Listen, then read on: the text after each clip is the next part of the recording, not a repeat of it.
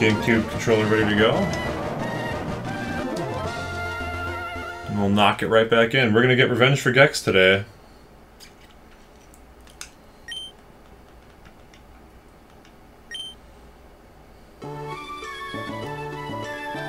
Revenge for Gex because yesterday everything failed.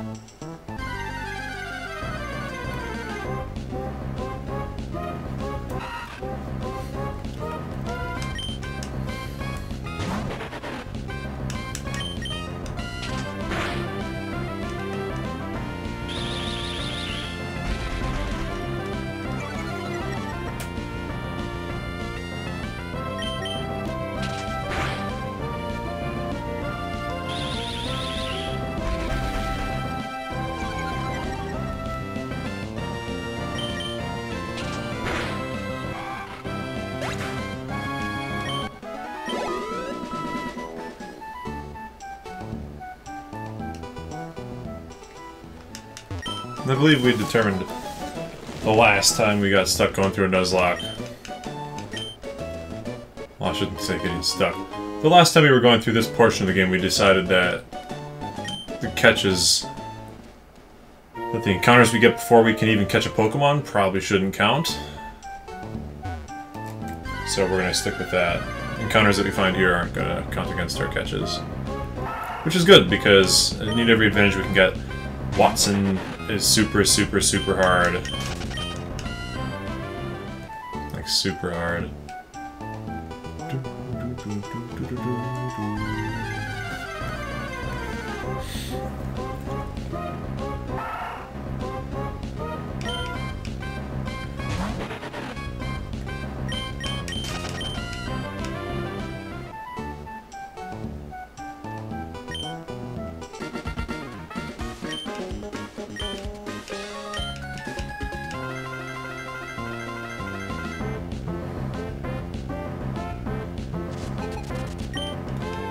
Alright, Rival Battle 1 should be not too bad.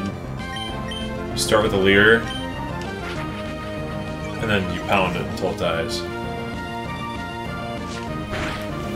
Holy critical hit. Alright, well we might be using our potion in the first battle again. We had to do that last time. Yeah. It's just not worth losing the first battle.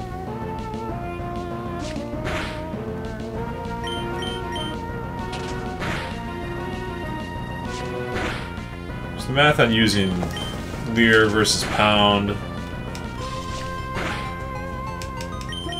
like using one Leer means that every pound is 1.5 pounds. So if you're gonna attack twice, it's like using 3 pounds, which is net neutral. So because we're attacked 3 times, it's like using 4.5 pounds. So it's actually a move. It's like gaining half a pound, like a half a pound to use the Leer. But using the second Leer is probably not worth it.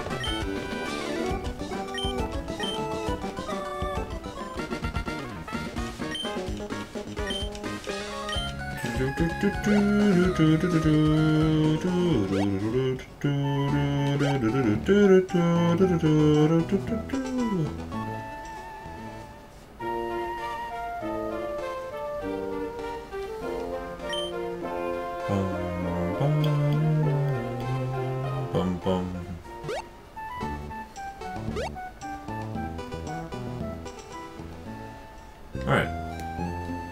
That's pretty simple. Go get our Pokeballs.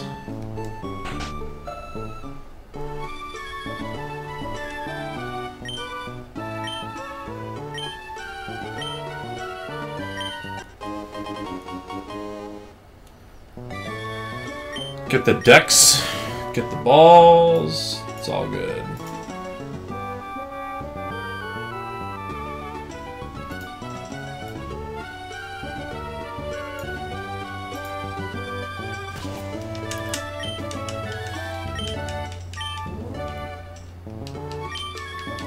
Wow, I also have a Pokemon. Now we're friends.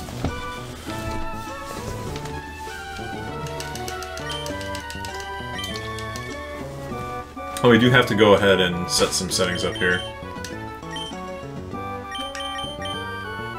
For instance, battle style set. Oh, it's already set. Great. Very good.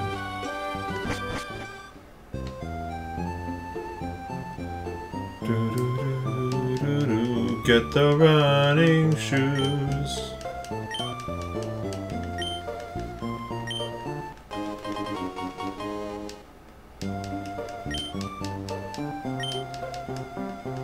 Alright, now we can go get our catches for these first routes. Kind of hoping for Zigzagoon this time around. Just to get pickup items, make it run a little bit easier to have all the freebies. First Pokemon's a Puchaina. That's not ideal. Less than ideal.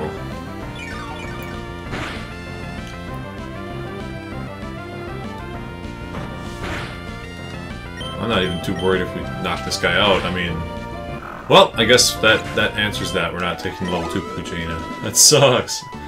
I'm not too upset though. Level 2 Puchaina is just not that impressive, you know.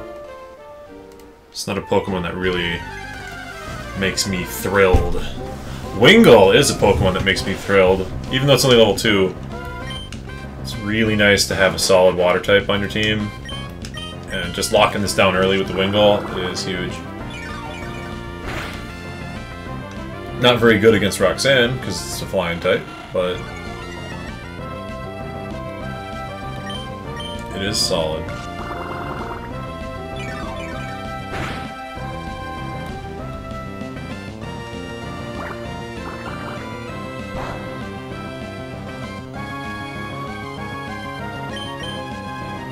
I'll go ahead and catch this guy.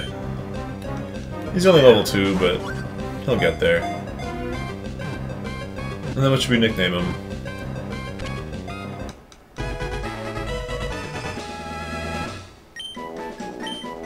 It makes its nest on a sheer cliff at the edge of the sea. It has trouble keeping its wings flapping in flight. Oh no! Instead, it soars on the updrafts, so at least it has a nice chill time. It's 2 feet wide. I'll give it a nice nickname, though.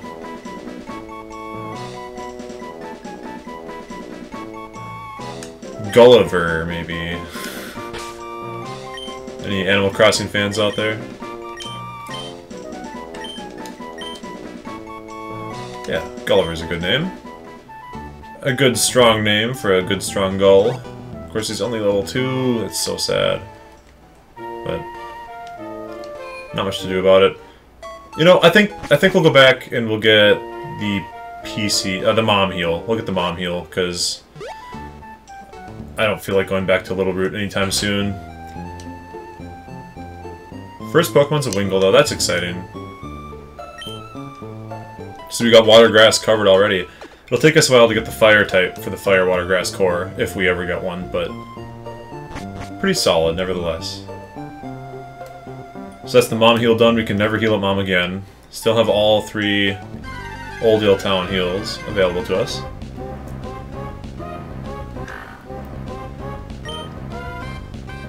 Gex Reborn. So called because Gex yesterday died. Or, well, Gex 2 days ago died, I guess.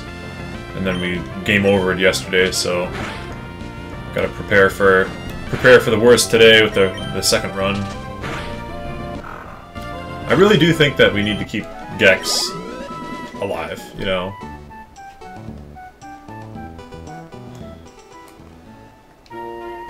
We need to keep the starter going, because Absorb is such a big deal. Alright, what's our catch for this route?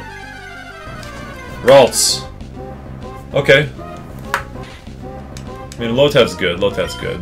Always nice to have a backup. We have a backup water type and a backup grass type.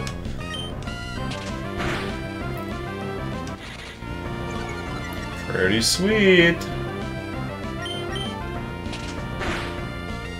Ooh! Well, we managed to hold on, so we should be able to catch this pretty safely. Now, I will want to do a little bit of training on the Wingull on Gulliver. Just a little bit.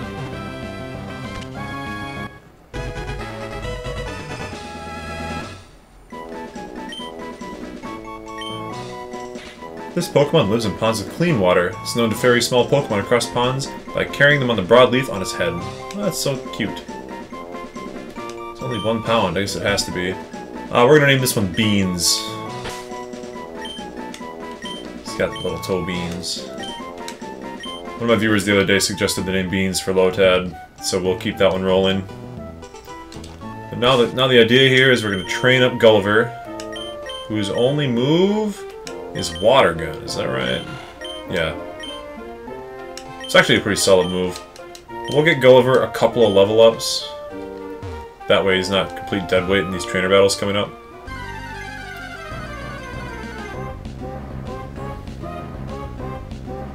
Arrgh.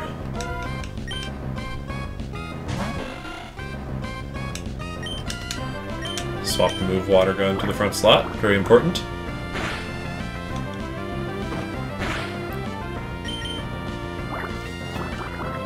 We're gonna need Gulliver. Actually, yeah, Gulliver being a flying type is gonna be really good against Brawly specifically. Like we can use an X attack and then wing attack our way through the Brawly fight, hopefully with somewhat ease.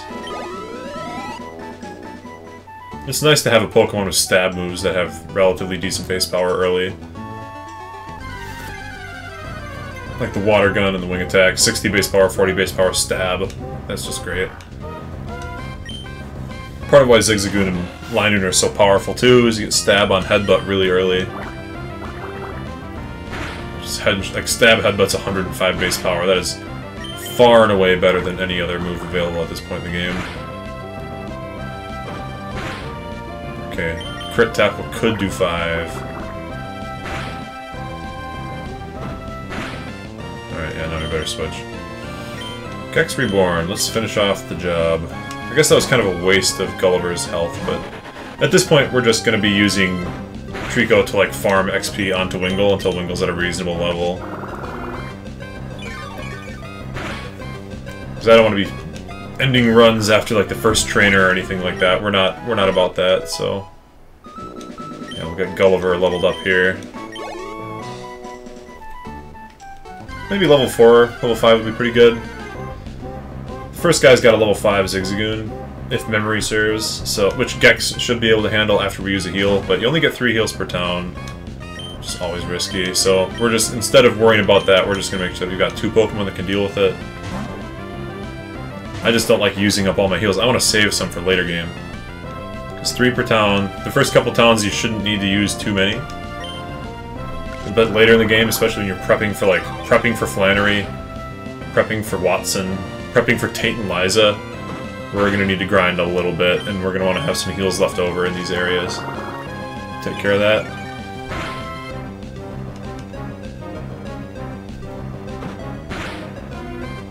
Hey, we got a guy viewing the stream today here. How's it going? I don't want to call you out too much.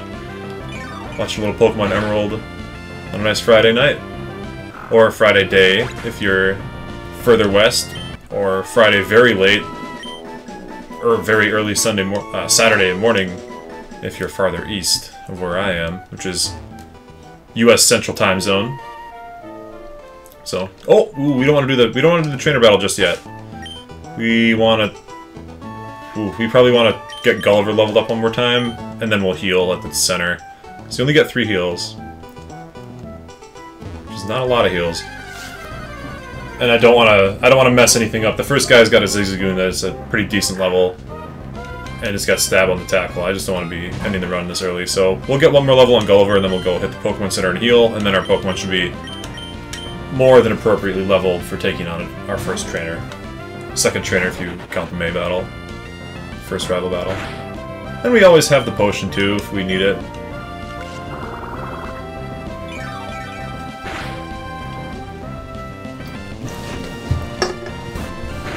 Quite lovely on a Friday night to be playing some Pokemon. This is a major nostalgia burst for me, so always fun. Gosh, you know, I never thought about how good Trico could be in Nuzlocke. It's gonna have a lot of trouble with a lot of the gyms, but as far as just regular grinding goes, Absorb healing you up is pretty big. I think it might even learn Mega Drain later in the game, so always an option as well. basically infinite grinding potential. And actually absorbing or like healing moves are going to be very important for this run because of the limited heals. So having Absorb on Trico is going to be very nice. I think Gulliver could probably handle the Wurmple, but I feel like a crit tackle has a chance to do 5. I just don't want to risk it. We're so close to our level up anyways. We'll do the level up and we'll use one of our 3 Oldale Town heals. And then we'll just truck our way through all the trainers, shouldn't need to heal in between those, because they're pretty weak. And then it's kind of off to the races. We'll be on Petalburg Woods. We'll be on the first gym within an hour. Usually. We don't have to worry about it too much, because Gex can just steamroll. Teach him Bullet Seed. And that should be more than enough to deal with the Nose Pass. Nose Pass is always scary, because Rock Tomb slows you down. And if your Pokemon's not appropriately fast, yeah, there's the level up that we needed. But if you're not appropriately fast, it will Rock Tomb you, and then it will Rock Tomb you again before you can move the second turn. So you have to be able to take 2 Rock Tombs or be faster than it after a speed drop. But now that we got both of our Pokemon leveled up here, we'll use our heal, dropping down to 2 heals in Oldale Town. So you only get 3 per center. But after this, we shouldn't need to heal again for a while. Maybe heal once midway through Petalburg Woods. It kind of takes a few extra heals to get your team rolling, you know, just to get started up, because all the Pokemon I'm catching are going to be low health until we have a full team of guys that we like. I think I'm going to lead Gulliver. I think I want Gulliver to, like, carry the team a little bit here. In the mid to late game, get the Pelipper going. Surf, Fly, very solid moves, both HM, so you don't have to waste a TM on it. You can learn Shockwave too, I think, and possibly also Ice Beam. So, yeah, I don't want to mess around with this too much. We're just gonna get Gulliver the XP. It's really important to maintain a balanced team in a limited healing Nuzlocke. Don't want to have all your eggs in one basket. Especially a basket like Trico. I mean, I love Trico as much as anybody, but mono grass typing with a pretty shabby move pool until the medium late game. Like, one fire type, and there's a fire type gym before you can even get access to things like Earthquake or Strength, so definitely risky. I don't want to be messing around with a mono grass type getting smoked and then having no Pokemon left on my team that can actually do anything. I'd rather have like at least 3 or 4 decent Pokemon on my team. Youngster Calvin down. I have a good friend named Calvin, so it's a special trainer. This guy, Gulliver can probably just handle. I'm excited to use a Wingull. Wingull and Pelipper are kind of underrated, but they get such a good move pool in this game. And it's nice to not have to like pick up a Pokemon just to use those HMs. As long as we can preserve use our Surf user and our Fly user at the same time, like as long as we can preserve that, it's pretty good. I don't think Pelipper can learn Waterfall, unfortunately. It'd be kind of cool if it could, but yeah, just go ahead and String Shot. String Shot does not do anything.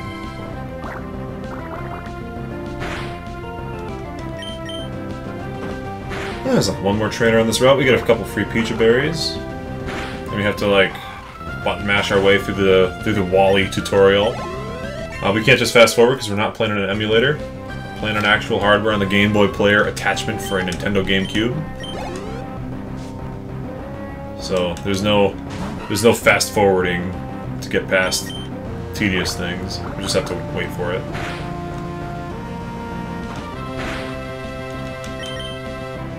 Alright, Gulliver. Still above half? Still looking good.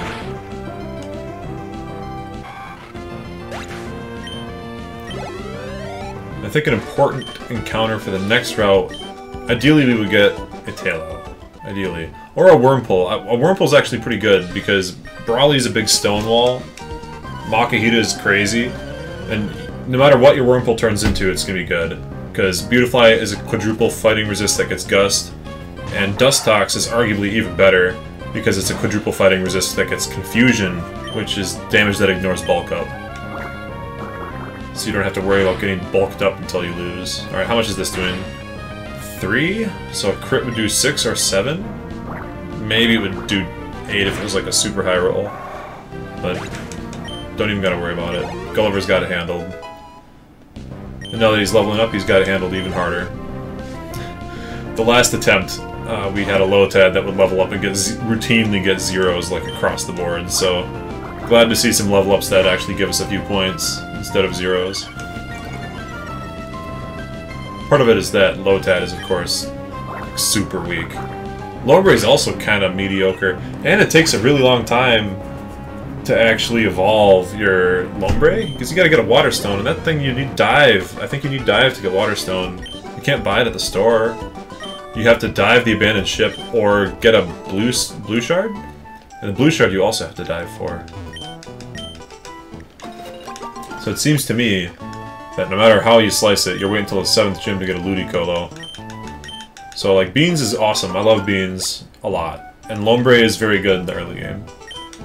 But since I already have a water type on my team with Gulliver, and I also already have a grass type with Gex, I think this time around we're gonna leave the XP off of Beans. It just seems like the way to go. Like I don't think Beans is a useful character. I mean, I love Beans. I really do. I love Beans. But it's just too risky to spend a lot of XP on that when we already have a solid water type with Wingull. Last game it was different because last game our only water type was Beans, and we had Roxanne to think about. Now we got Gulliver. And we can look forward to Tentacles and Magikarps just like every run, so those are always available. Always reliable. Ugh. I don't want to mess with Shroomish. I mean, it's got Effect Spore. I don't think it's really got any moves. I think it's just got, like, Tackle. But, like, none of our moves actually hurt a Shroomish. Yeah, Tackle. Actually, a Crit Tackle could kill here, so we're just not going to mess with that. No messing with the Crit Tackle. We will pound it with Gex. And if we get Effect Spored, we get Effect Spored. The only thing that I would really hate to get would be Poison. Paralysis and Sleep we could pretty easily deal with. Paralysis you can mostly ignore, Sleep you'll wake up from. Poison is a mandatory $100 though. You have to spend and get the antidote going. Because in the old games, actually like when I say the old games, I mean like Gen 6 and before, or maybe Gen 5 and before. Poison will kill you. Gen 6 and later, or 7 and later, don't remember exactly which, Poison will only bring you to 1 HP. We do get paralyzed, but when you're training, you can mostly ignore it. It sucks to get paralyzed, or like, it sucks to get statused in general because it means you have to use up some of your heals for an area to clear them, or like some of your money. And with limited healing, your money is also limited, or like, you have to make your money go further. You can't spend it on frivolous things. As you might need it to buy potions at any point. Gulliver's at level 7 though, he's coming along pretty nicely. He's got a decent amount of health. Yeah, even a crit would do like 4 or 5 damage at this point from Poochyena, so we can safely train a little bit more, and then we'll go talk to Wally. We don't need to spend a ton of time training here, because these Pokemon are so weak that it's not really not really good time expenditure. And with the Grass type and a Water type already on the team, Nosepass shouldn't be a huge problem. It's like, yeah, a crit tackle from Wurmple might do 6. I got past, so nothing to worry about here.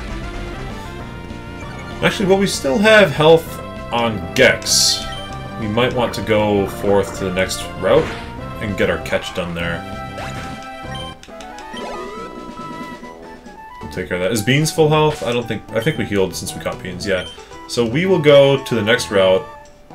We will lead Gex. Oh, we can't go to the next route. We have to do Wally first anyways. No reason not to do that. We have to do a little A-mashing here. Talk to Wally. Once Wally starts walking us around, we don't have to press any buttons at all.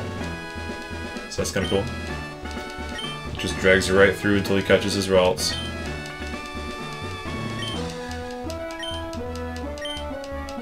then Wally is the luckiest guy in the world, goes in the grass for one encounter, finds a Ralts, and catches it on the first Pokeball.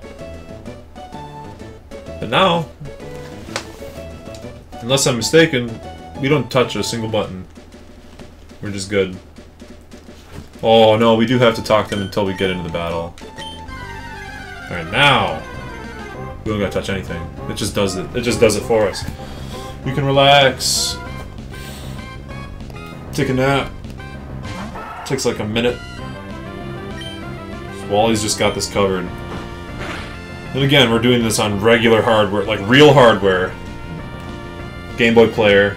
So there's no C manipulations, no cheats, and also no fast forwarding. So we just kind of have to wait for him to very slowly menu his way to the Pokeball, make sure that the person watching actually gets a chance to learn. But of course, we all know this. Everybody knows how to catch a Pokemon. It's the world's biggest media franchise.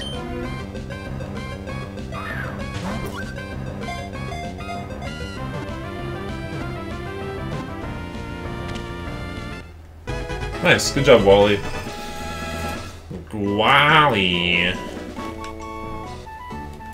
You did it, good job. Let's go, let's go. I don't remember if we get a free heal from doing that. I'm pretty sure we don't. Storm, if you want to be a good trainer, you gotta go beat up Roxanne. And then come defeat your father. Yeah, no free heals, no free rides. But we will put Gex in front here because we've got a catch coming up here. Next route, catch. Maybe we even lead off with Beans because he's lower level and we can chip away. And then we switch to Gex if we have to. But Astonish should chip away at anything. Unless it's a Tailo, I guess. Tailo will be the ideal catch, though.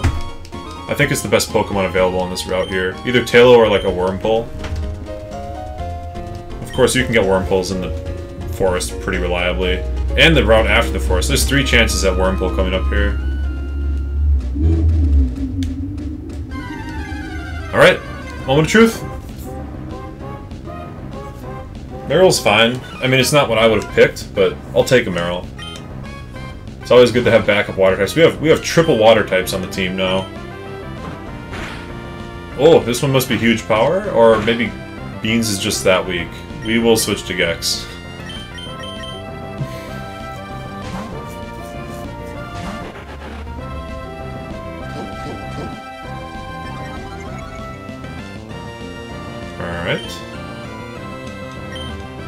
Alright, stop with the defense curling, please and thank you. I would really appreciate it if you would stop curling up defensively. This is going to be tedious. I'm almost inclined to like throw the Pokeball now and just get it over with. Because if we crit it here, like we're going to crit this thing and knock it out.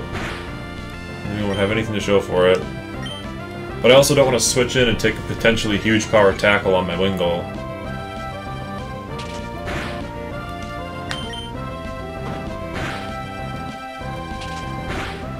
And there's the crit. Oh, of course. I mean, it's like it's gonna happen. It's either waste Pokeballs, catching a Pokemon with too high of health, or crit right through all the defense curls. I just hope we don't lose any water types and end up needing a Meryl. Do we heal now? Yeah, let's heal and then let's go Petalburg Woods. Heal, Petalburg Woods. F in the chat. F in the chat for Meryl. But like, I didn't want to throw all my Pokeballs. Money's a little tight. Money's just eternally tight in this run. Because you have to spend your money on... Oh, let's move this around, actually. Just in case we catch one of the double battles on accident. Well, there's only one double battle and it's a guaranteed one, but never hurts to have your menu in order. Like, I didn't want to spend all my Pokeballs on that. It just seemed like a lot of effort.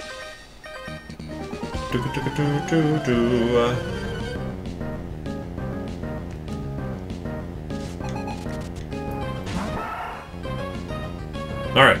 Gulliver, you got this, bro. Stab Water Gun. 60 base power. As good as it gets, really, at this stage in the game.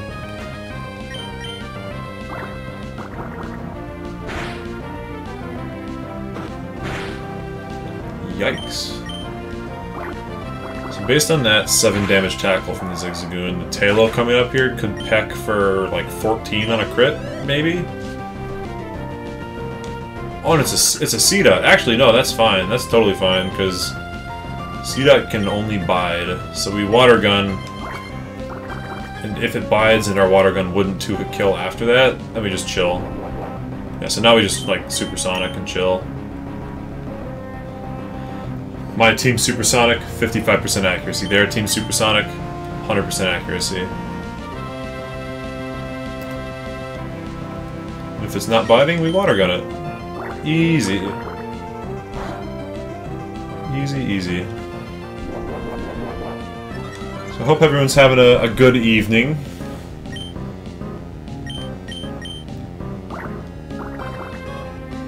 I know I'm having a good evening. I always love to sit down and play some Pokemon. And this is one of my favorite ideas for a playthrough. It's like a super hard Nuzlocke run. Limited heals. Nuzlocke rules. Duplicate claws. Was it still biting? I don't remember. I start chatting and I forget what happened. Yeah, there it was, still biting. Good. No need to take any senseless damage here.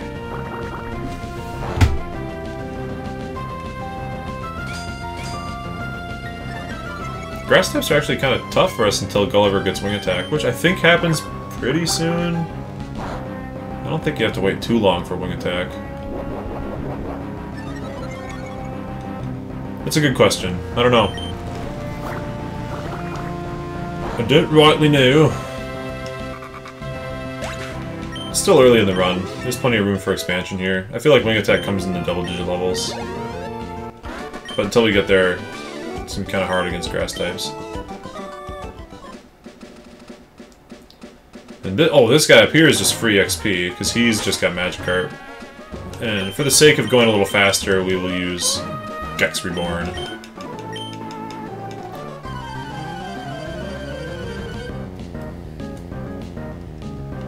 Let's make it a little faster. We gotta get a decent amount of XP onto Gex, just to make Roxanne non-threatening.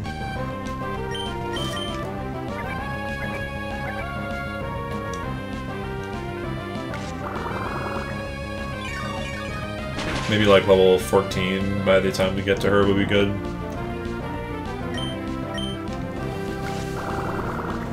When we don't have Puchaina, we'll have to use the Repel trick to get a Whismur in the cave, so we have a higher chance of Ninkata. Because, like, the only ground type you can catch in the wild that I'm aware of is Ninkata. And then it turns into Shedinja, who has a very good time against Watson. So, like, that's an option to beat Watson. I just gotta be thinking ahead.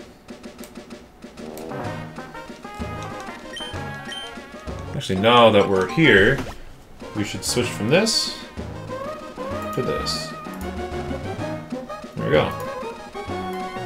So we're not thinking about the rules anymore. Now we got the rules down. Now we're thinking about Roxanne and her durned nose pass.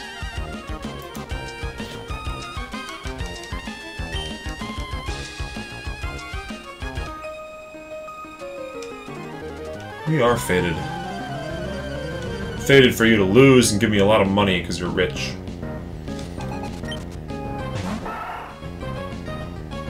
Me, I'm not rich. I have a gecko for a best friend.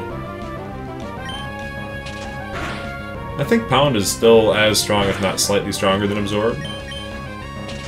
So we'll save Absorb PPs to only use... Oh, well, when we get Growl, Absorb is definitely stronger. And then we'll only use Absorb when we're missing health, if we can help it. Or if it's super effective and it's going to help us take care of a tough battle, of course. I know coming up there's a Puchaina that has Howl? Howl? Yeah. Does she have a... Does she use a $3,000 item? Isn't Full Restore $3,500 or something crazy like that? It's like very expensive. That's how you know that she's a wealthy lady. If we're to spend $3 grand to heal her Zigzagoon.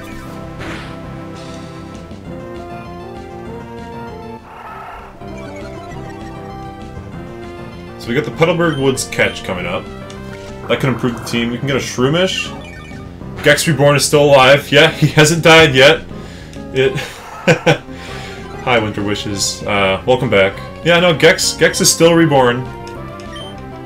For now. I think the last Gex died at, like, a pitifully early level, so... This time he's doing good. And this time we're going to prioritize Gex a little more. Last time we put a lot of XP onto Lotad, onto Beans. But after thinking about how long it takes for that to turn into Ludicolo, and this game, this run, we have a Wingull. So we don't need the water typing from Lombre as much.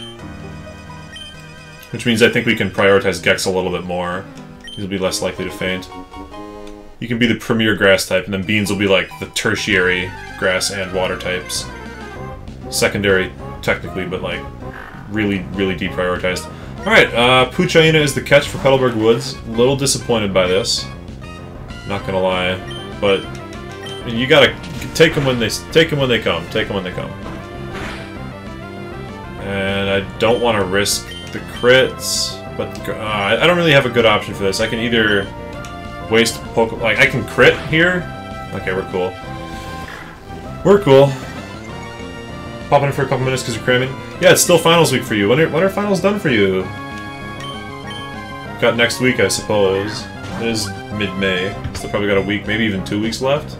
Depends on what school you're at.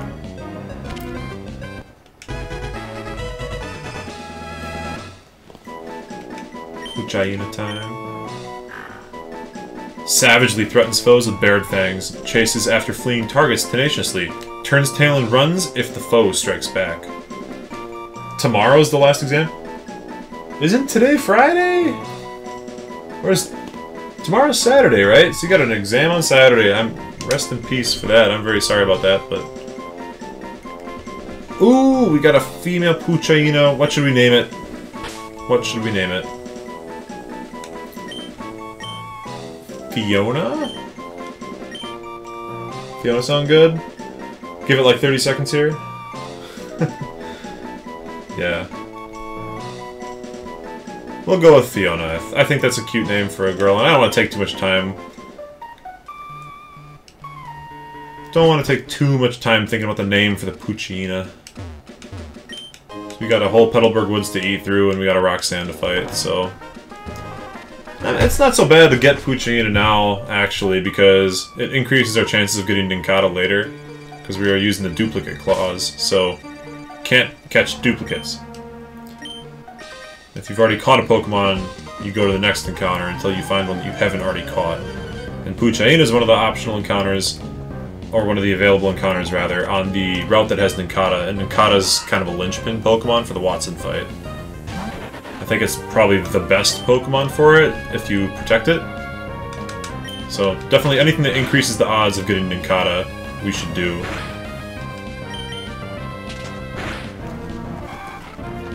Right now, we gotta think about Roxanne, but because we start with Gex, it's not as big of a deal. We'll have Bullet Seed, we'll have Absorb, all good.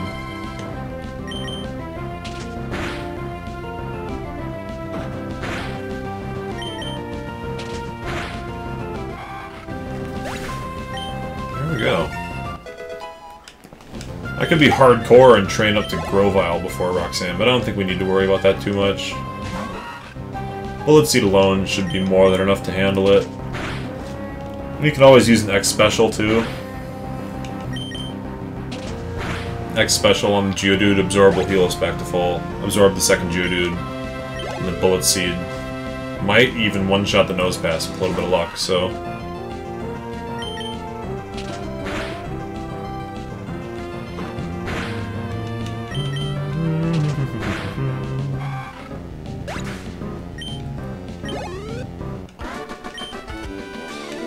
Alright. And if we don't end up with a Wurmple, Silcoon, or Cascoon would all be great. It'd make Brawly a lot easier. But if we don't get one of those, it's not the end of the world, so we have Gulliver. And Gulliver can always hit with the wing attacks. Well, we'll just switch here. I don't feel like taking a super effective Peck. And actually, we'll probably want to use... Well, maybe we won't want to use a potion. No, we'll probably use a potion.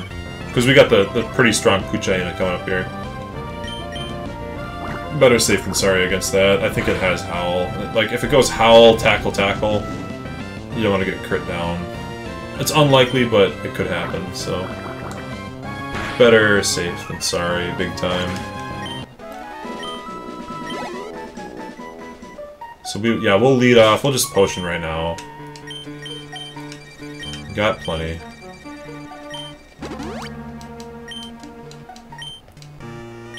Oh, we didn't buy any antidotes. That could be bad. Are there any Pokemon that poison in here? I feel like Effect Spore and Shroomish can do it. That's one thing. But Wurmple can't. It's not like Weedle in Viridian Forest. So probably don't need them. As long as we're careful against Shroomish. And if we do get poisoned, we'll have to potion our way out. But yeah, probably would have been smarter to go to the shop first, huh? It's okay. Poison's not a thing. We won't get punished. So we'll go ahead and we'll do the strat. We'll do Leer into pounds until it dies. Or we'll get sand attacked and be frustrated forever. One sand attack I usually will continue to attack through. 2 sand attacks is grounds for a switch. That's grounds for switching out for sure. Because it's like 50% or 2/3 accuracy or something. It's just not worth dealing with, so... 6 damage? A crit? A crit might kill. I don't want to deal with it. We're just gonna... Not risking the crits. Not today. Yeah, crit will definitely not kill here. Alright, and it's still got the -1 from Leer, so 2 pounds should be enough. Can even absorb to gain a small amount of health back on the last hit.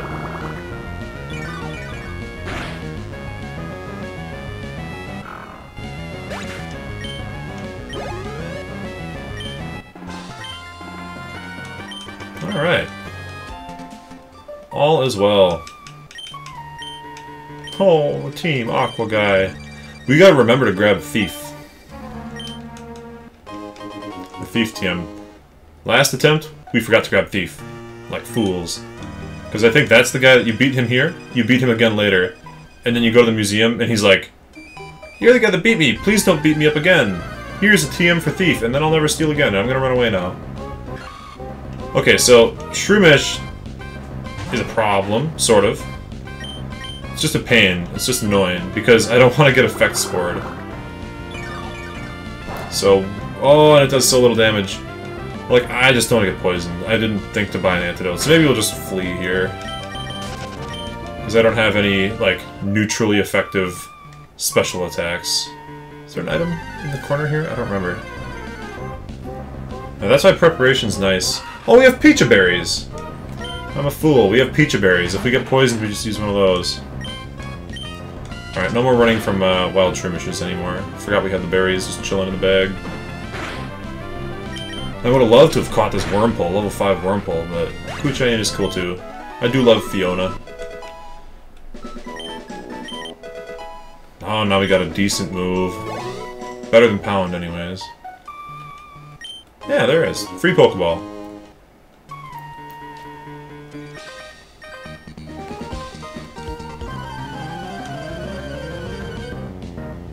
It's all about that Nincada.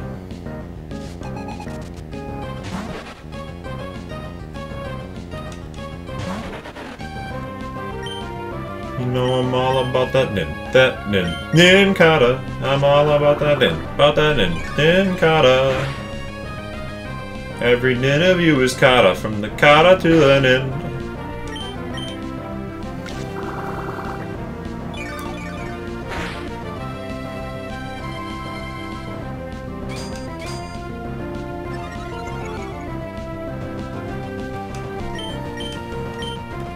When the nin is Kata.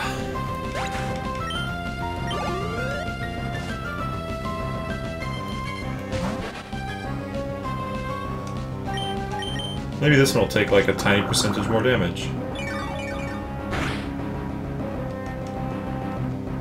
Yos. Critical hit. That's a tiny % more damage.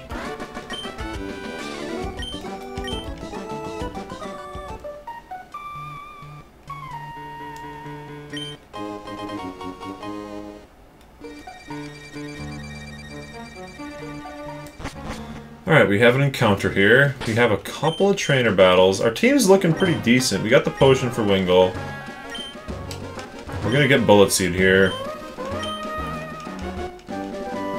So, I think we're alright.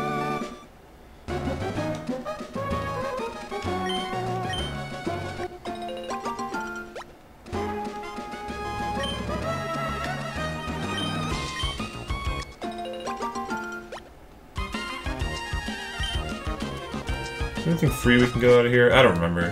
Oh, we can get the watering pail, but we don't need that. I mean, it can't hurt. No, there's no reason, because the battery's dead on this cartridge, so... No, back off, back off. No, I don't need to learn about no berries.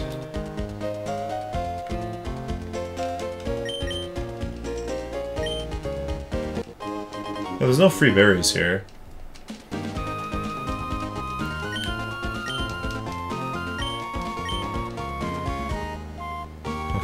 Well, that's the only thing. It'd be nice if they sold some berries. Could be a good place to pick up some Orans. Alright, encounter time. Oh. Meryl, huh? That's not really that helpful. But we'll pick it up. We will certainly pick up a Meryl. Maybe Beans can come in and pop a couple of Astonishes off. I feel like a crit pound will kill, but a normal pound won't, right? Yeah, that's fine. That's just fine. Go ahead, let me use another pound. Again, a crit pound will kill, a regular pound won't. And now we can just go ahead and pop out the Pokeballs. Add a Meryl to our team. Like, there's such a plethora of water types, you don't really need a Meryl, but... Maybe it's got huge power. If it's a huge power Meryl, that'd be pretty sweet.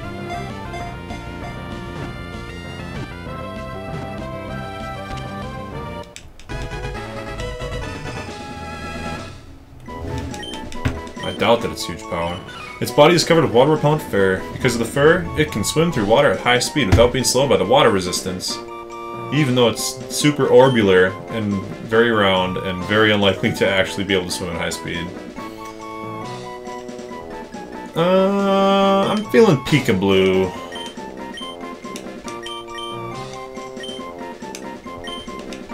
Classic Meryl name.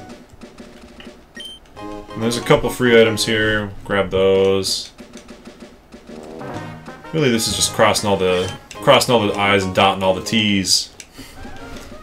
Getting all the freebies out of here.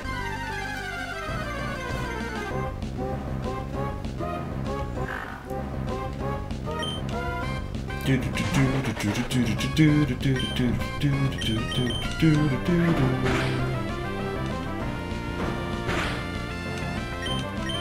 got 9 absorbers left. That should be plenty of absorbage.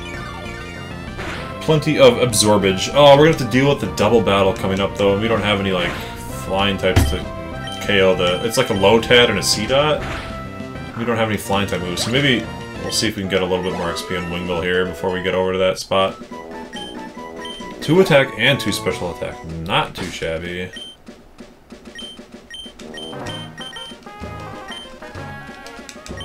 Yeah, we'll get the super potion.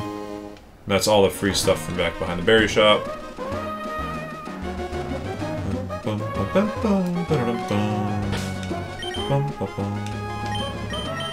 And the super potion's a nice emergency item, but we probably won't use it for a while because it's just wasted healing a lot of the time.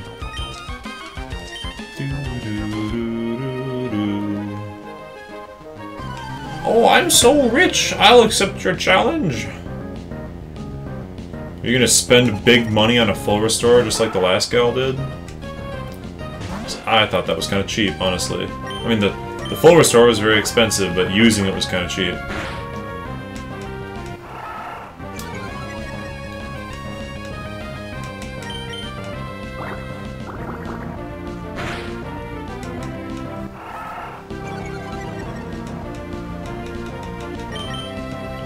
Well, at least we got through this with nothing lost except some PP. A high-level Zigzagoon can be a threat.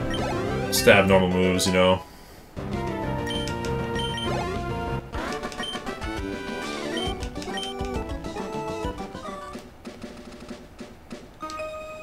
The full range vision.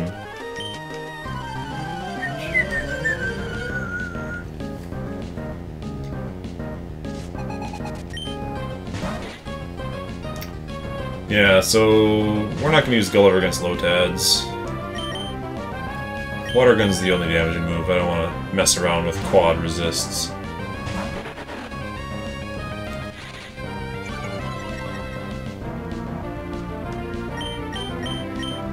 Couldn't have some quick attack sounds like a good deal though.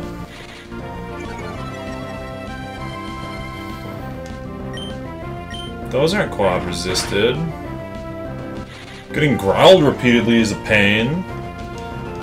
I swear a lot of the trainer Pokemon are programmed just to be annoying. Like, I'm gonna growl 5 times. That doesn't bother me. It doesn't make me lose. It just drags the battle out for no reason. But we're still doing good. We're still doing good. And a Shroomish. Alright, well, step 1, switch out. So that we don't have to deal with all the growls. Step 2, switch back. Quick attack until it dies, if poisoned. If poisoned by Effect Spore, we'll have to use a poison berry. Peach-a-berry. How much does a water gun do here? Let's just get an idea of it. Almost nothing. Okay. We'll move on from that then.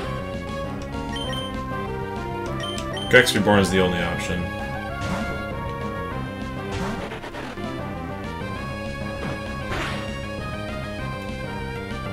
Alright. We'll put quick attack. Oops. Absorb first less good, but I think I like this slightly better. There we go. 3 quick attacks. 3 chances for Effect Spore to make our day really bad.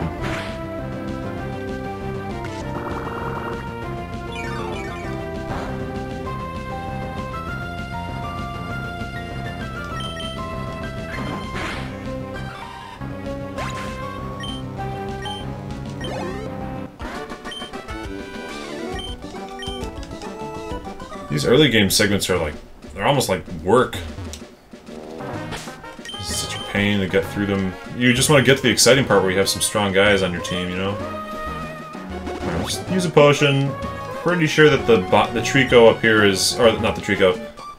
Pretty sure the Lotad and Lombre that these two have are not very threatening. It's like Astonish and Bide.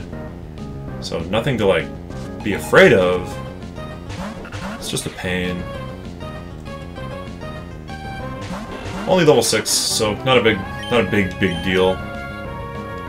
But you know, Gulliver's not very useful, so especially when you miss all them supersonics, dang!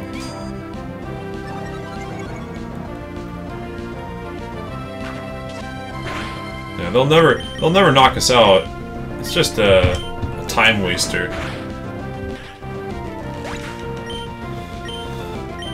The first Pokemon that we're really afraid of getting knocked out by, well, frankly, the rival battle, number 1. Number 2, the Puchayina. Number 3, the high-level Zigzagoons that the trainers have.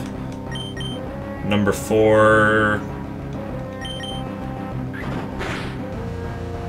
yeah, I guess Roxanne's probably the next one we're really worried about. The high-level Puchayina from the Team Aqua guy is, like, a tiny bit scary, but nothing too crazy.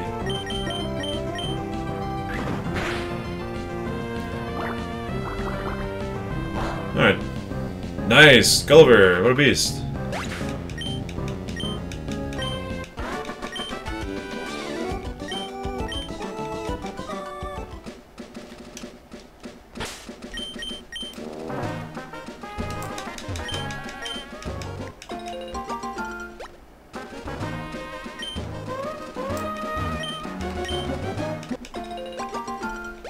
Leopard berries are actually pretty useful in this run, because you actually need some PP.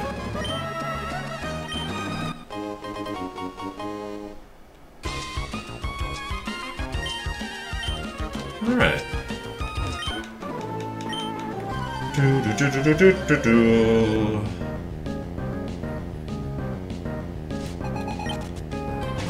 This is just a stack of Magikarps, so we can get some free XP out of these.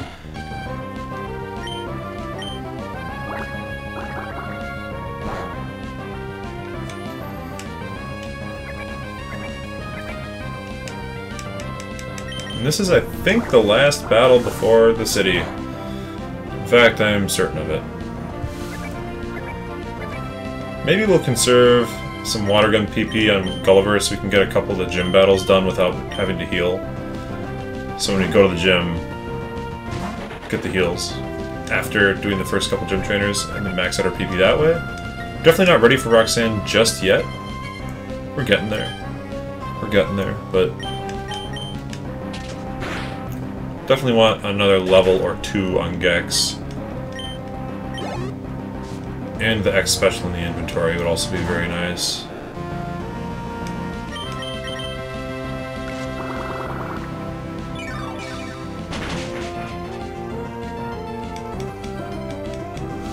Plan for the night, we're gonna go till... Maybe we'll get to Dewford. Shouldn't take too long, right? We got Roxanne. Let's enumerate while I illuminate the possibilities, alright? I'll let y'all sit and ruminate while I illuminate. We got Roxanne battle. Got the route after the Rock Gym, the Devoncore stuff and the route after the Rock Gym, and then we're done up here. We can go to Dewford. And then in Dewford we have to deliver the letter to Steven. That's actually a couple of really nice catches in there. Just choices, like Makahita would be very, very good. Aaron is very, very good. Zubat is always solid in a Nuzlocke. Zubat's probably the worst one. Or maybe Geodude, because I don't have a way to trade. So yeah, Geodude is a low chance, but Geodude would probably be the worst encounter. But then you got Zubat, Makahita, Aaron, Sableye. Like, those are all rock-solid Pokemon. Ironically, the one Pokemon that I don't think is that rock-solid is the one that's a literal rock-type. But, you know, we'll go ahead and buy 10 of these. It's the most cost-efficient purchasing of Pokeballs you'll ever do. Let's get the Premier Ball thrown in as a nice bonus. And now we have to buy at least 1 or 2 antidotes. So you never want to mess around with that. And you always have to have an escape rope on hand, because you never know what will happen. And we need at least 1 repel for the strat coming up here.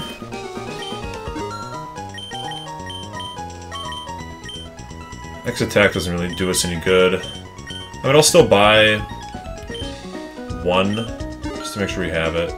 It doesn't really do us anything against Roxanne. It'll come in handy against Brawly later, though.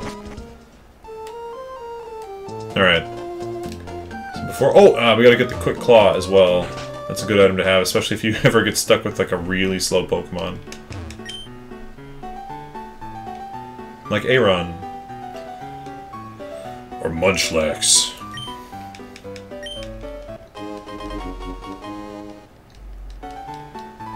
Probably won't ever need to use it on the Pokemon that we're prioritizing right now, but you never know.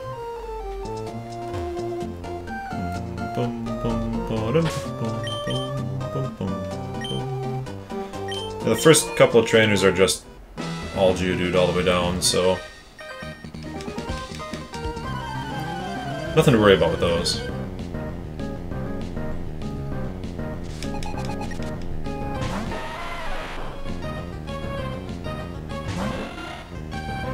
These should all be easy one-shots.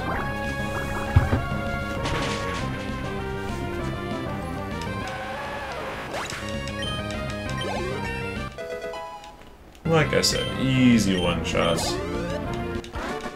And there's a double battle up here, we can just skip around it.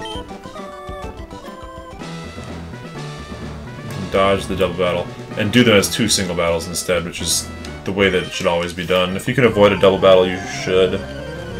Don't want to get focused fired on one Pokemon by a freak accident. I think both these guys are just Geodudes. Maybe there's a Machop, I don't remember, but it's the principle of it. It's about following the fundamentals. Because the last run, I didn't follow fundamentals, and I died. I had the setup I needed to win. I said, to win, I must do A, and instead I did Z. And then I lost. I'm like, oh, well, that tracks. That tracks. If you say, here's my strat to win, follow the playbook, and then I just didn't follow the playbook. I went off and did my own thing instead. It just makes sense. It was a deserved loss.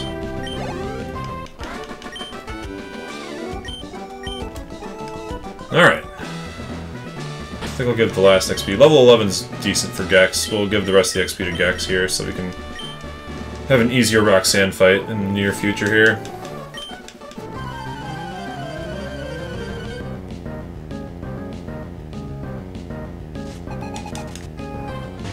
A quirk of having limited healing is that going to the PC counts as a heal, so you do need to be cognizant of how many times you're going to the PC to swap members of your party. So after this, we're going to need to heal just to get PP on our Pokemon. So we should probably go heal and remove one Pokemon from our party to make space for Whismur, because we're going to want Whismur more than we want Poochyena. And we're going to want Whismur at least as much, if not more, than Lotad. And then whatever we catch on the route is probably also going to be better than those, so... yeah, definitely should catch... yeah, make sure we have 2 empty slots on the team, so that we don't have to use another heal to, like, put them on our team. It's a really tiny optimization, because we'll have to heal them after we catch them anyways, but... it's the little things. It means we can get XP onto them without having to go to the trainer center first. So, the gym's cleared. We will go... we will heal. We will prep our party for the catches, and that's 2 heals in Rustboro now. We're down to 2 heals in Rustboro, 2 heals in Slateport, 2 heals in Oldale Town, no mom heal. So we've healed 4 times already. I should get a tracking spreadsheet going for the number of times I've healed. So let's remove... I mean, Beans is cool, but Fiona can at least evolve into something that has... I don't know. You think Beans is better to keep on the team than Fiona? Like, it's basically... it's basically Peekaboo or Beans. My team is just not good this gen. I mean, not having the physical special split is really hard. So... alright, now that everybody's all healed up, let's go take care of the northern route. Oh, we gotta grab Cut, too, while we're here. May as well. That's one reason that it's really nice to get an Inkata, because otherwise, if we want to use Cut, we literally need to have Cut go on to Trico. Like, no one else on the team can learn Cut, I'm pretty sure. I know Wingull can't learn it. I know Beans can't learn it.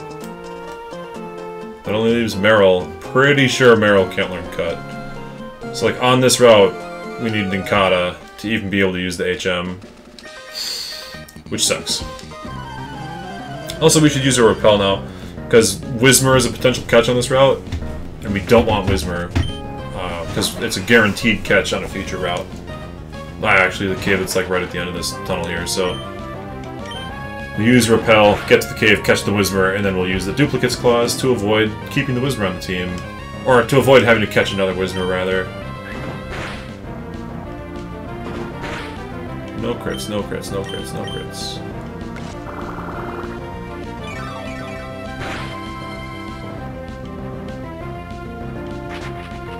Nice.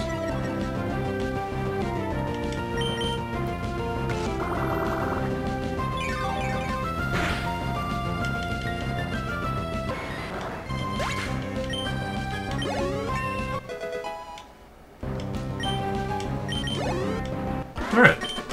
Level 14 is a really good level for Trico. I think that that's a level where you can pretty routinely solo Roxanne. So we'll go ahead, pop the Repel. That will let us... whoops. Game controller weirdness. That will let us safely get through to the Whismur catch coming up here.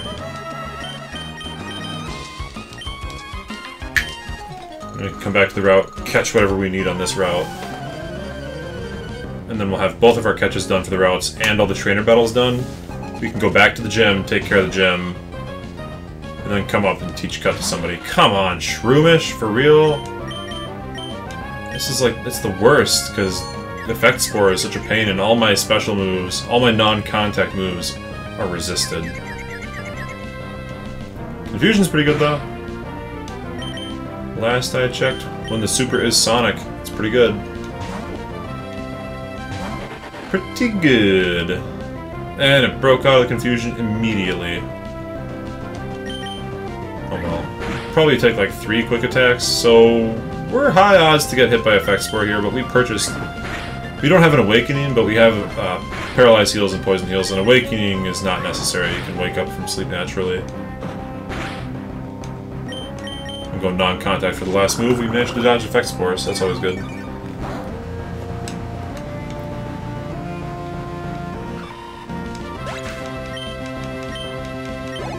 Alright. Good battle. Good battle. A couple of battles up ahead that we should skip by virtue of avoiding the double battle. Yeah, the rule of avoid double battles when possible must be followed at all times. So yeah, we'll just come through here, get the 2 catches, train a little bit if we have some extra health lying around, which we should. And actually, if we're completely full health, we may as well just do Roxanne, because PP's not an issue. Probably can clear the entire Roxanne gym battle with 5 moves. So if we've got good health, like full health on Trico after this session, we can just do Roxanne before healing. Then we'll come back here with Cut, pick up the items, and do the trainer battles up here. Give me that battle. Now we're gonna be in a good spot. Maybe we'll heal one more time. There's an optional rival battle that we should take just for XP and money, and to flex on May. So we'll take the optional trainer battle. If we need to heal before that, we will. And then we should be leaving Devon. Like we should be leaving this area with still a heal left at it, even like saving one for later.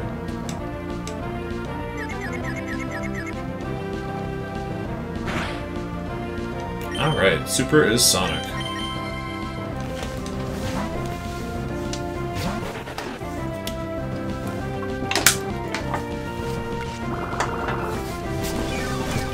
When the Super is Sonic.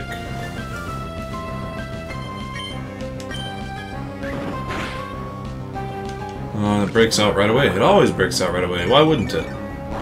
Why wouldn't it break out right away? There's no reason. It's the AI. If you even get lucky enough to hit it with Supersonic in the first place, it's gonna break out right away. And then it's gonna Effect Spore you, poison you. No? Alright, cool. We'll take that. And we're just gonna not deal with the Lotad. We will quickly attack it.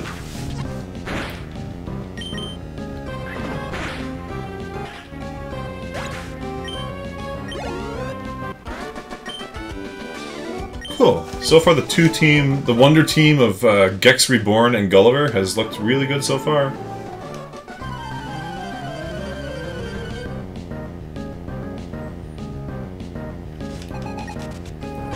Doesn't have a ton of weaknesses. Flying, water, grass kind of complement each other pretty well. So the run's off to a good start for sure.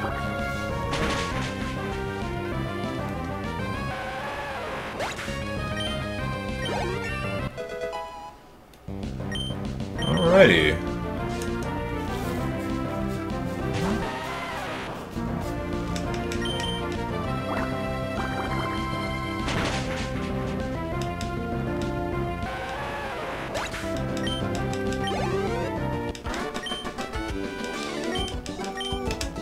Well done. Well, you can just run off the rest of this here. Oh, an X special! Great, great, great. We will probably want to use that against Roxanne. And the Repel wears off just in time. We'll get our Whismer catch.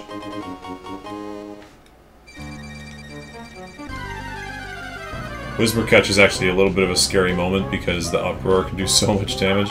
Level 7! Ooh, that's a good level to catch, but a terrible level to have to like take multiple hits from. We'll probably Great Ball it just to avoid the risk of an Uproar crit. Yeah, Uproar crit would do like 12. So we can use one Pokeball, and if we don't catch it, we'll have to Great Ball in the second throw. Just because I don't want to risk death. Okay. Good stuff. Nicknames for a Whismer that is female. Its cries equal a jet plane in volume. It inhales through its ear canals. Because of the system, It can continually cry without having to catch its breath.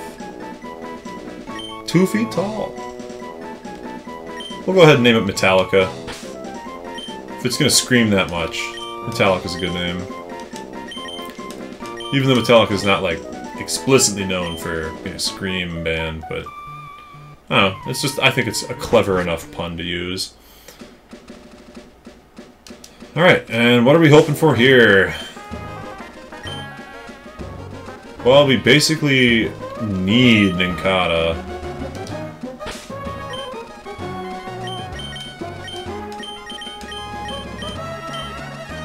I mean, we don't need Ninkata, but Ninkata would be super, super handy. Tailow's cool too. I'm down for Taillow. Backup flying type is always good, and it starts at level 8. We need to switch out on this. That would be a dead Peekaloo for sure. Oh, and we're gonna get crits. Come on, let's just...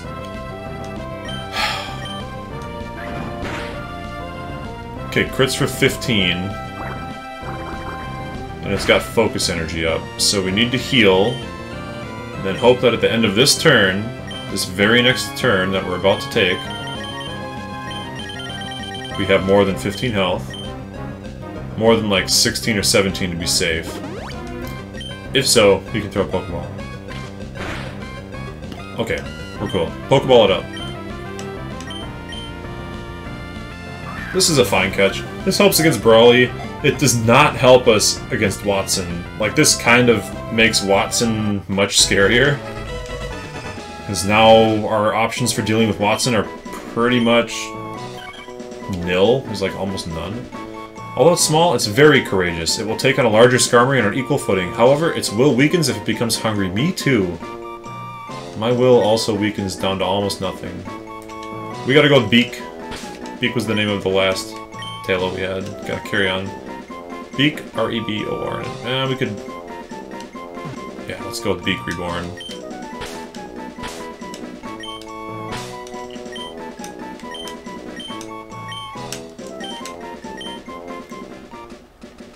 Cool.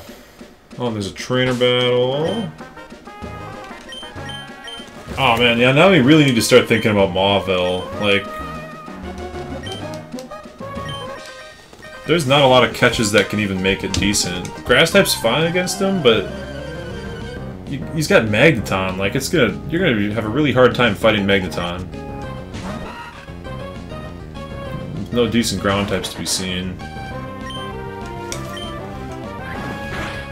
And like our only move that would be decent against it is the 20 base power Rock Smash. It just doesn't seem that good.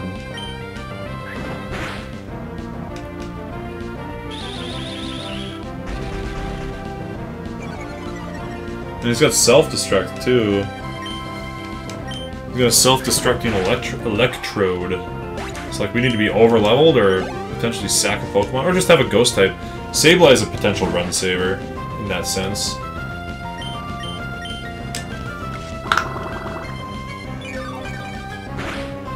Yeah, Sableye could bring it back around, for sure. Just by virtue of being immune to the... always devastating self-destruct. And Sableye's got really good base stats too. It's like an early game monster if you get one. Geodude. Suddenly Geodude becomes the best and most important thing we can get. Because we don't have Ninkata. Like, Geodude's necessary.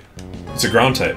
It's the only ground type. Alright, so when we get to Dewford, fingers are crossing for a Geodude. That would be the best possible thing we can get. Otherwise we'll have to just be gratuitously overleveled, and with limited healing, with only 3 heals per area, it's gonna be pretty risky. Oh, and this Abra's a potential catch here? I don't know if I've ever seen an Abra here. Well, maybe we can one-shot it, we'll find out. Yo, nice. Free XP. Yeah, so now our options for dealing with Watson are Geodude, Sableye, and gratuitous overleveling. None of which sound like things I want to do particularly, but...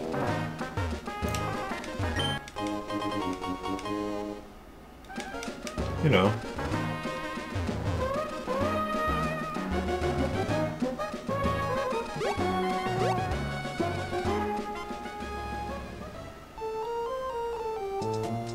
Okay. I think I'd rather use a potion. And we'll go ahead and use the Bullet Seed TM. Almost no one else is going to be able to use it anyways, and it's going to get outclassed. Oh yeah, Beans can learn it.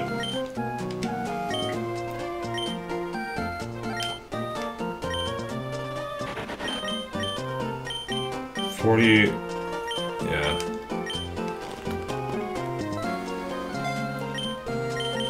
I think Bullet Seed's too important to use now, while it's still relevant. We need Cut on somebody, but our only choice for that is Gex. But like, we need Cut on someone.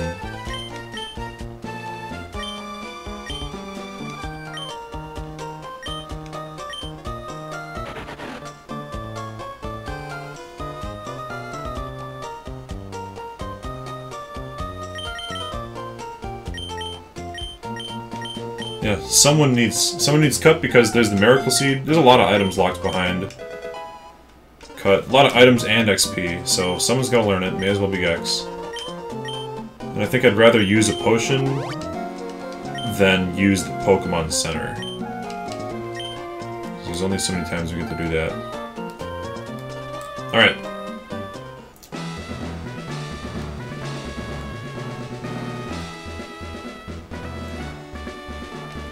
Time for Roxanne. We'll save in case someone, like, kicks the GameCube. You never know.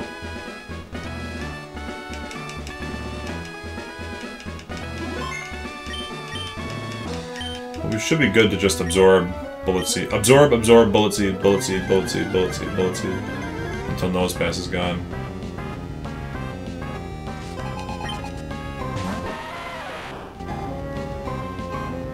Absorb's for sure gonna one-shot here, so...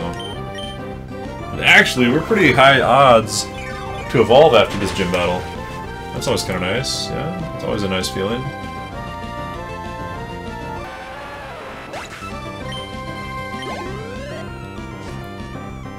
We'll get the level up right before Nosepass comes in, so...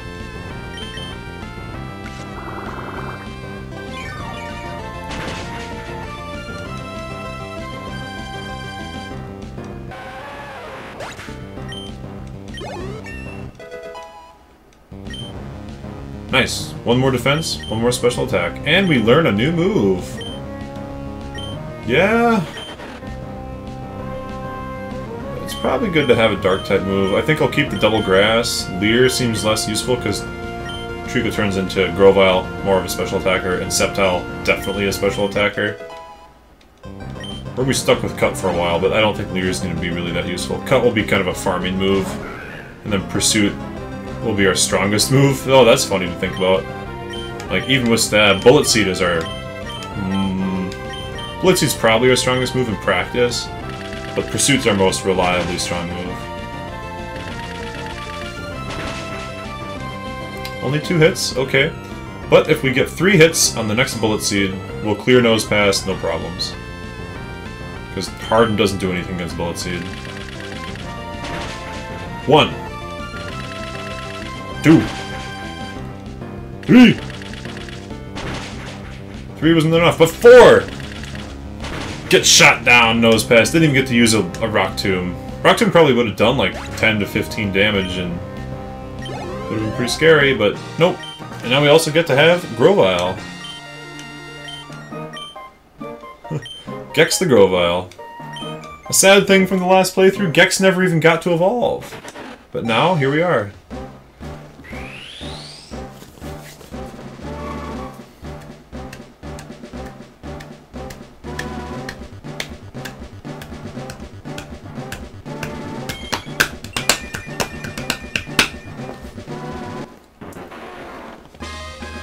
Man, Grovyle is so cool.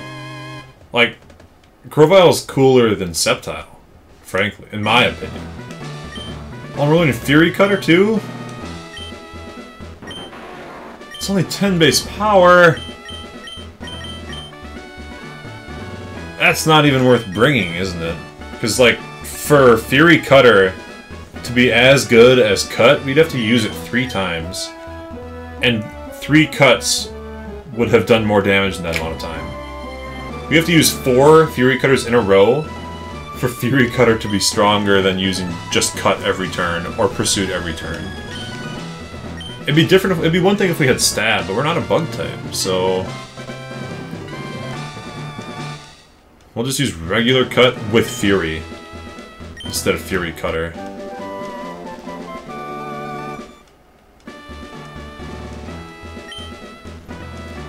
All right, cool.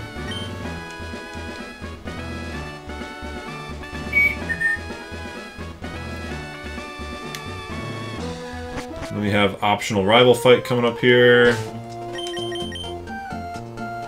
Oh no, not quite this exact instant do we have an optional rival fight. We have the fight with yeah, this guy. Team Aqua dude. Please don't take my goods. My Devon goods. Oh, and I think we get a free heal at the Devon Dude, don't we?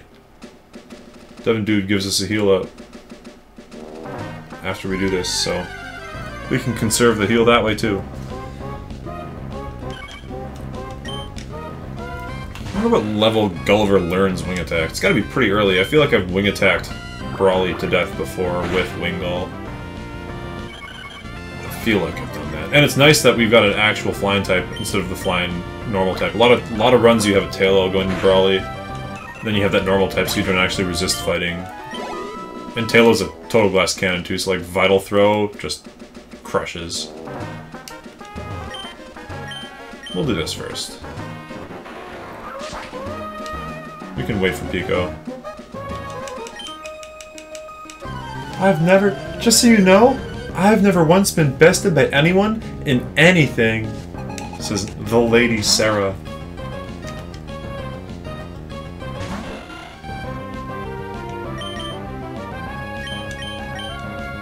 Well, you're about to get bested right here. I'm Gravile! My name's Gex! That's the call.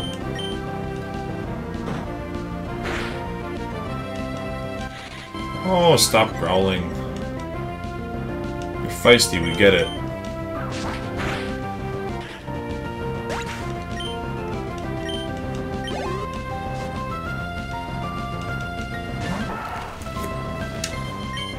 When the zigzag is goon.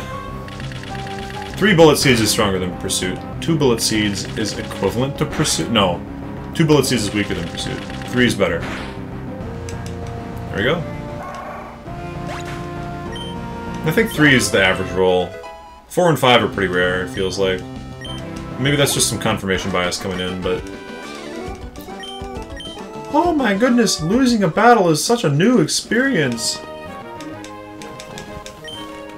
Once I lay my eyes on this guy's gorgeous Pokemon, we will be helpless. Is it Skitty? Does he have a Skitty? Like a Zigzagoon? Yeah, of course he got a Zigzagoon. Oh, there are some Pokemon that could potentially help with Watson. Oddish could potentially help. Roselia could potentially help.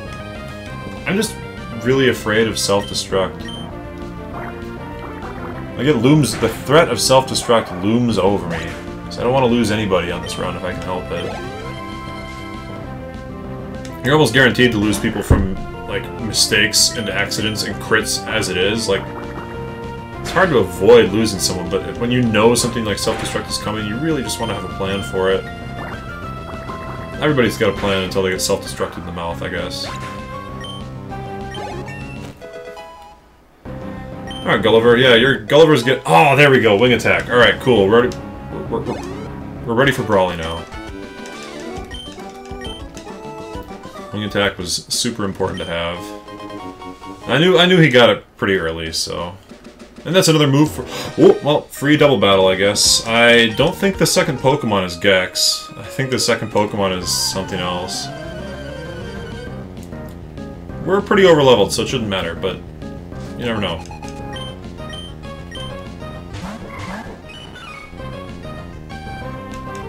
Oh yeah, it's my own Peekaboo. Well, he's gonna get a little XP. That's fine.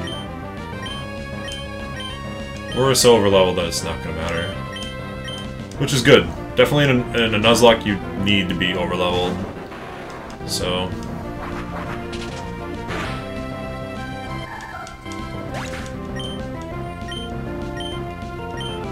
Peekaboo picking up a little bit of that XP. That's why menuing is so important. You gotta have good menuing. Speedrun level menuing.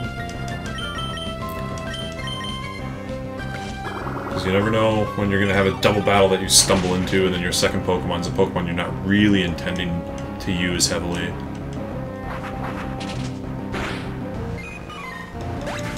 Alright. Peekaboo, you get level 5. It can't hurt to have an extra level, even though you get 0 special, or 0 defense and 0 special attack.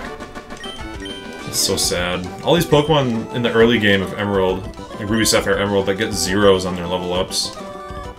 It's like, why even bother leveling them up at all? But we'll do the good menuing here.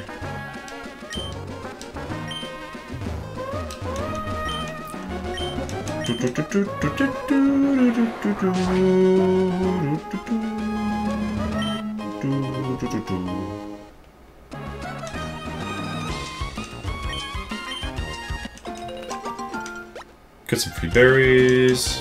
It's all about absorbing every possible item in the game. The chest of berries are our first available awakening item, which can be handy.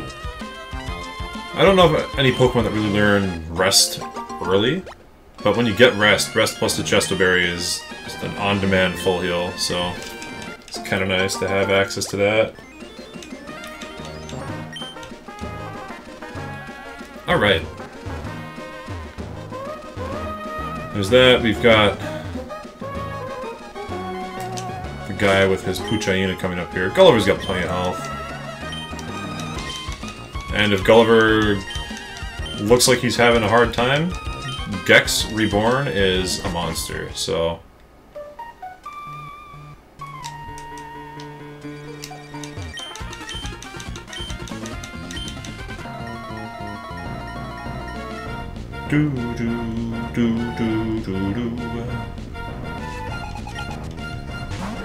Only level 11, you fool!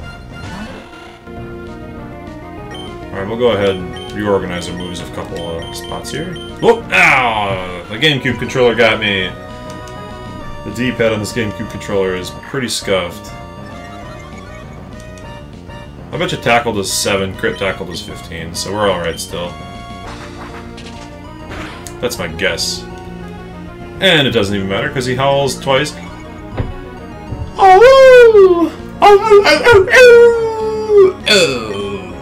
Oh, why did I faint? I just spent the whole... It's like a villain spends the whole time monologuing. And then he's surprised Pikachu face when he gets knocked out mid-monologue. My career in crime has come to an end because I've been defeated by a child twice. Yeah, we'll take the Devon goods back, and we would also like to have this Wingull be rescued. Poor Pico.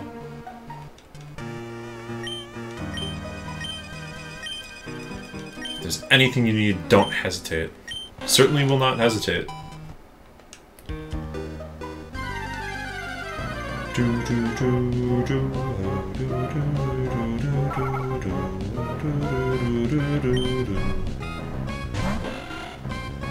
Gulliver should just be one-shotting these. It's actually kind of a decent place to train. The Whismers give pretty good XP. Not quite a one-shot, but one more level up would solve that. I don't think we're going to need to train, though. Like, the training's faster at Dewford, and we're almost to Dewford. What's this guy got to say? Oh, the Digging Club. We'll compromise. We'll train our way out of this route. That's the compromise.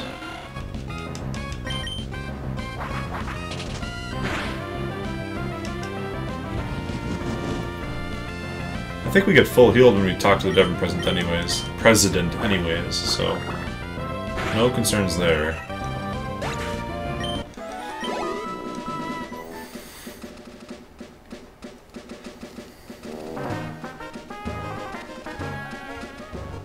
It's nice to have a water type that actually has a water type move. Lombre doesn't learn one. So Lombre is like a water type in name only. It's got grass type moves, gets like Astonish and Cut, or Scratch, or whatever. But certainly does not get a water move. At least in the first like 20 levels.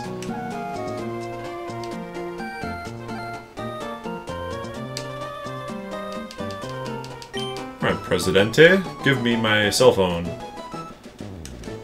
What's a self-respecting 10-year-old without a cell phone?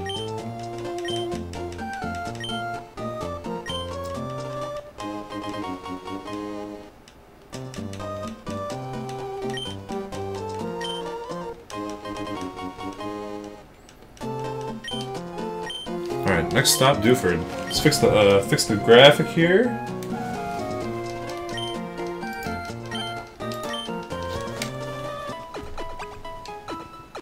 And I give you the free heal. So we don't even need to use our second heal in Rustboro. Slight optimization, for sure. Ooh, we could get Anorith as an option. I mean, we can't get it before Watson, which doesn't solve our immediate problem, but I really like Anorith. If we don't have a bug type by then, I mean, solid rock bug.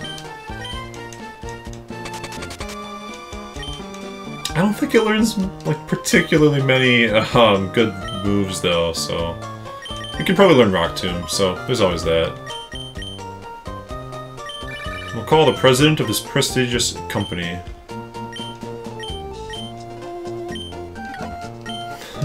Looking down from the office window. Hey man, how's it going? Then we got the optional May battle here. We will just take it because our team is fullest HP.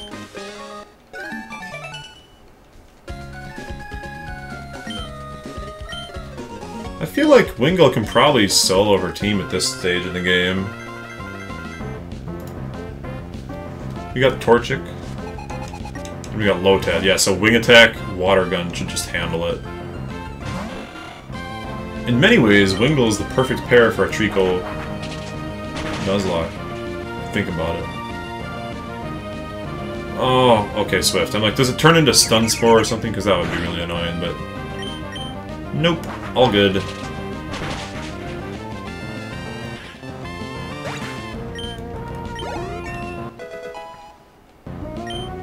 Nice. 2 speed, 2 special attack, and some bulk. Level 15! Good thing I have type advantage. And you wasted a turn on focus energy. That's also a good thing for me.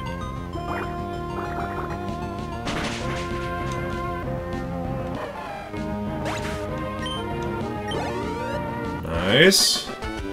Very nice. Yeah, better than expected. You are the one that has a team that is entirely weak to Wingull. So, not my problem, man. Alright, smell you later, chump. Now that we have Cut in the team, we can pick up all these good items, too.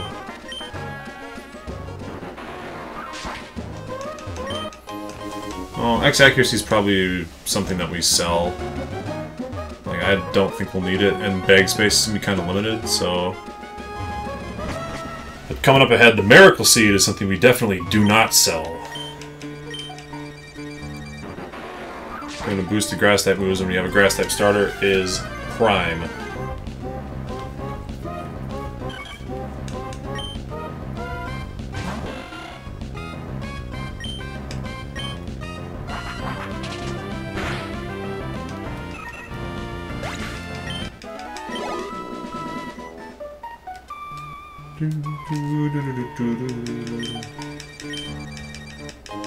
I wonder if you talk to her without the badge from Rustboro. I mean, there's definitely not a check for it, right? So if you were to glitch your way through without using Cut, she'd still say, "Wow, nice Rustboro badge," even though you don't have it.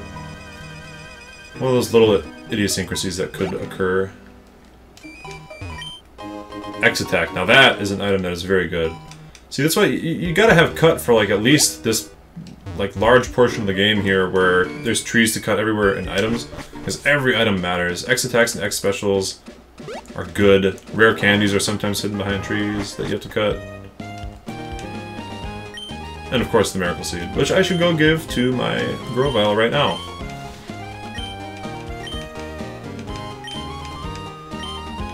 To Dewford, my man. To Dewford. Oh, I'm gonna get called by Dad halfway through. There's a button mash for that.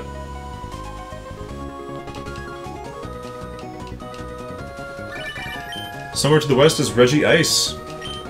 We will almost certainly not have an encounter available to catch any legendaries this run. But it's cool to think about. The one exception, I mean, we could repel to cheese our way up to a Rayquaza, but that doesn't feel like it's in the spirit of it. Like, we'd have to get so lucky that it would never happen in a trillion lifetimes to get to Rayquaza without an encounter. So we'll just let that happen. Like, if we get to Rayquaza without an encounter, so be it. Team's looking pretty good. Let's get the rod and let's fish. And let's get our fishing catch here. There's 2 fishing catches here, so we can guarantee Tentacool and Magikarp. Tentacool's a pretty solid one to have on the team. It's just such a bulky Pokemon with good typing. And Poison's actually pretty relevant coverage, so we'll register this for now. Register the old rod until we get the bike. No, register the old rod until we get the item finder. Register the item finder until we get the bike. Keep the bike registered for the rest of eternity. Alright, the Dewford encounter is... Magikarp. Level 8 though, so if we wanted to get it into a Gyarados, it wouldn't be too much effort. But we've already got Gulliver covering the water flying aspect. And I don't want to level up a Magikarp to 20, but it's nice to have the option. It's nice to have the option.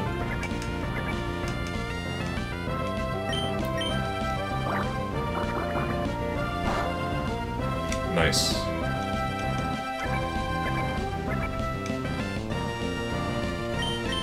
Should be pretty basic. Don't think Magikarp's too hard to catch.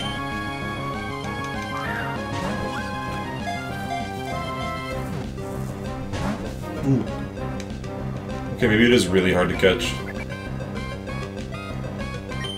Maybe it's super hard to catch. It's got an infinity catch rate. Also, if we find a shiny, we're catching it regardless of if we have a catch available, because this is a physical cartridge of Pokemon Emerald. So I could transfer it up to my Living Dex in Pokemon Platinum and have a shiny from Emerald. Magikarp's swimming muscles are weak, so it's easily washed away by currents. In places where water pools, you can see that many Magikarp have just have been deposited there by the flow. It's a 22-pound, 2-foot-tall fish. Like, there's no way that's that weak. We'll name this one Aladdin, because a magic carpet ride. A hydro pump for you and me. We come up here, and we gotta fight this guy's tentacles. But up here we can get encounters, and because of the duplicate claws with the old rod, we can beat down the Magikarps until we find a tentacle. And we'll catch that, the first one that we see. I mean, we have to catch the first tentacle that we see. Otherwise we catch nothing, but, I mean, if we could find like a level 10 wild tentacle, that'd be super sweet. It'd also be almost max level, but... yeah, we're conserving heals big time.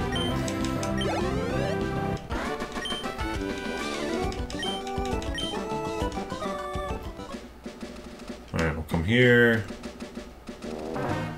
We'll catch ourselves a tentacle on this route. This is what rules us out of Reggie Ice. Assuming we can actually catch a Pokemon, apparently we suck at fishing. There we go. Doing it this way, we're actually, like, extremely unlikely to get reasonable surfing encounters for the rest of the game. Because we'll have Tentacool covered, and we'll have Wingull covered, and I feel like that's half the game past a certain point, so... like, it's the only stuff you'll find when you're surfing. Which makes sense, that you'd find just a bunch of water types. Jellyfish and seabirds. It's a really authentic representation.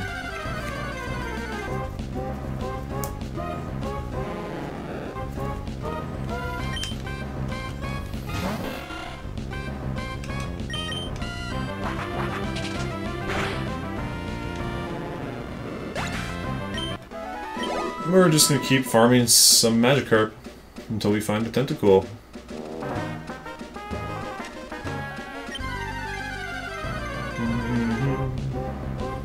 Apparently this will take a while.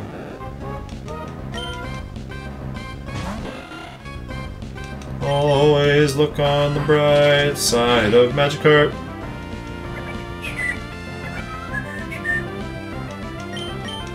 In this case, the bright side of Magikarp is speed EV training for my Wingull. Yeah, speed. Oh, we'll try a different fishing hole. That's clearly infested with Magikarps. That must be a low flow area where the Magikarp get deposited. Over here, this is where there's a tentacle that washed up on the beach.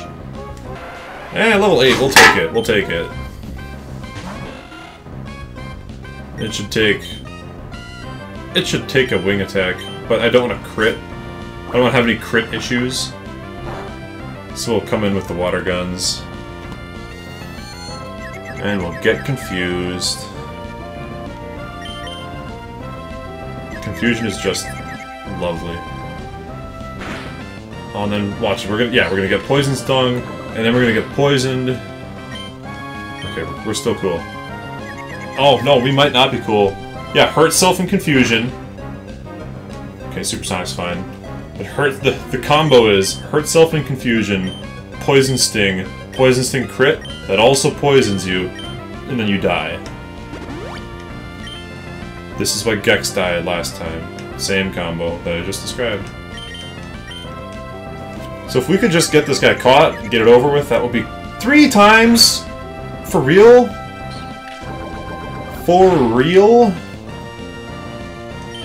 Because now we die to self-confused crit poison sting, don't even need the poison. It's just costing me me money! It's costing me precious money to be doing this. Snap out of it. Thank you. You hurt yourself 3 times in a row. 3 full paralyzes.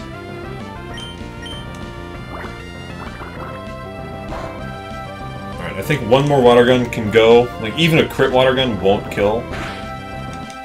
So 1 more water gun's good, and then we'll just Pokeball. Perfect. Yeah, worst thing ever is to accidentally knock out your Pokemon that you're trying to catch, so... Which I've already done twice this run. I knocked out the first Poochyena, and then I knocked out my Marill with a crit. So, definitely gotta avoid that.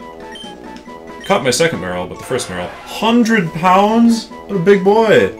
Its body is almost entirely composed of water. It snares its foe with 2 long tentacles, then stabs with the poison stingers at their tips.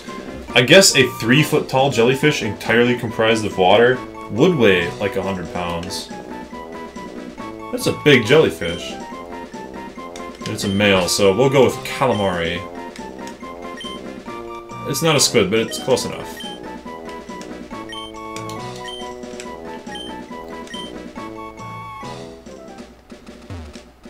Okay. Wingull's still fine. We need Wingull to continue to be fine.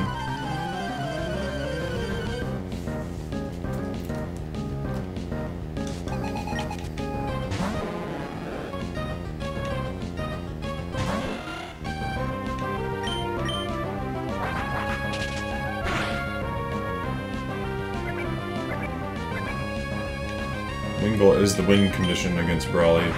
Gulliver's gonna get almost all of the XP up until that gym battle. Then after that gym battle, depending on what Pokemon we have available to us, it's gonna be Gex getting all the XP, because we'll need Gex to be a high enough level to one-shot Voltorbs and not get self-destructed. Or if it does get self-destructed, we need Gex to be strong enough to survive one self-destruct. And then hit back with a Soda Pop heal and keep fighting.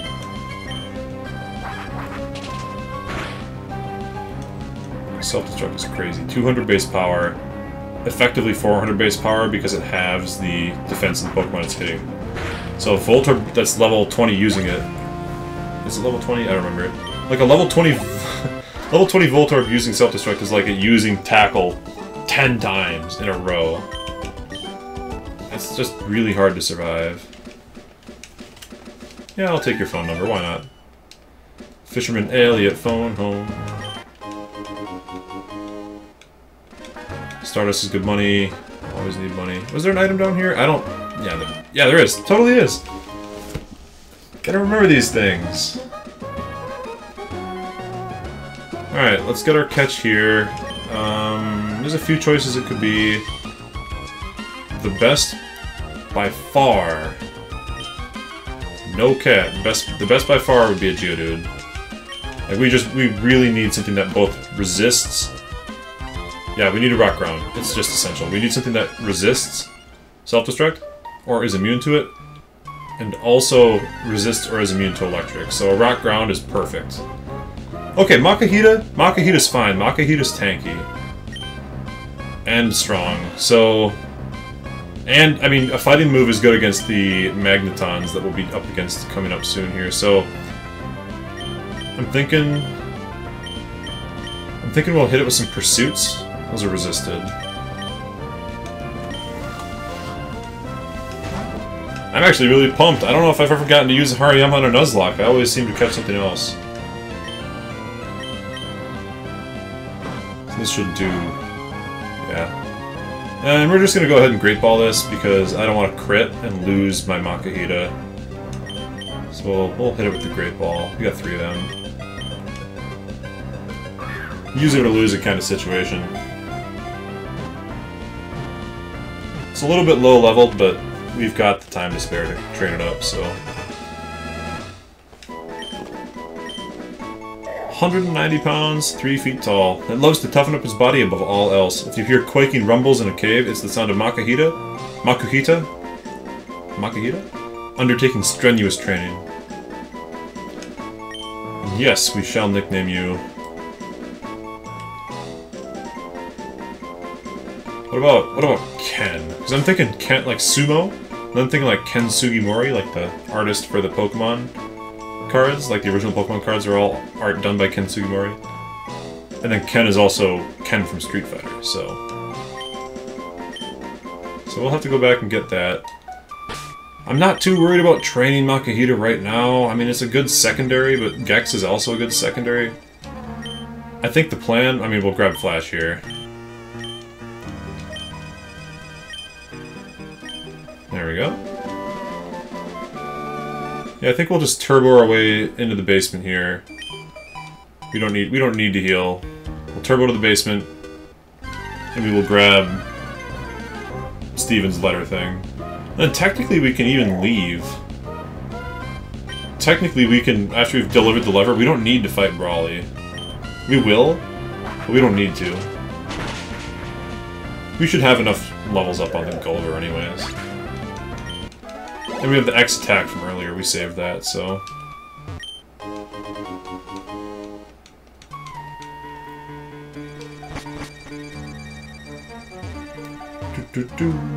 So let's see what our first encounter in here is. We won't be able to catch it, but if I had used a repel, what would I have gotten? Yeah, Zubat. I'd rather have a Makahita than a Zubat. There's other chances for Zubats in the game, and Crobat's great and all, but Makahita I think is a little bit more relevant in the team comp because it doesn't double us up on flying types. And fighting is super relevant, so... Let's just go through the confusion. Come on, you can do it. Come on. Like 4 for 5 on confusion turns. We do like 8 or 9 to ourselves every time we do it.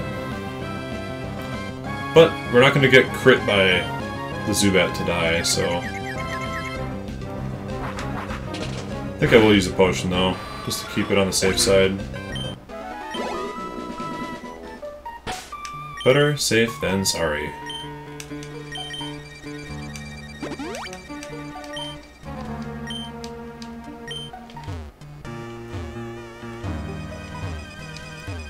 Alright.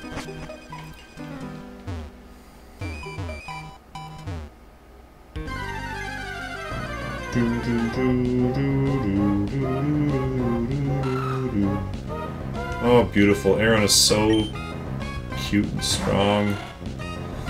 Makahita's still good, though, too. Nothing wrong with the Makahita. Gotta keep telling myself that. The last run had an Aeron, and she was mighty powerful.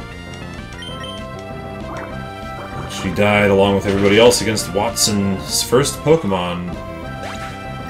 His Voltorb literally took out 5 Pokemon, and then the last Pokemon was left to face a team of 3 Pokemon, including Magneton and Manectric.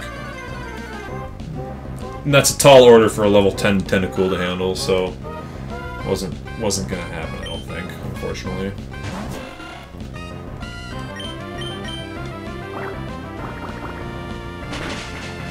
Now, wow, Wingull is overpowered. Ooh! 14 damage.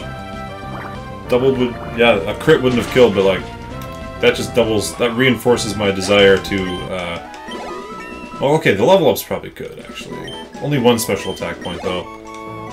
Yeah, we'll have to use another potion. Crit Headbutt could kill us. We're almost done with the cave, so it's not the end of the world, but... that potion should be enough to see us through all the way, I think. I hope.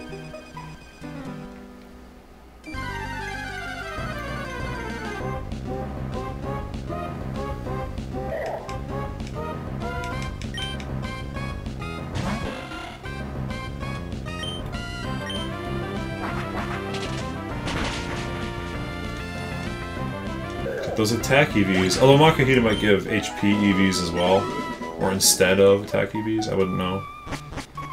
I can pick up Steel Wing.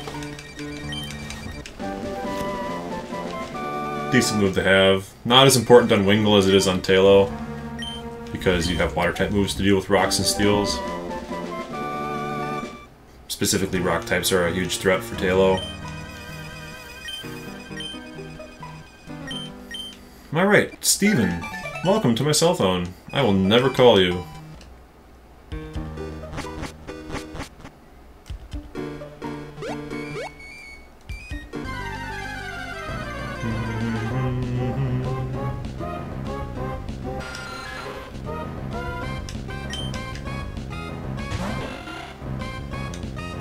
Alright.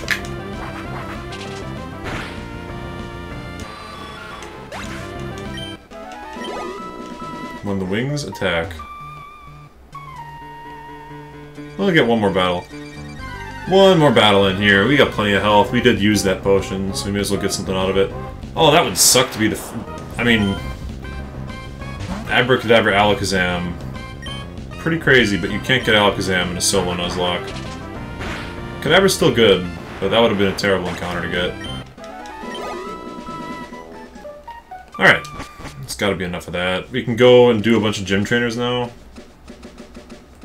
We still have plenty of wing attack PP and still plenty of health, so... we can do a bunch of gym trainers after we've done many a gymmed trainer. If I brawly. Well, we'll heal. So it's gym trainers, gym trainers, gym trainers. Heal. Fight Brawly, Slightport. That's the route.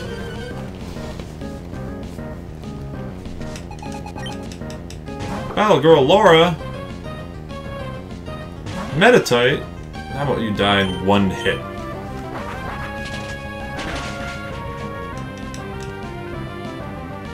Nope. Guess you did not want to die in 1 hit. Wanted to instead do 11 damage with Confusion.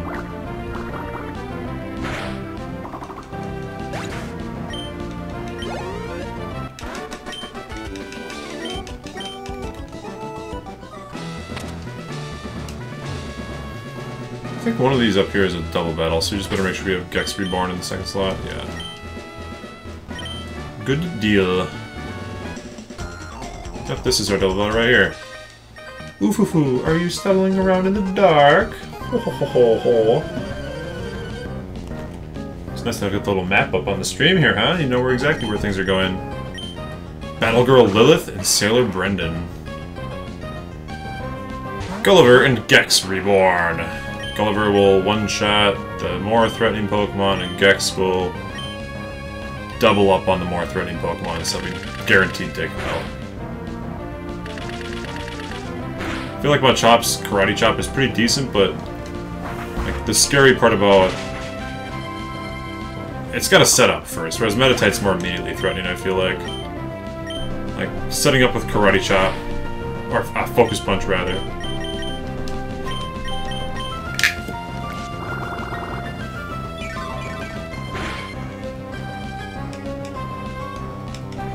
Gulliver says wing attack, wing attack, wing attack will kill this entire gym.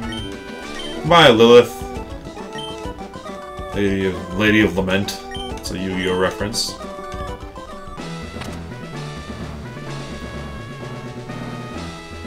It's also a biblical reference, but I don't follow those nearly as much as I follow Yu-Gi-Oh, I'll tell you that.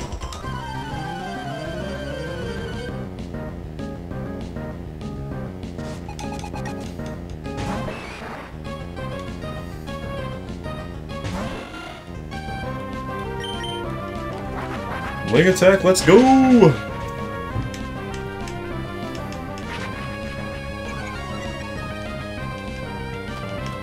I think this one's going a lot better than the one yesterday because our team, like, Wingull is so good.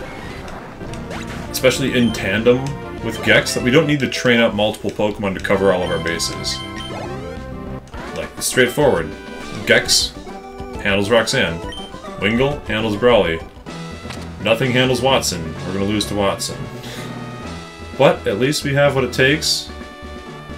At least we have what it takes to take care of these first couple of gyms. We can kind of like fret and worry and think long and hard about what we're gonna do against Watson. But we don't have to worry about these first two gyms at all. We've got the Pokemon that are just the secret sauce against it, so.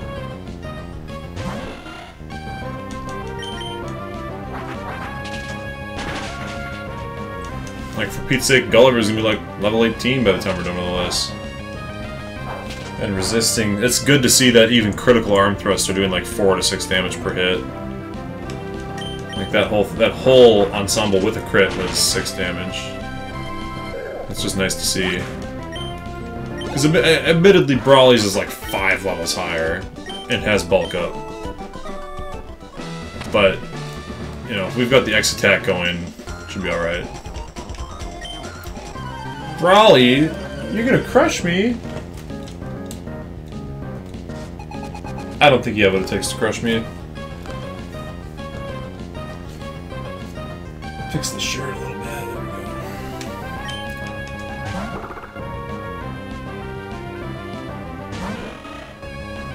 There we go. Alright, wing attack it up.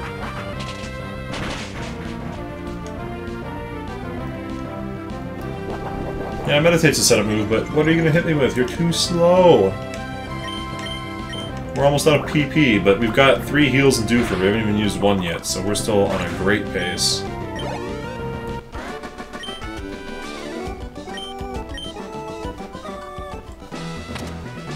And that's it for the gym.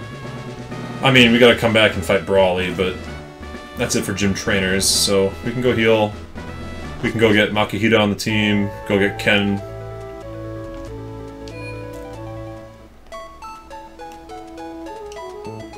Yeah, everything's proceeding.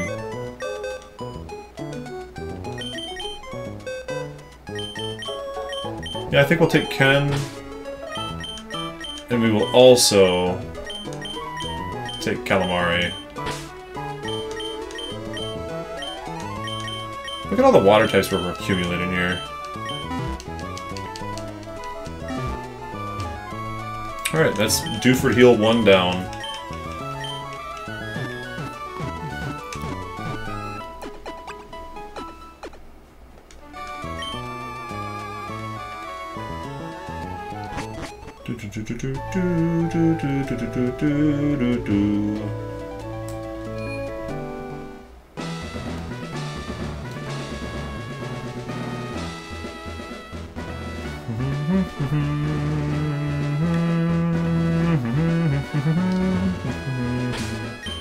Gotta save, you never know what'll happen.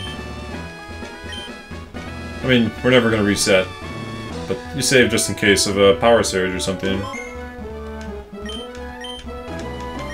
And we'll just crack in the X attack that we have. Probably also the X defend. Don't want to mess up on this gym battle.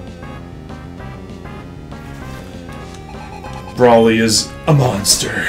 So yeah, we'll X attack against the Machop here. And then we should actually level up mid-fight. 2 X attacks. Oh, maybe we do X attack the second time, just because it's bulking up. I think we can buy more of them, right? So... yeah, okay. So we definitely need to get this guy dead with wing attacks. ASAP. So it's bulking up. Even with 2 attack ups. Oh, low kick should do very little. Yeah, even at +2 it only does 9. Crit would do 18 to 20. So, alright, that's gotta be enough, right? That's gotta be enough. Like, that was so strong. Even with +2 defense, he still took over half, so... and we got 2 attack on the level up, too? Yeah, please. We gotta be 1-shotting or 2-shotting the Makihita, no problem. And we're definitely faster than it, so... yeah, down goes Metatite. Alright. Looking good so far. Moment of truth. We've got 2 X attacks. It's leveled up on us, even. If it bulk ups and then he heals... hallelujah! Hey! 2 thumbs up! 2 X attack 1? X attack 2? Good deal. Don't even need to deal with the brawl. Alright, we're changing the graphic now. I'm gonna mash A while we do it. Is May's the next up, and she's a threat. But Gulliver kind of handles her. I think she gets a Whalmer. So it's like Whalmer, Gex handles. Lotad, Wingle, Combuskin, Wingle. You know, Gex and Gulliver are equipped to deal with May very effectively. This feels good! This run hasn't even really been scary. Yeah, we get his phone number, of course, and then he's going to use the phone number to call up Roxanne and be like, hey, this trainer's pretty cool. You should bother him on his cell phone while he's adventuring. Which she will then do. That's just what... it is what it is. It is what it is. We don't even need to use the heal here. We just go straight to Slateport.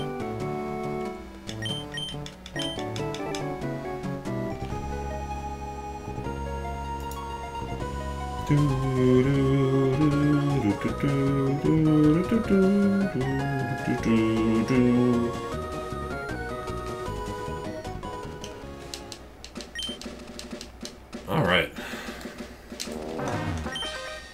Oh, and we gotta switch back to grinding up with Gex. And we gotta get some XP onto Ken as well. So this will be the last battle for Gulliver for now. Gulliver's got plenty of XP. And we don't really have a plan. Don't really have a plan for Mauville. I mean, we've got ideas, but most of them crumple with the concept of self-destruct.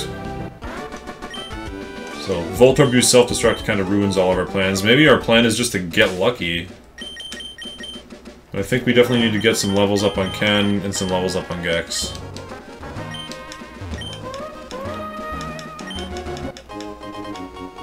Yeah, their sandcastle's taking a long time because the sand is so soft that it doesn't stay together nicely for sandcastling.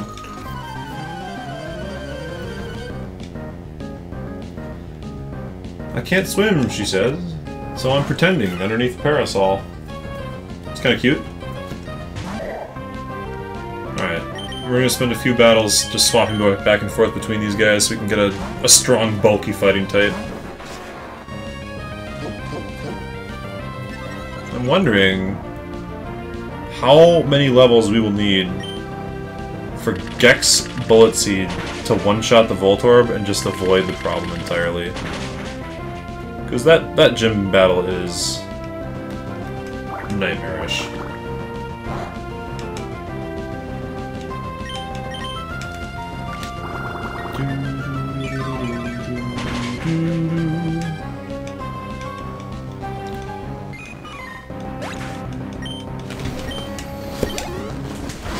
Alright, Tuber Haley. You're done for.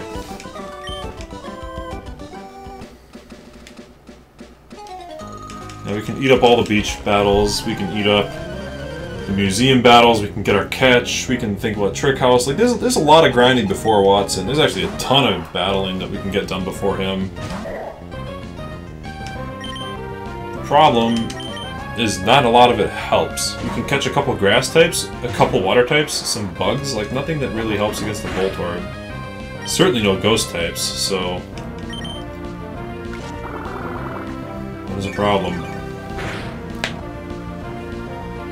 I'm sitting here, I've already kind of written off May 2.0, because May 2.0, or 3.0 if you don't count the optional battle, just folds over to the comp we already have. We've got obvious answers to all of the threats.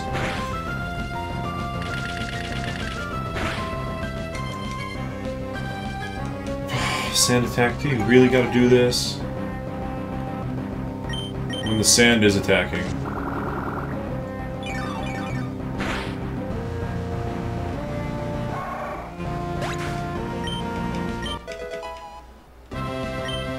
Alright.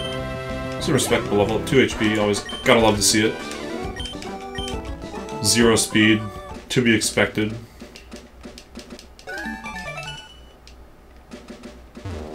That's a double battle. That's a sneaky double battle, isn't it? No? Well, that's the sneaky battle over there, yeah.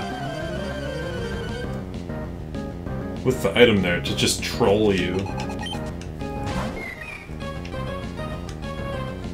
Mazurl is so, like, ridiculously weak. Oh, it only has Splash? Or maybe it has, like, Splash Tail Whip or something? So we can give pure just... Oh, he's gonna take forever to kill it. Never mind. So we can get pure, unadulterated XP to Ken, but if he's gonna take 15 attacks, it's not worth it. We're on turbo mode right now. We want to get back to Watson, have our rematch.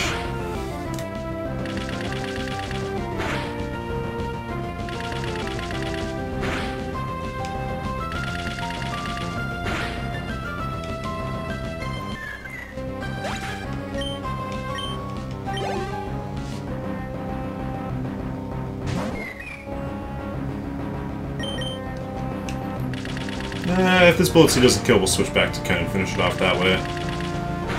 We want to get the XP spread around to the weak Pokemon, get them caught up as soon as possible.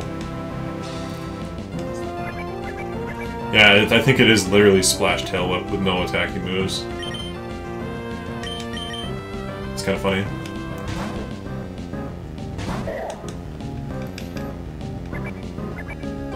It's just there to, like, make you feel afraid. Oh, and Charm. Splash, Tail Whip, Charm. Now we're definitely not going to see out the battle with...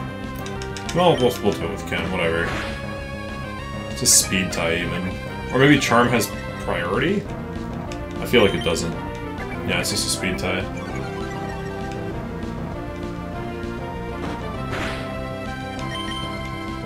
Come on, Ken, you can do it! Defeat this bouncing, adorable baby! Don't miss any more moves. And we get to level up? Did we get a speed point? Alright, nice. We won't speed tie with any more Azurill.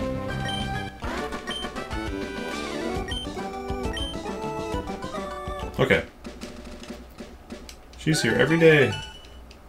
Good for her.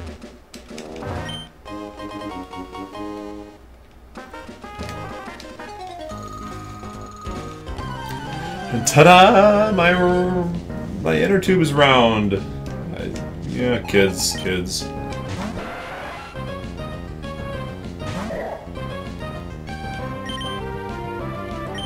Yeah, we're just gonna crank levels into Gex. That's the plan right now. The plan is crank levels into Gex and hope that Gex is strong enough to handle Voltorb and Manectric. And then crank levels into Ken. Ken's gonna have to deal with Magneton. It's just it's our only options, really.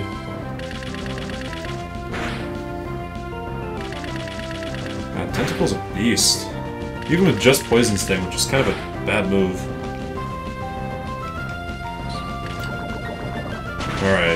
Alright, don't make me... It's gonna make me...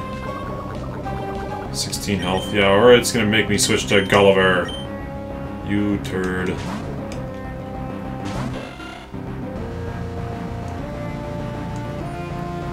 It's got such high special defense. It's like it's like 100 base special defense or something ridiculous on Tentacle, isn't it? It's like really high. Alright, Gex, nice. There's a couple points of health, being will make it to the Pokemon Center before you die from poisoning.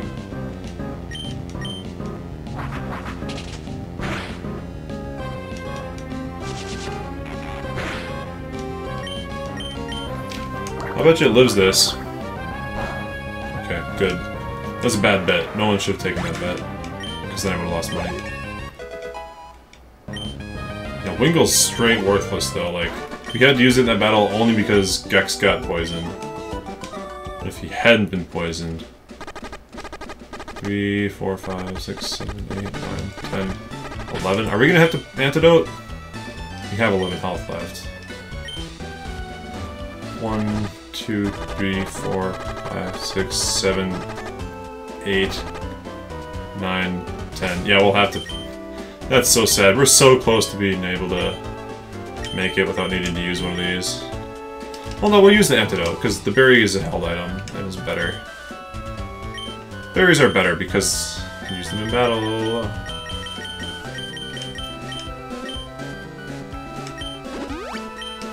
Cool. Oh, that was the mart anyways, like we were definitely never reaching it. Yeah.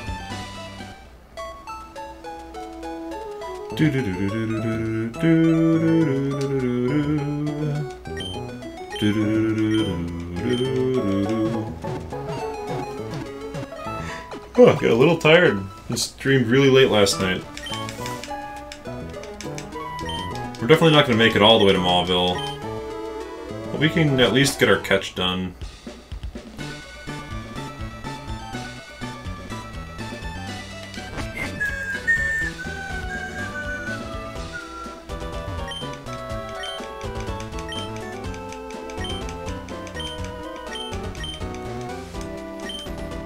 Yeah, we'll go talk it up to Captain Stern, no problem. No problem. Let's buy some stuff here while we're around. We got plenty of money. Wouldn't hurt to have a few more Great Balls on hand. Not like a ton, because those are expensive, but a few more. Oh man, we don't need that many. A few more Great Balls just so that we don't risk missing it. Like, we don't have to feel insecure about any of our catches would be kind of nice. Oh, let's buy this so we can get the gambling case. No, this isn't a gambling stream. This is not a gambling stream. Don't gamble. Bad idea. Phone call from Roxanne. Roxanne says, "Yo, Brawly told me you're super cool. Give me your phone number, bro." Nice. Okay, let's hop in here. The entrance fee is $50, and then this guy is the guy that we beat up twice. Back in Rust Turf Tunnel? Yeah, we beat him up. Give me the TM for thief, and your thieving days are over. Goodbye. Then we got 2 battles back to back here, but like we're over leveled, so it's all good.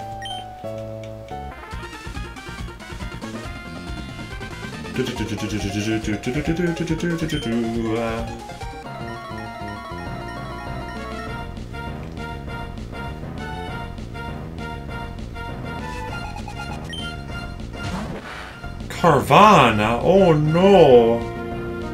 Ken, run away! Carvana is too strong! Gex, kill it!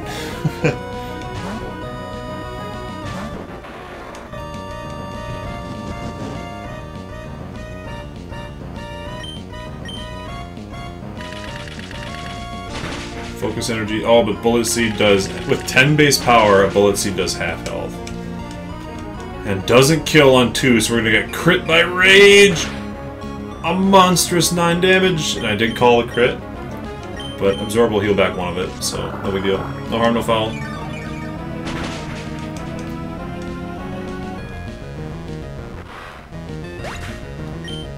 Nice. And Ken learned a relevant move. We are pleased.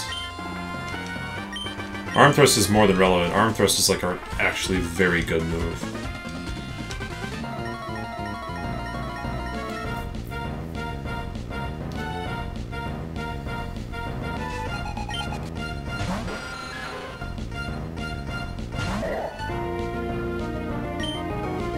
Yeah, but it's not going to help us against the Zubat, so...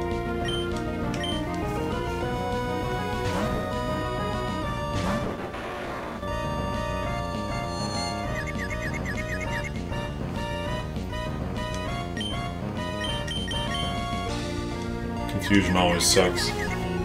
You never know what'll happen when you're confused.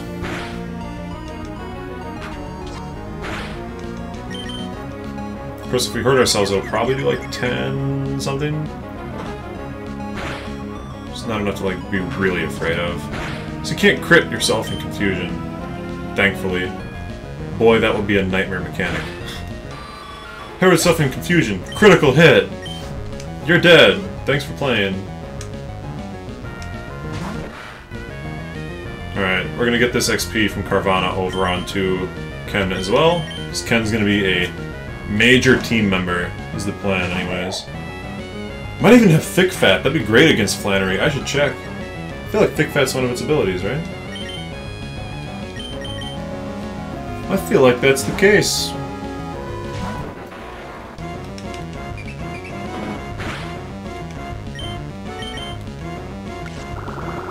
Well, I guess we'll find out, won't we? Get that crit! Get out of my house! Full heal me! That's why Absorb is so good. We've had to heal probably like 1 or 2 entire times less than we otherwise normally would have had to do. Just because we have Absorb. Now what do we do? Run away? And Archie's like, hey! What are you doing? Trying to steal some stuff? We're Team Aqua. We love stealing stuff. And you're not even from the Magma thing, because you're not wearing the costume. And everybody in Team Magma wears the costume, regardless. Okay, goodbye.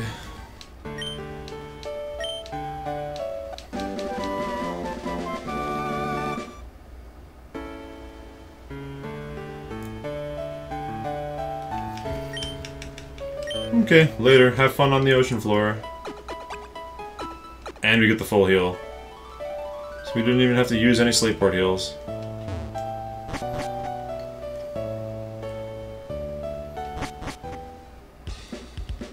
And Scott says, wow! You're pretty cool, right? Team Aqua ran away because you destroyed them. Maybe you're actually a real trainer because you can defeat an entire gang of like 20 bad guys. What a fool.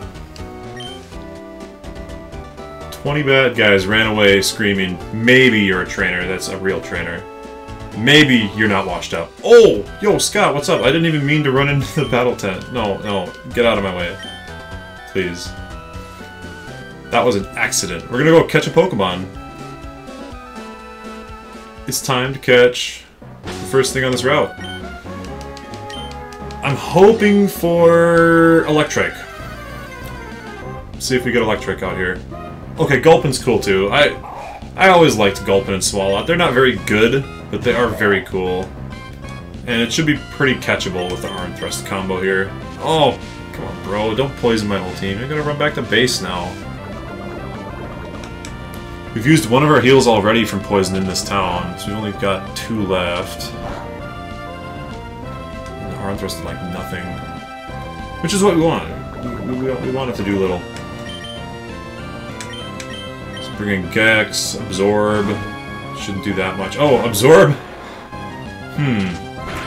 Does it have Liquid Ooze that'll hurt me if I absorb? I mean, we're healing anyways because we're poisoned, so... we may as well go ahead and not worry about our health bar that much. We just want to get the catch. Sucked up the Liquid Ooze. Yawn. Yawn's relevant, though. So one Absorb did this much. We can probably safely Bullet Seed. Even with a couple crits and 5 hits, we should knock it out. It's a pretty high-level Gulpin. Yeah, well, there's 1 crit. If we get 5 crits, we'll knock out our Gulpin. I think we'll just go with the Great Ball. Great Ball seems like the idea.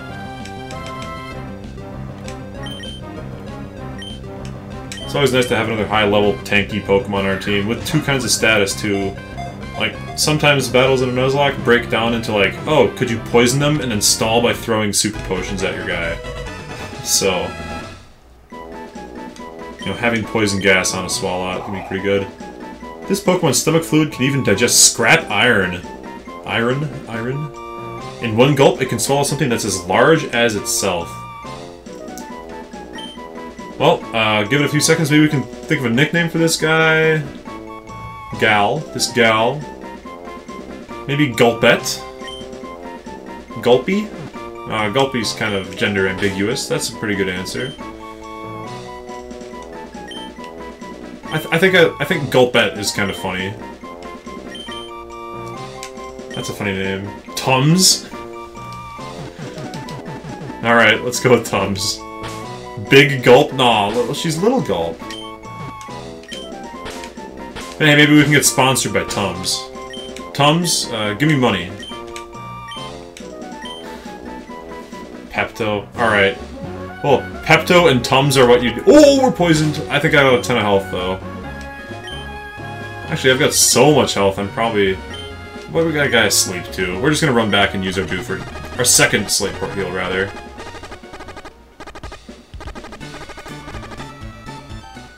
Yeah, how's it going, Dominant Caesar? We're back. Back to Slateport already. We've been kind of turboing it. We got a Wingull, and Gulliver the Wingull combos so well with Gex Reborn. You got the grass, and the water, and the flying. It's been very, very good. And we've got the return of a couple of extra guys here. But, like, I'm focusing a lot more on these two because they just cover each other's weaknesses so well.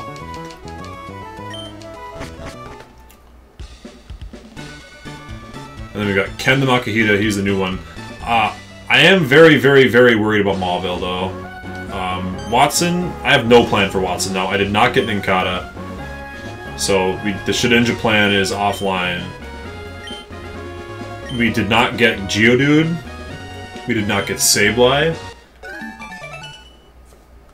We have, like, no plans whatsoever for Watson. So, at this point, at this juncture, I'm sitting here like, we're just gonna cram a ton of XP onto Gex, who did survive this time. You're just gonna ask, sorry, the chat lags a little bit, I'm not sure exactly what you're referring to. Were you gonna ask what the plan is for Watson? Because there ain't one. There ain't one. The plan is pump Gex full of levels. And then Ken's our plan against Magneton and Magnemite, which otherwise are kind of a problem. So, like, we've got plans, it's just... It's pretty risky.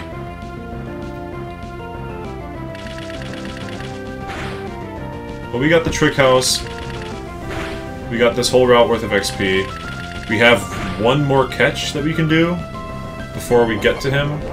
We have a lot of levels. Like, we could have, like, a level 24 Grovyle if we're really aggressive with only leveling Gex. I think I'm gonna settle for maybe like a level 22 Gex, and then like a level 18 to 20 Makihita. Because Makihita Vital Throw will do a ton of damage to the Magnetons.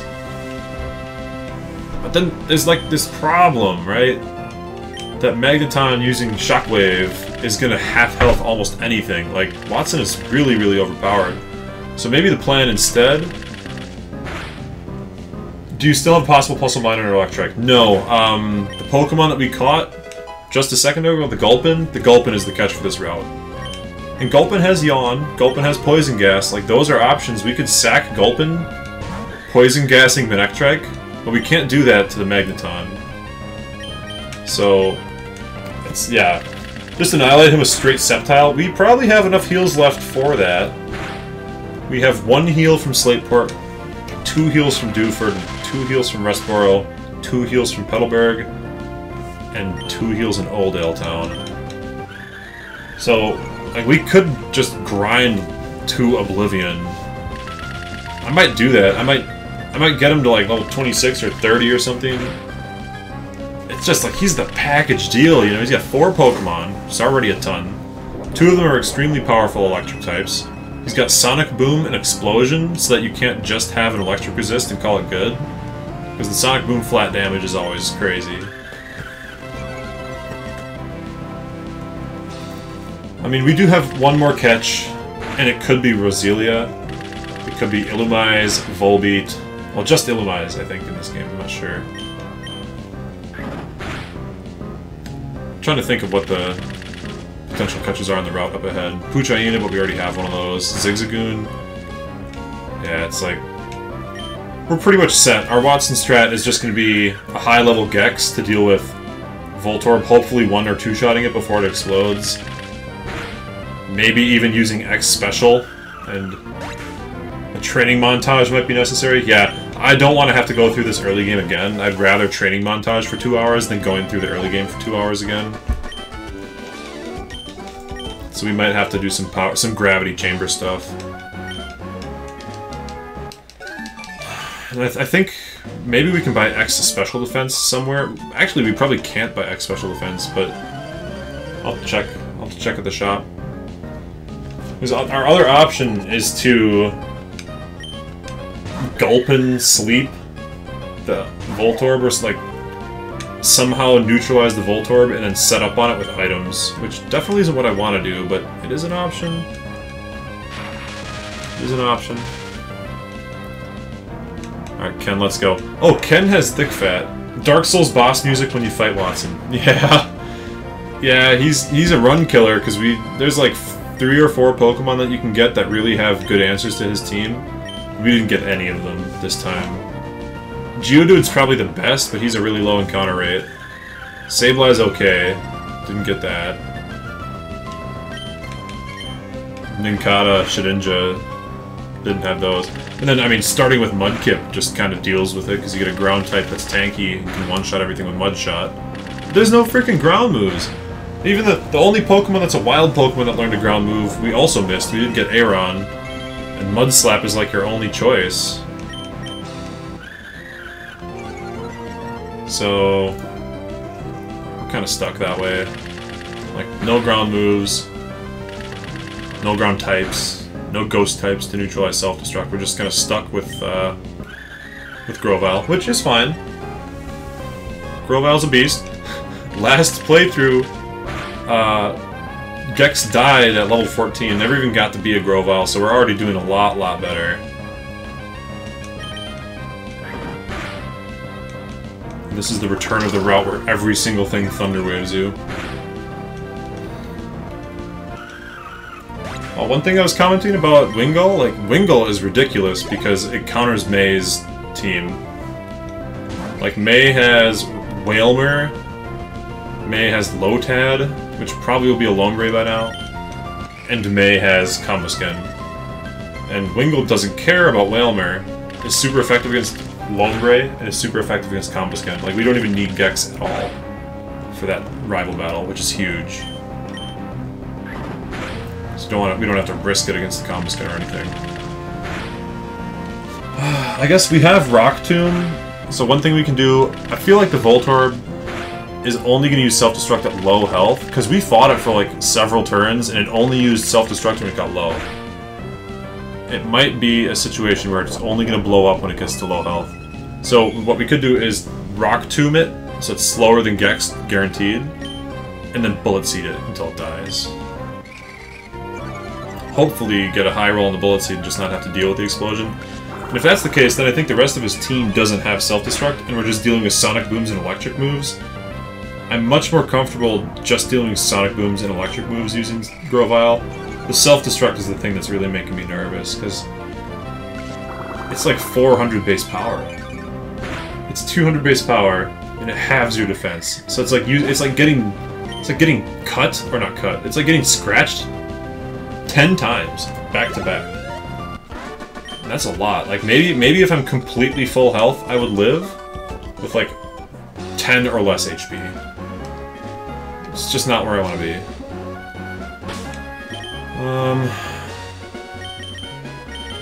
I think I just want to keep training. I don't want to use all my heals up at that city. We only have one Pokemon Center heal left back at Slateport, otherwise we need to take the boat. So, in the interest of saving a little bit of time, we'll just do this.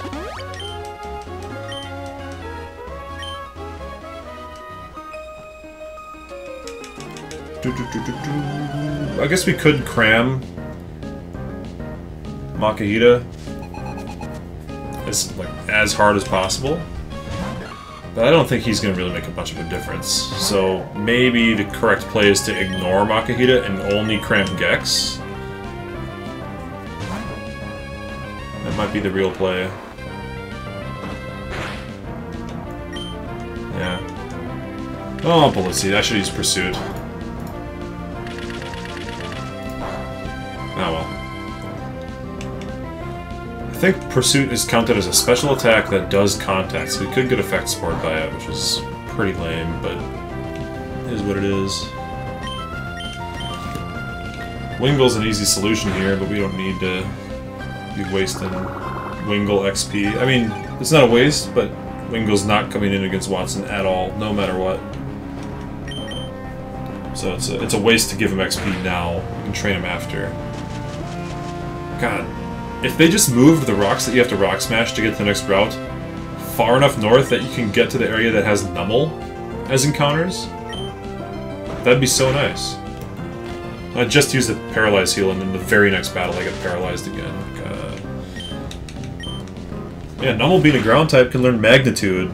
Like, if you could just get ahead and do that, like catch a Numel, it'd be so good. Ooh, Ken's learning his good move. Yeah. Who needs Focus Energy? If that's an option, we could use Makahita's Sand Attack. Oh, but Shockwave! See, Shockwave, like, ruins a lot of the setup options we have. I could go with Bulk Up, but, like, still gonna get Shockwaved.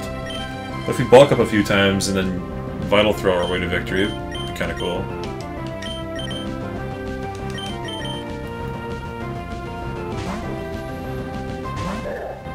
How's your night going? Playing any fun games lately?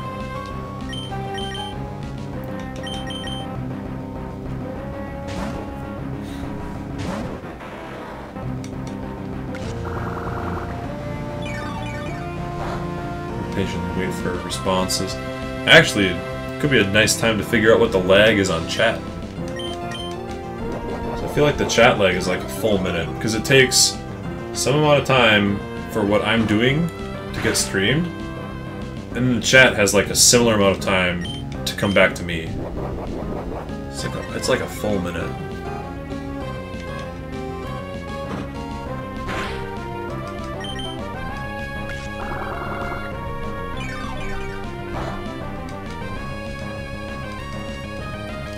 Maybe I should cut. It's a flower. I use cut to be super effective, right? Oh, that was the other sad thing that happened, is the only Pokemon I have that even can learn cut is Trico. That I've caught the entire game. So we're stuck with it. It's a nice level up. 2 attack, 2 special attack, 2 speed, 2 HP. That's a solid level up.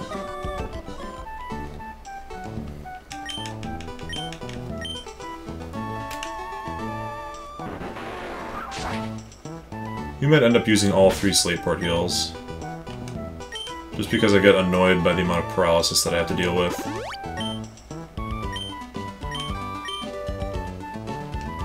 Oh, and we never did the Soda Pop gym battle thing, the Soda Pop battle thing either, so we gotta go back and do that. So one way or the other, we're going back to Slateport.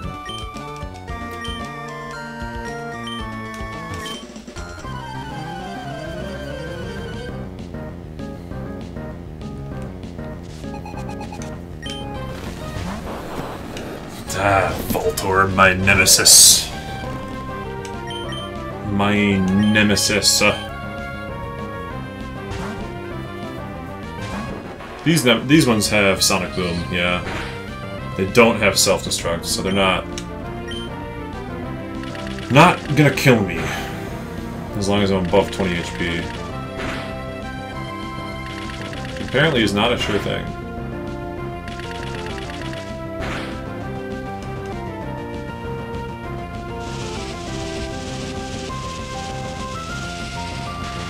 Alright, I think 2 Bullet Seeds won't kill, but Pursuit is slightly stronger than 2 Bullet Seeds. So that should kill. Nice. 3?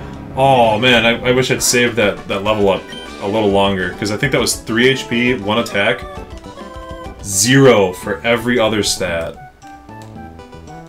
Ken not really putting a lot of confidence out. He's not exuding a lot of confidence with his level ups.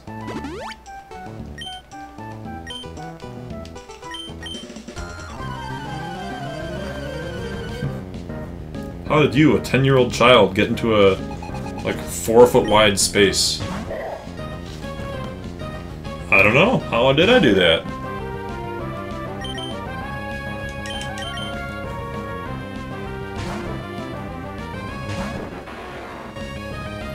Vital Throw chips in for like 10. Holy Christ. That was 32, so it's 16 on a regular hit?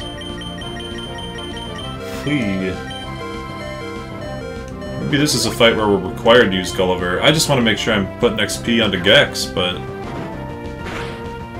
Okay, so a crit will not kill. So we just need to get a lot of damage with these Bullet Seeds. We need like... Based on that, we need 3 Bullet Seeds on average twice. Or 5 with a crit. Okay, 4 is good too. 4 guarantees the kill, I think. And we get the kill with an Absorb, so we get back a little bit of HP. That's scary, though. Switch in on a crit Vital Throw for 32 damage. Yeah, anything can happen. Critical hits are the absolute ender of Nuzlocks.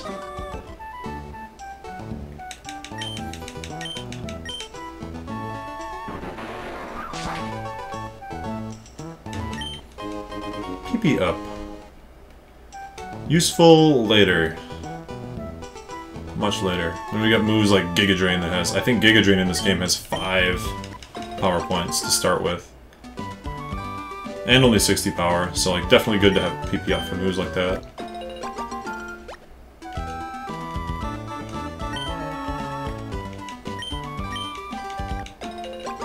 There's like 3 trainer battles left on this route. Probably will have enough health and power points left to go do the Trick House. We could probably do everything right before, because I remember where May is. We're not making that mistake again. So we can do everything leading up to the May fight, then heal, then do the May fight and stuff. Go to Mauville. That's kind of the plan. It's a good plan, I think.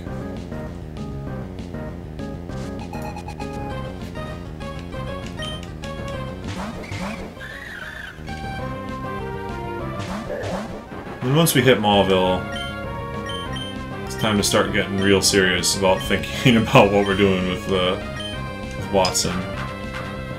Okay, Helping Hand crit quick attack. Okay, yeah, Helping Hand into a crit Helping Hand isn't going to do them any good, but Helping Hand critical hit quick attack could be scary. Gex is not exactly fullest HP.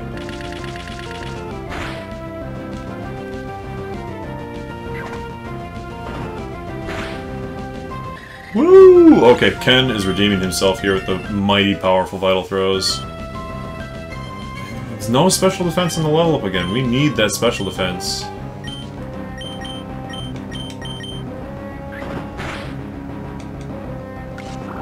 Yeah, it is what it is. We can't worry about our level ups.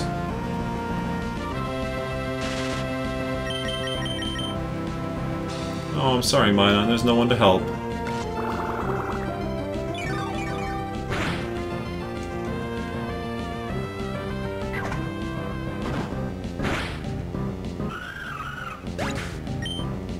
Alright.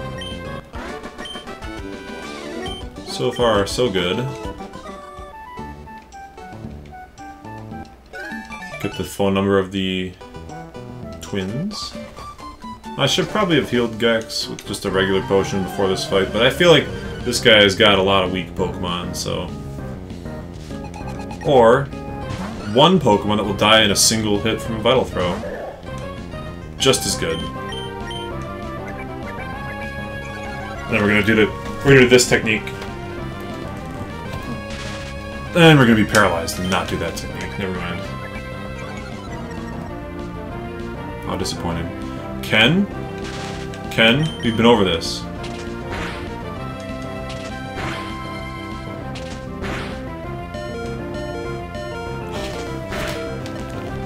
No! What? The crit did like 20! Ken, you were just getting to be good! Hi! Crit 4 hit after 2 paralyzes? This is disheartening. That was my backup. That guy was my backup plan. I think he even had thick fat, so he was my backup. He was like my main plan for Flannery. Or I guess my backup to Pelipper. Holy god. 4 hits off a double slap, 1's a crit, and you're paralyzed. It's double slap! It's double slap. It's supposed to hit 2 times. Unbelievable. I'm just cursed to get hacked out. I mean, it tilts me. You know, it's tilting to be paralyzed multiple times in a row. He's even got guts, so it's like, and an adamant nature! He was the king! He was supposed to be the guy that would carry that entire run with guts, adamant nature. Well, rest in peace, Ken. I'm sorry, dude. We only got 8 levels on you. Double slap. Yeah, how about quadruple slap? 1 is extra powerful. Double slap. Oh, God. I was so confident in the 1-hit kill, then I was paralyzed twice in a row, and I'm like, my health is still high. My health is still high. We're good. I don't need to worry about this. No worries. And it tilts you, being paralyzed like that. It makes you play bad. It makes you just want to go, mash A until I win. I'm so angry. That's what happened to me. Speaking from experience. Maybe it's a blessing in disguise, because now it forces me to put even more XP into Gex and just, like, hardcore turbo 1 Pokemon. But that's not the way I like to play. I like to have a nice balanced team, but Watson's too powerful. We can't disrespect Watson by not training aggressively for him, so we could crank a couple of levels down onto the Gulpin as a backup plan, but at this point I think we're just the Giga Slap, Redux, Apocalypse 4. It was the Uber Slap, the the Quadra Slap. Just got Quadra Slapped. Well, I mean, yeah, blessing in disguise and all that. Gex gets even more powerful by the day. So now Gex gets the whole trick house to himself. And Gex will also get these first couple trainers. Gex and Gulliver will split the XP from May. So. Oh no, because now the Magnemites and Magnetons are going to be so much stronger, because we don't have a fighting type to just one-shot them. Oh god. Accident goes down. Yikes, it's the little things, like not having a fighting type for... There's like 6 Magnemites that we have to fight for training. And we're not going to have a good move for any of them. I guess we could get to Mauville before we fight any of them, and pick up Rock Smash. It's kind of like the plan, maybe. Because Rock Smash is 40 power, and Pursuit is 20, and Bullet Seed is on average going to be like 15. Well, 15 plus steps, 22. So yeah, Rock Smash would be like twice as powerful. But then I'm teaching yet another HM move to my starter. I don't want to do that. Not in that business, so I guess we're not teaching Rock Smash. We're just gonna have to brute force our way through the Magnemites. God, that is so frustrating. Rest in peace.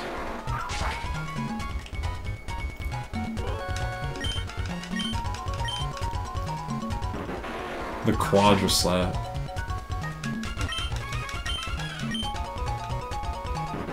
Rock Smash for the win, honestly. Yo, Bossa Nova! Hope the stream has been going well. The stream is going well. We just, accidentally killed the Pokemon. Completely by accident. This guy used a move called Double Slap and actually hit 4 times. It was cheating. And then we lost our fighting type. So, you know, it's going well. All things considered. We've got a pretty strong starter, so we might just be able to brute force everything, but it never feels good to have to do that. How have you been doing? I hope your life is going well. Hope your Friday night has been treating you very well. Never played this specific Pokemon game, but you heard it's one of the good ones. That's correct. Emerald. I mean, the earliest Pokemon games are a little sus. Like, they're missing a few features that are really good quality of life that come in later. But of all of the, like, Gen 1 through 3 games, I think Emerald is the definitive. It's got the best battle frontier. It's got one of the best stories. It's got a ton of really good Pokemon, like really cool designs. It's got the most replayability, or some of the most replayability, in my opinion. It's like, yeah, this generation is a really good one overall, and Emerald is the best of them. I think the DS games are overall a little better. I think Platinum is really good. I think Heart Gold, Soul Silver are really good. Black and White 2 are very definitive. But if you're looking for Gen 3 and earlier, Emerald is top class, so... And it's got Trico, man! People love Trico, he's too cute. Little gecko. So this is the second attempt at the Nuzlocke after we wiped yesterday. But even considering that, we've only lost one of the faves, for sure. Yeah, Emerald's great. The thing that would make Emerald perfect, in my opinion, or like, very, like, give it another point on the scale of 1 to 10, would be to give it the physical special split. So all the Pokemon like Mightyena that don't have any moves that are good, because they only have special moves and it's their stab typing, give them physical type moves to go with their better stat. That'd be good. Everything is great. Mia graduated, family's crazy, went to the bar, people were additionally crazy, had fun. Overwhelming, to say the least. Well, yeah, it's always nice to get home after a night like that and just relax, you know. Get back, cuddle the cats, sit on the couch, have a glass of water, take a nap, go to bed. You know, wake up from your nap feeling refreshed, ready to game. You know, it's fun to hang out with people, but sometimes you gotta recharge. For me, you know, playing Pokemon is good recharging. You know, sit down, play a bit of a slower paced game, chat with people.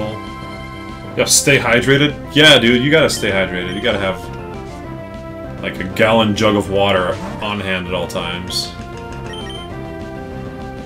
I used to drink half a gallon to a gallon of water every day when I was in sports. It was just cranking down the water.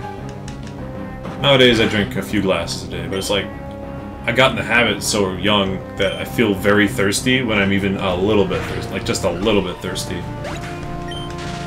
Oh, effects will paralyze me. Okay. Okay. Okay, game. I see how it is. Oops. Oh, that's alright. We'll use Absorb on the next turn and finish it off.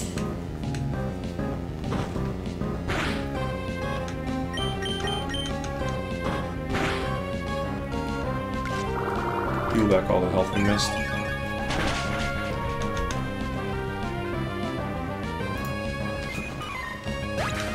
We got... What's the plan here? We'll summarize what we're doing again. Finish the Trick House, which we're just about done with. And then we're gonna get the XP from the May battle and the trainers on the route. We're gonna get to Mauville. We're gonna look really nervously towards Watson's gym, and then we're gonna train and catch. Did I not? Oh, I didn't talk to the scroll. Oh, man. Hey, thanks for the check-in, man. Yeah, I think I will have a good stream. Bye. Cute little cat emote. Alright, now we memorize the secret code that Trickmaster is a really cool guy. And we'll go write that on the scroll. Fabulous! This gives us a rare candy, which we will probably crank into Gex right before the gym battle. Like, we're gonna... Here's the plan, for the level up plan. Level up plan is we're gonna do every trainer battle possible using Gex whenever possible. Whatever level he's at, when we're done with all that, we're gonna get him to the next level, and as soon as he hits the next level, rare candy. And that should be enough for brute forcing as far as the gym is concerned, I would imagine. I would hope. We're doing alright. We're still paralyzed, but other than that, we're full health, so we may as well do a little bit of well, not training here, because we just got this one trainer. And then after this one trainer, we're going to be immediately fighting May, so we should go back and straighten out the team.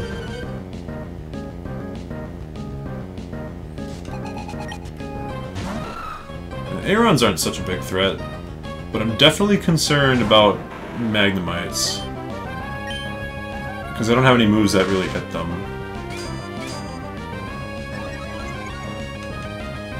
And they have the classic, the Metal Sound Thundershock combo. Or Metal Sound Spark. So, can always get fainted by that. And our backup Pokemon is Wingull, which is not going to do anything to a Magnemite. Unless it's already at like half or less health and we can water gun it.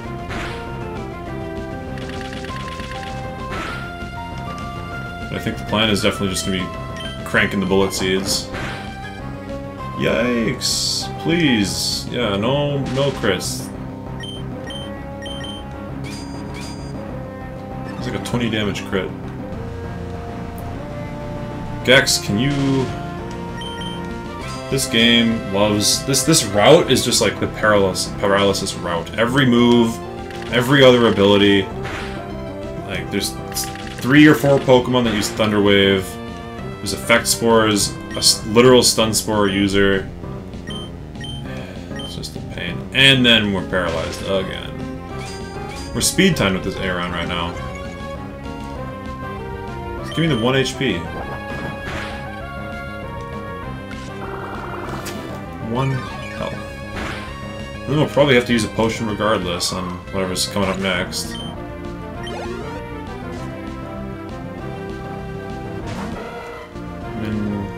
Oh, okay, he's a couple levels lower, has less attack, and is not using Headbutt. We will need to use a potion after Leer comes through, though. Probably should have used Absorb just to really hedge the bets. But maybe 3 hits of Bullet Seed will solve the problem. Nope. Get 4 hits on a double hit, but 3 hits on a Bullet Seed. Now here's the problem. If he's using an electric move, which it's almost guaranteed that he's not, we can't switch. So the only choice is just to like potion it up.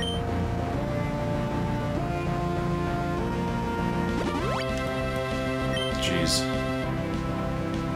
And we're fine. Whenever you prepare for the worst, it doesn't happen. If you don't prepare, that's when things go crazy. Yeah, so a crit would have even only done 12, but you never know. You can't risk it. The Leer defense drop.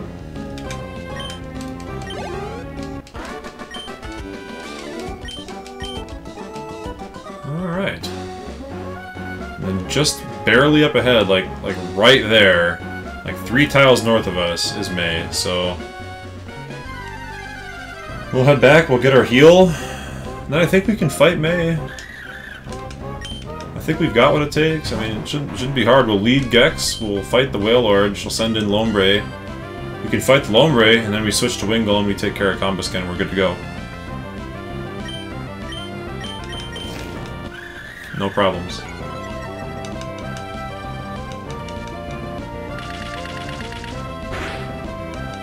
Everyone's got a plan until they get Quadra-slapped.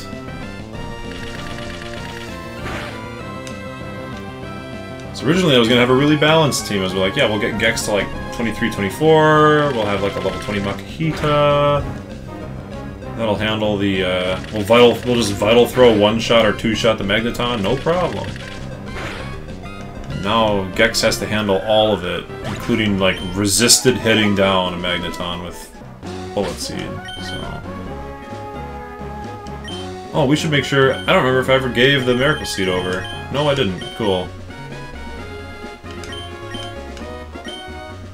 We'll give the Quick Claw to...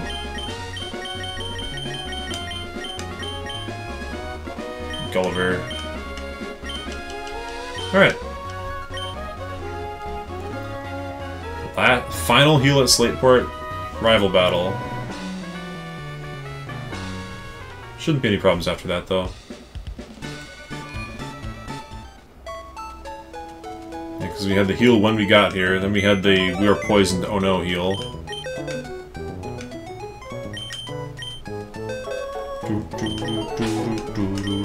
First death. Go to heaven, my poor boy.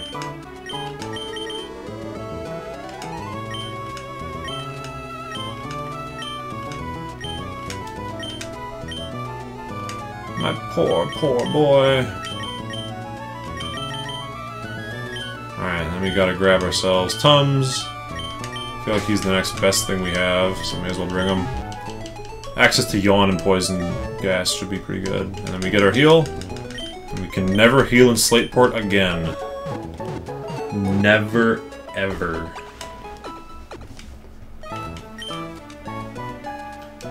Got plenty of heals left in the other towns, still. Like 7? 7 heals left in other towns? Just plenty, but... you never know. Alright. Time for May 2.0.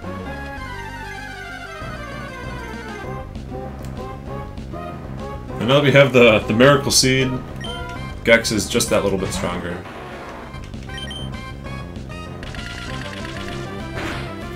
And we'll even get a level up right before Whalmer. Okay, good. I was gonna sigh dramatically because I thought he was gonna live and use Thunder Wave or something stupid.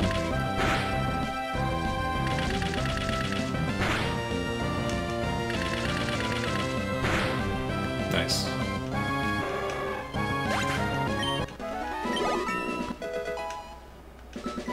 Alright. Oh, and we're learning... Ooh, Screech is kind of a thought. I mean, we don't really have a move slot for it, though. Because Screech would only combo with Cut, so it's not going to work. It'd be cool to, like, Screech the Magneton, like, 3 times. And then cut it for 4x damage, but... there we go. Time for the big battle! Got a gamer sit for this one.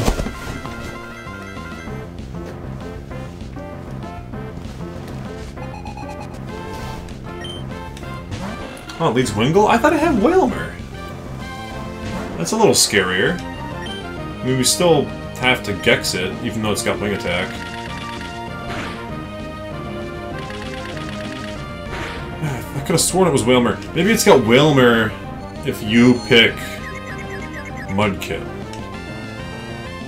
That might be the case. And yeah, we definitely can't afford to take a Wing Attack. Alright, Gulliver, just solo it. I'm done with this. I don't want to take a Wing Attack that crits and also hit myself with Confusion. A super effective crit Wing Attack. Yeah, that's not worth it, so...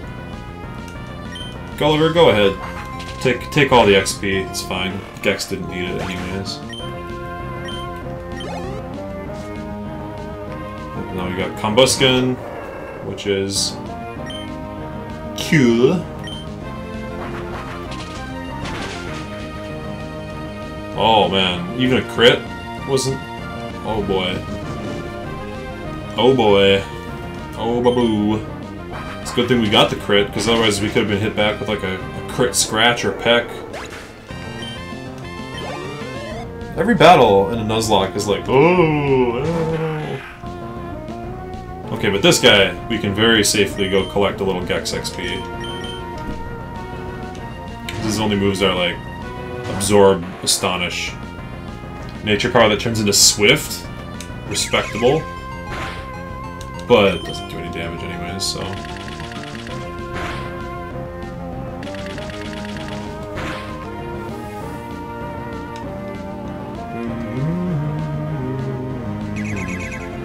he might have like a level 25 or 26 starter.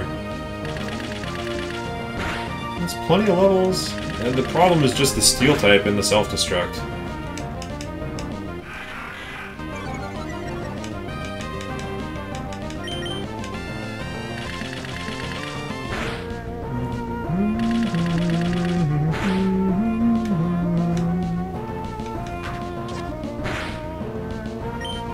Well, we may as well heal a little bit on the last turn.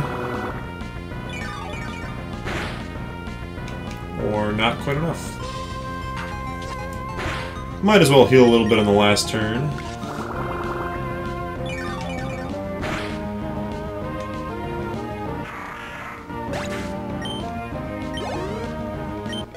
Gulliver hits the level 20 threshold, very nice. A little bit of extra speed and special attack could make the difference if things go absolutely south in the Watson fight, so you never know. Every little bit counts.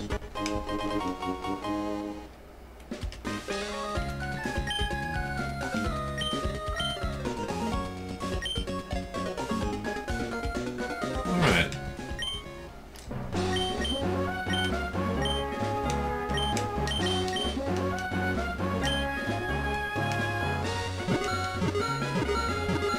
Always gotta use the item finder. Even if you already know where the item is. It's just tradition at this point. Alright, so this guy up ahead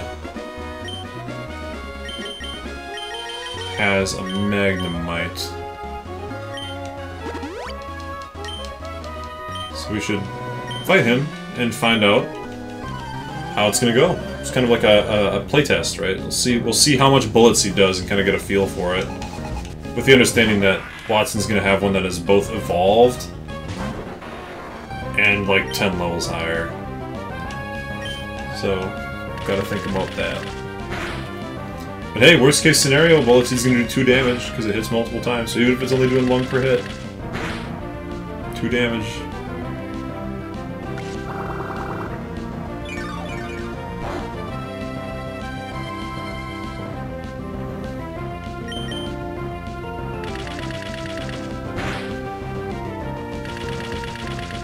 Maybe the guy next to him has the Magnemite, but I know at least one of the trainers on this route does, and then like 2 or 3 on Cycling Road has them too.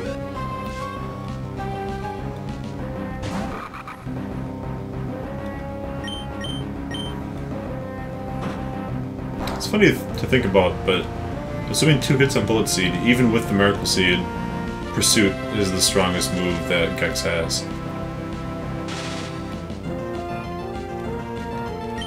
And we're paralyzed again. This is just like the route where they say, yeah, you'll be paralyzed at least like 5 or 6 times. There's no getting around it.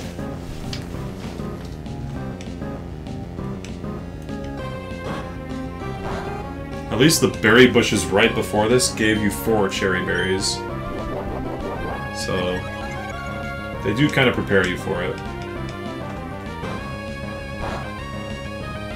It still sucks.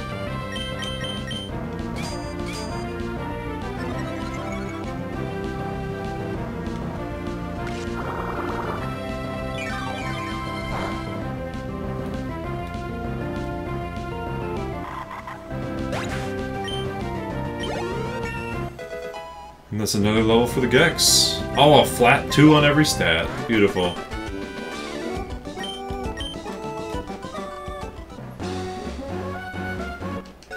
Yeah, I'll give you my phone number. Why not? And we'll go ahead and use one of them cherry berries.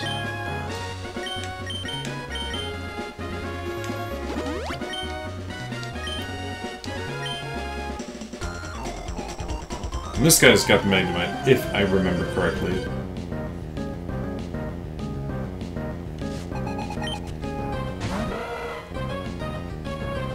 Oh, and he's got a guy with static and moves that can paralyze. Phenomenal. Oh, we avoid the problem entirely with a crit Bullet Seed. No worries. Oh, I guess he doesn't have Magnemite. Someone's got Magnemite around here, I swear it. Oh, there's the guy that has the hidden power fighting Abra. hidden power fighting or ground, but not water. Oh yeah, it had to be hidden power fighting because Lombre resisted it, or didn't resist it. It would have resisted if it was ground or water. It took neutral damage, so it had to be hidden power fighting. Hey, Kitten Gump, how's it going? Welcome to the stream. How do you like Pokemon Emerald?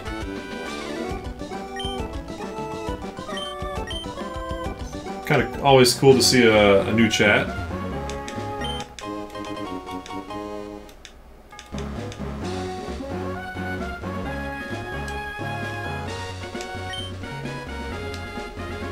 Are you the... Oh, I just got myself into a double battle. That is so bad.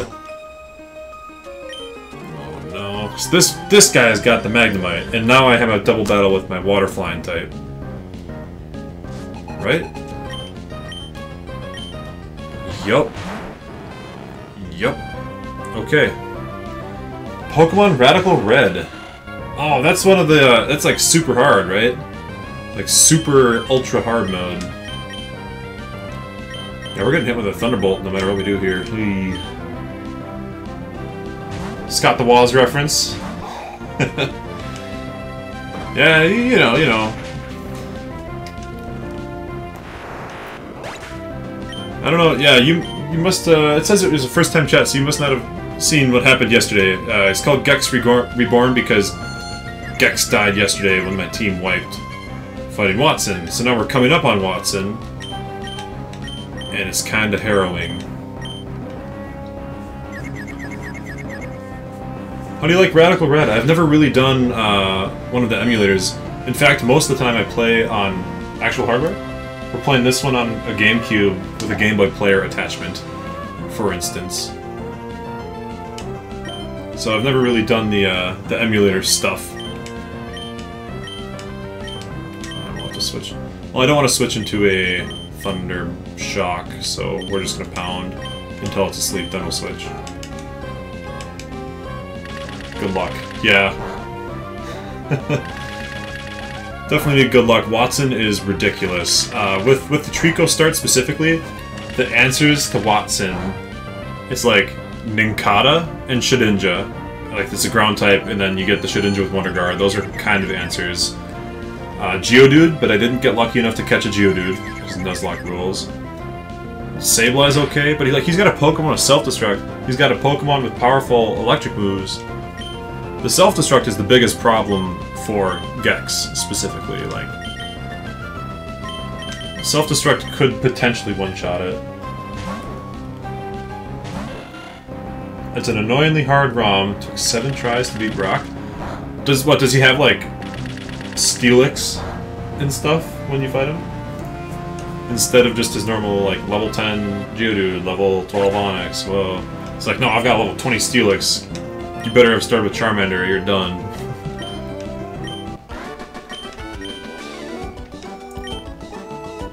Alright.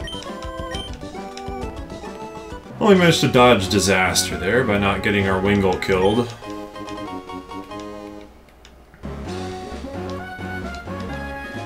I think one of these is an item up here.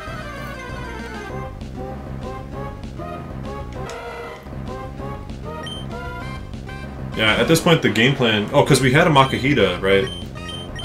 And that, the game plan was, okay, we're going to use Makahita to beat the Magneton. But then Makahita died to 4-hit double slap with a crit while being paralyzed. So, super bad luck, but Makahita didn't make it. And now the actual strat is just to pump Grovyle full of so many levels that I can't possibly die to a self-destruct. Is this the item? Oh, it's alright.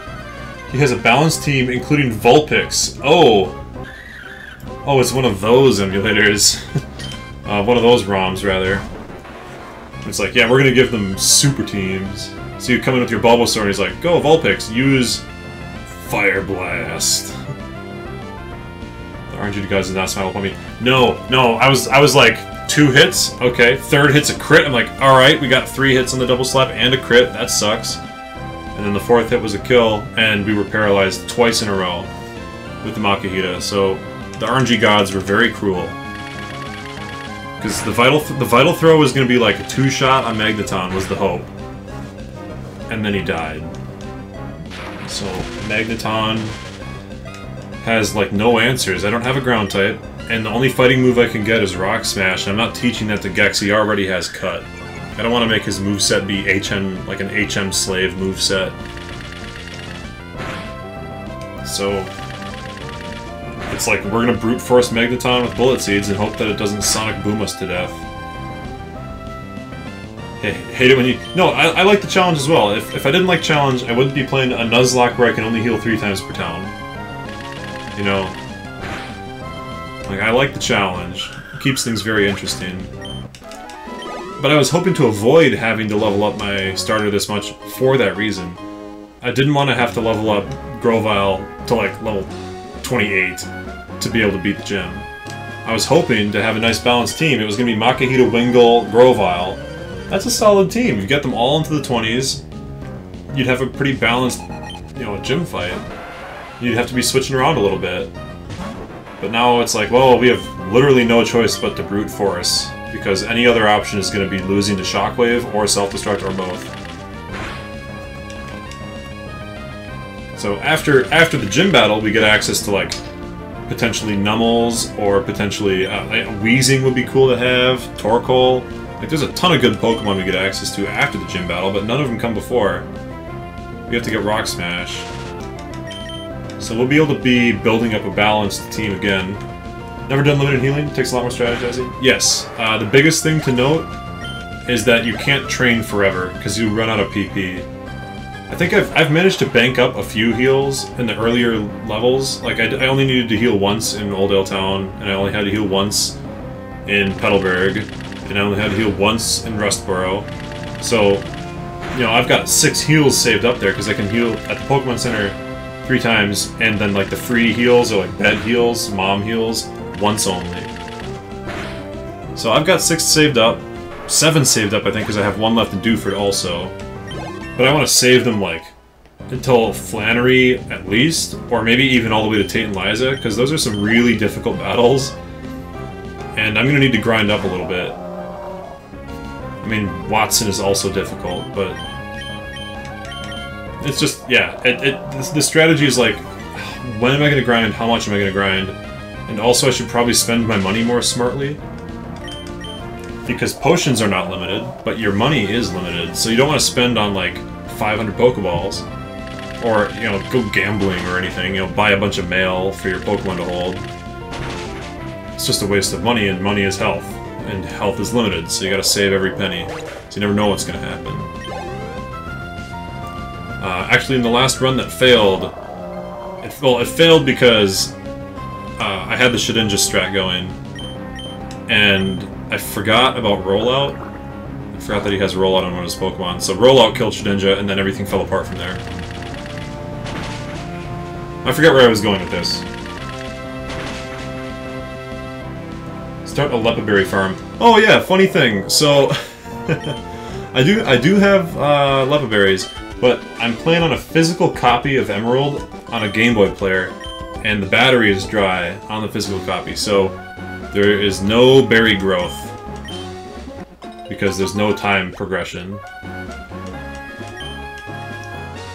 So I can't farm Lepaberries. Otherwise, yeah, because I have Grovyle, I could, like, Lepaberry Absorb, and just, like, farm that with infinite PP on Absorb, which means infinite health, and just, like, crank up the farming.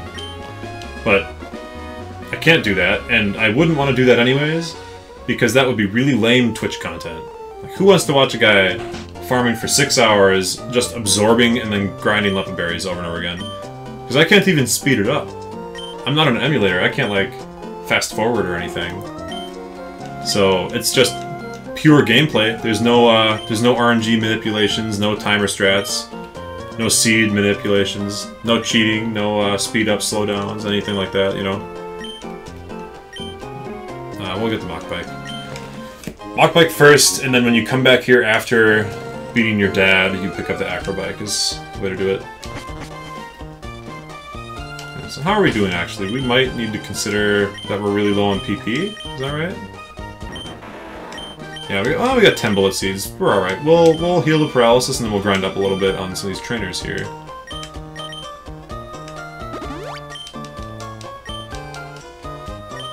We'll probably have to use the X special. Leopardberry Farm Simulator 2022. Yeah, you're just literally... Well, because the Leopardberries take like 8 real-life hours to work, so you would be streaming for like an hour, using all your absorb PP, stopping the stream, coming back 8 hours later, harvesting all your Leopardberries, and then farming until you're out of absorbs again. Which is a funny idea. But maybe there's like 2 people in the world that would want to watch that for more than like one time, one loop. We'd have to think of something else to do. Think of something else to chat about while we're doing it. Topic. What's the best grass starter? It's not Trico. Yeah, farming Leopardberries ain't much, but it's honest work. Your Pokemon can self-sustain itself forever with this berry, absorbing the life force of every other Pokemon in the world. Oh yeah, it's a great concept to discuss. It's a terrible concept to enact.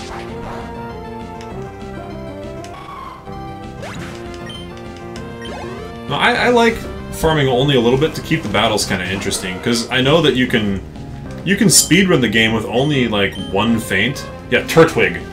Yes, Turtwig and Bulbasaur are tied in my mind. I love Venusaur, but I love Torterra even more, and the Gen 4 games are like the best, you know? So Turtwig gets bonus points for being a Gen 4 mon, and Bulbasaur gets points for being a nostalgia pick from the first gen, I guess. And then you kind of forget about, at least I personally kind of forget about Chespin and Snivy. They're kind of forgettable. And then Chikorita is like, he's got the nostalgia factor going, but he's really bad. Trico's probably solid top middle of the pack. I mean, for me it's like Turtwig, barely below it, Bulbasaur. Like a decent step down from that. Well, maybe like a half step down from that is the owl, whose name I can't even remember. Wow. It's so cute. It turns into Dartrix and then Decidueye, but I can't remember the name of the baby owl, the cute one. So he's like one step, like a full step below Bulbasaur. And then there's Trico, like just a shade below that. And then you get into like the Chikorita, and Grookey is kind of cool, I guess. Grookey's definitely below Trico though. So it's probably Trico, Rowlet. Yeah, I love Rowlet. He's so cute. It's absolute cuteness overload. So yeah, Rowlet, Trico then Rowlet. Or Rowlet then Trico. Then Grookey, like a full step down from that. And then a full step down from that, you've got Chikorita. And then a full step down from that is Snivy. And then 2 full steps below that is Chespin. Like, Chespin's cute in the show. He's got a really good personality in the show, but in the games, it's... that's my attitude about Chespin. I do love Owlboy. He's precious, and I love that he goes to Grass Flying on the second stage, and Grass Ghost on the final stage. I think that's really cool. Does he even go Grass Flying? I don't know. The Chespin slander. Oh, okay, yeah, alright. I can agree with you when you say you love Chespin, but you don't like the later stages. Yeah, he is very cute in the show. Has great personality in the show. But Chestnut is like real weird. He's got the long, weird arms, and like the kind of grumpy looking face. No, Chespin is adorable, for sure. But I gotta take into account like the full evolution line when I'm thinking about these things. I just don't like Chestnut. Okay, yeah. From a competitive standpoint, the hidden ability, like Snivy in game, I sleep. Snivy in the competitive scene, where you get to have Contrary Leaf Storm boosting your special attack by 2 stages while hitting the strongest stab grass move in the game. That's the real deal, you know. Chespin's middle evolution is... It is an orb. I mean, I can't talk too much trash about any of the starters, because by and large their designs are all really good. Like, even being the bottom tier starter in my list puts you above a lot of other Pokemon. There's nothing wrong with it. I just feel like he's a little more forgettable. Well, like, maybe Chikorita. If Chikorita wasn't, like, an OG from the 2nd gen, I would probably put Chikorita on the bottom. To be honest. Meganium's this big, dumb, goofy dinosaur, and I like that. But it's just not a lot to write home about, you know? And then as far as stats and, like, move pool go, it's probably the worst. The middle stage, Chespin is the goofiest of all the starters. He's up there. I really like Emo Drizzile, like the 2nd stage. Yeah, 2nd stage of Sobble is like, you guys don't understand me. Like, I think that's pretty goofy. Man, I wonder what the chat lag is. Chat lag has to be like a full minute. You guys are talking about Bayleaf. I've already moved on. Bayleaf is, yeah, very iconic and also very good in suit. And Bayleaf in the anime is really, really fun, yeah. Like, the anime saves a lot of them. Chespin gets a ton of bonus points for me from the anime. Because he's got a great personality. Who else gets, like, a ton of points from anime? Like Squirtle with the sunglasses is, like, 20 times cooler than Squirtle without the sunglasses.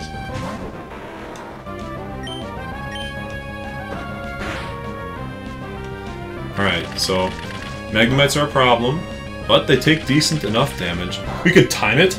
Alright, you just now, it just popped up like 3 seconds ago. So when you hear me say this, that's how long it took for me. It's 1:41 for me right now. So if you say something as soon as you see me hold up the 3 and go 1:41, then we can estimate. I'll patiently await that chat lag timing, because it lags. The stream going to you guys takes a little time for Twitch to actually give you the stuff, and then for it to come back to me from your chat also takes probably about the same amount of time. And there might even be additional lag because I have it coming up through my stream software instead of through my Twitch channel directly. So there might even be a few more seconds there. That's a nice level up. 3 health, 2 special attack. I'm still waiting for the chat lag timing to come through. It's long. It's like unfortunately long if things are going the way that it seems. A mini statue of the Squirtle Squad leader with realistic buff human proportions. I read that as it came through for an idea of the Twitch chat lag. Realistic buff human proportions. So it's just like a little Squirtle head. I'm paralyzed. So it's a Squirtle head on top of like a ripped light blue human bodybuilder that's like posing, and it has the sunglasses. That's what I'm imagining in my head, and I really hope that's the case.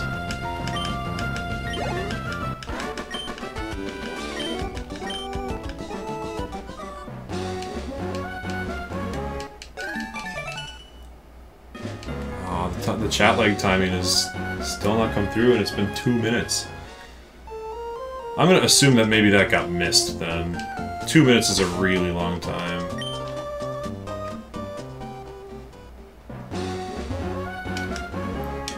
Oh, this guy's got Doduo. We might have to use Wingull for the Doduo fight. We cannot afford to jeopardize Gex under any circumstances. This is why I need like a deeper team. But we can't afford to make a deep team because we've only got so much healing. You just said it has been 2 minutes. Okay, so it's actually, it's not too bad. That's not too bad. It's like a 1 minute delay, maybe like a 45-second delay. That's good to know. Ooh, we took 15 damage, so a crit could do 30 here. But we're alright, we'll pick up the knockout. No problems. Yeah, we might be worth going to heal just to get rid of the paralysis. It'd be one of our heals, but we have the Western Town, Fall Arbor, I think it is. That's like 3 free heals, because there's no relevant battling that we have to do there at all, so... And these whippear berries are not very useful. But we can sell them for like $5 or something like that. Oh, and we have a catch. We have a catch on this route as well. So let's go heal before anything gets too crazy. Oh no, because using the PC heals whatever Pokemon are swapped in or out of it, that counts as a heal. So whatever we catch here, if we want it on our team, we need to catch it and then go use a heal. So we'll catch now. Looks like we're getting an Illumise. That's probably just going to sit in the box, unfortunately. It's close to useless against Watson. It's cool that it's got Moonlight, but yeah, that's a pretty terrible Pokemon. Almost useless against Watson. It would require a bunch more leveling, which is like another mark against it. It doesn't get any good moves at all. One of the best moves that Illumise learns that I've ever used with it is Shockwave, which we don't even get till after we beat Watson anyways. So... I'm not going to throw it out, though. I love those. Where did you get it? Oh, the mini statue of the... Yeah, like the Swole statue. Yeah. I would also like to know, actually, because that could be a great thing to, like, put in my little cheer squad corner over here. Let's go ahead. Well, we can Pokeball this.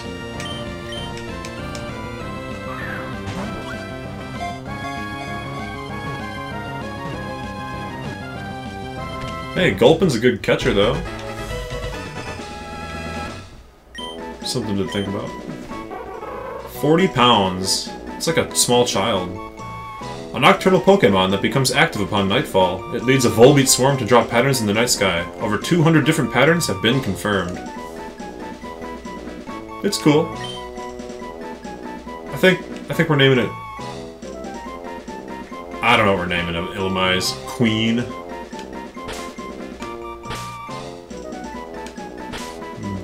Buzzy.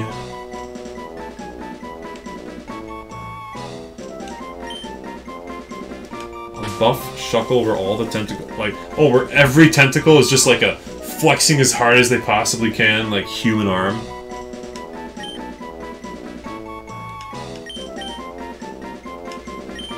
Bugga.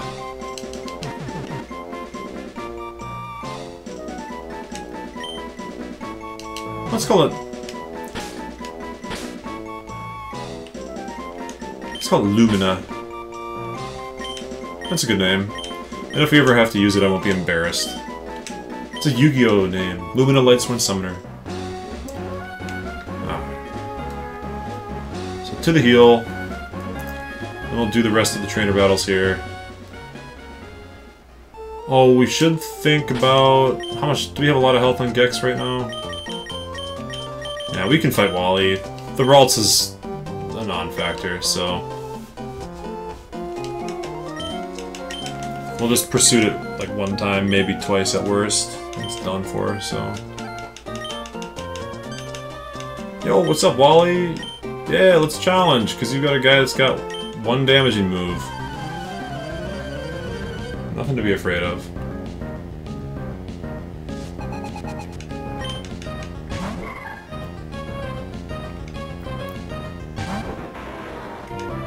So it should be one pursuit. Oh no! You don't double team me.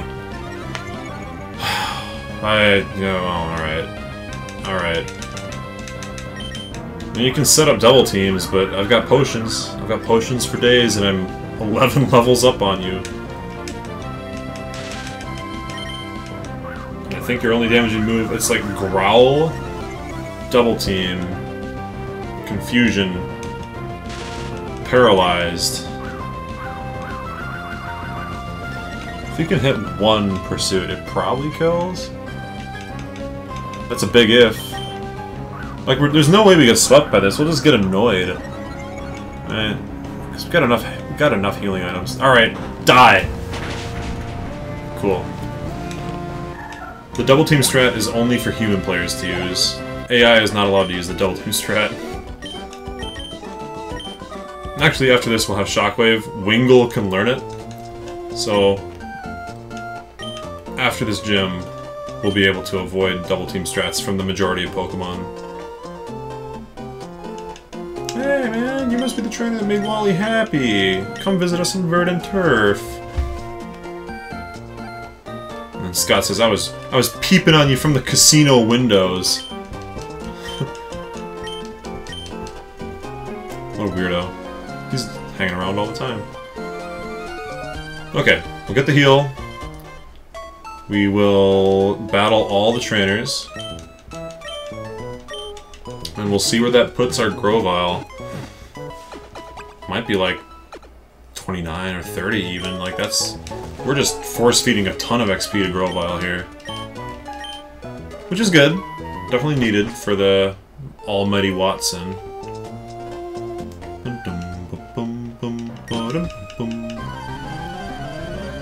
And Grovyle, Gex is going to be taking a nice rest, we'll say, after this gym battle. We will not be needing to train him at all.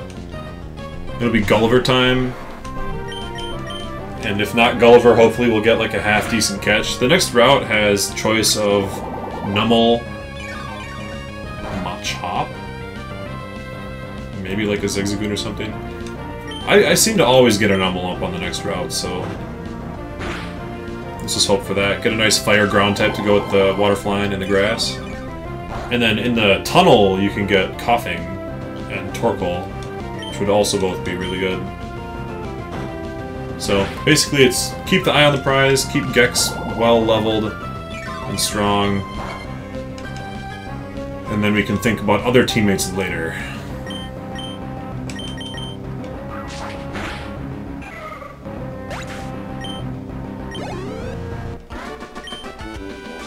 Oh, thank you, Sia. Thank you for the $720. We can do the win straight battles. I think the strongest win straight Pokemon is like level 16 or 17 or 18 even. Nothing crazy, nothing crazy.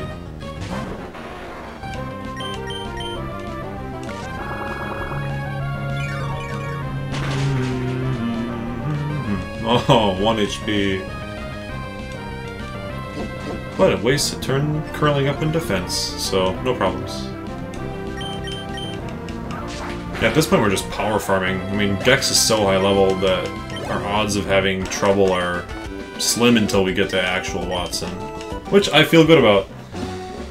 I mean, Shedinja was kind of like the ultimate cheese strat, but failing that, coming back into it with Gex, it should be fine. We resist electric moves. If we're a high enough level, self-destruct from Voltorb won't fully kill us. At least that's the hope. Knock on wood.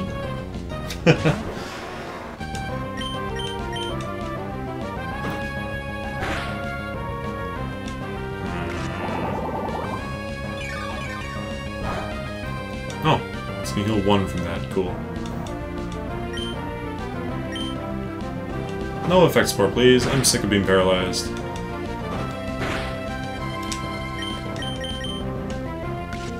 We got all these battles, again, 5 battles in a row against the win straights, which last run was like kind of concerning because I had lost to Gex. And I didn't have like a ton of good Pokemon on my team. We were really balanced, but we were all like level 19-ish range.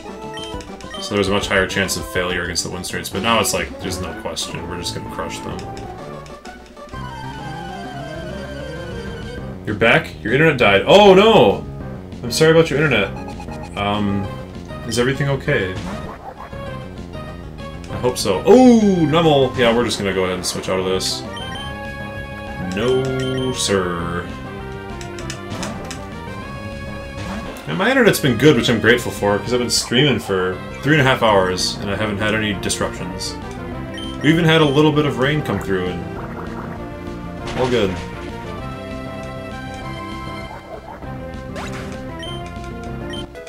Nice. Gex Reborn is a solid level 28. Oh, when does Sceptile evolve? Is it like some other grass types where it evolves early at like level 32? So we could almost go full Sceptile on Watson. I've got the rare candy. We're gonna use the rare candy. I don't want to mess up against this.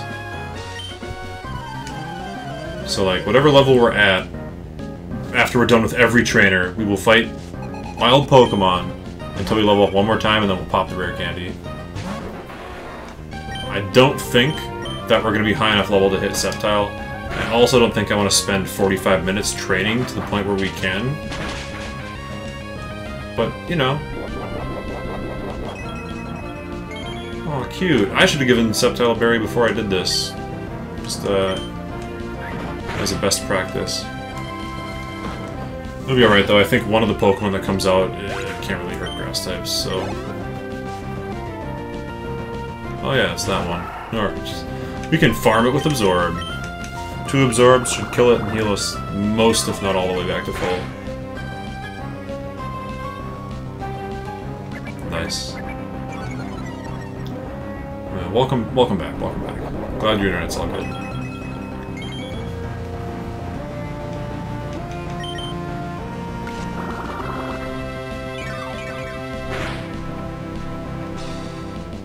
We're going to be doing this run again. Well, I actually don't know what amount of time I'll have for streaming tomorrow.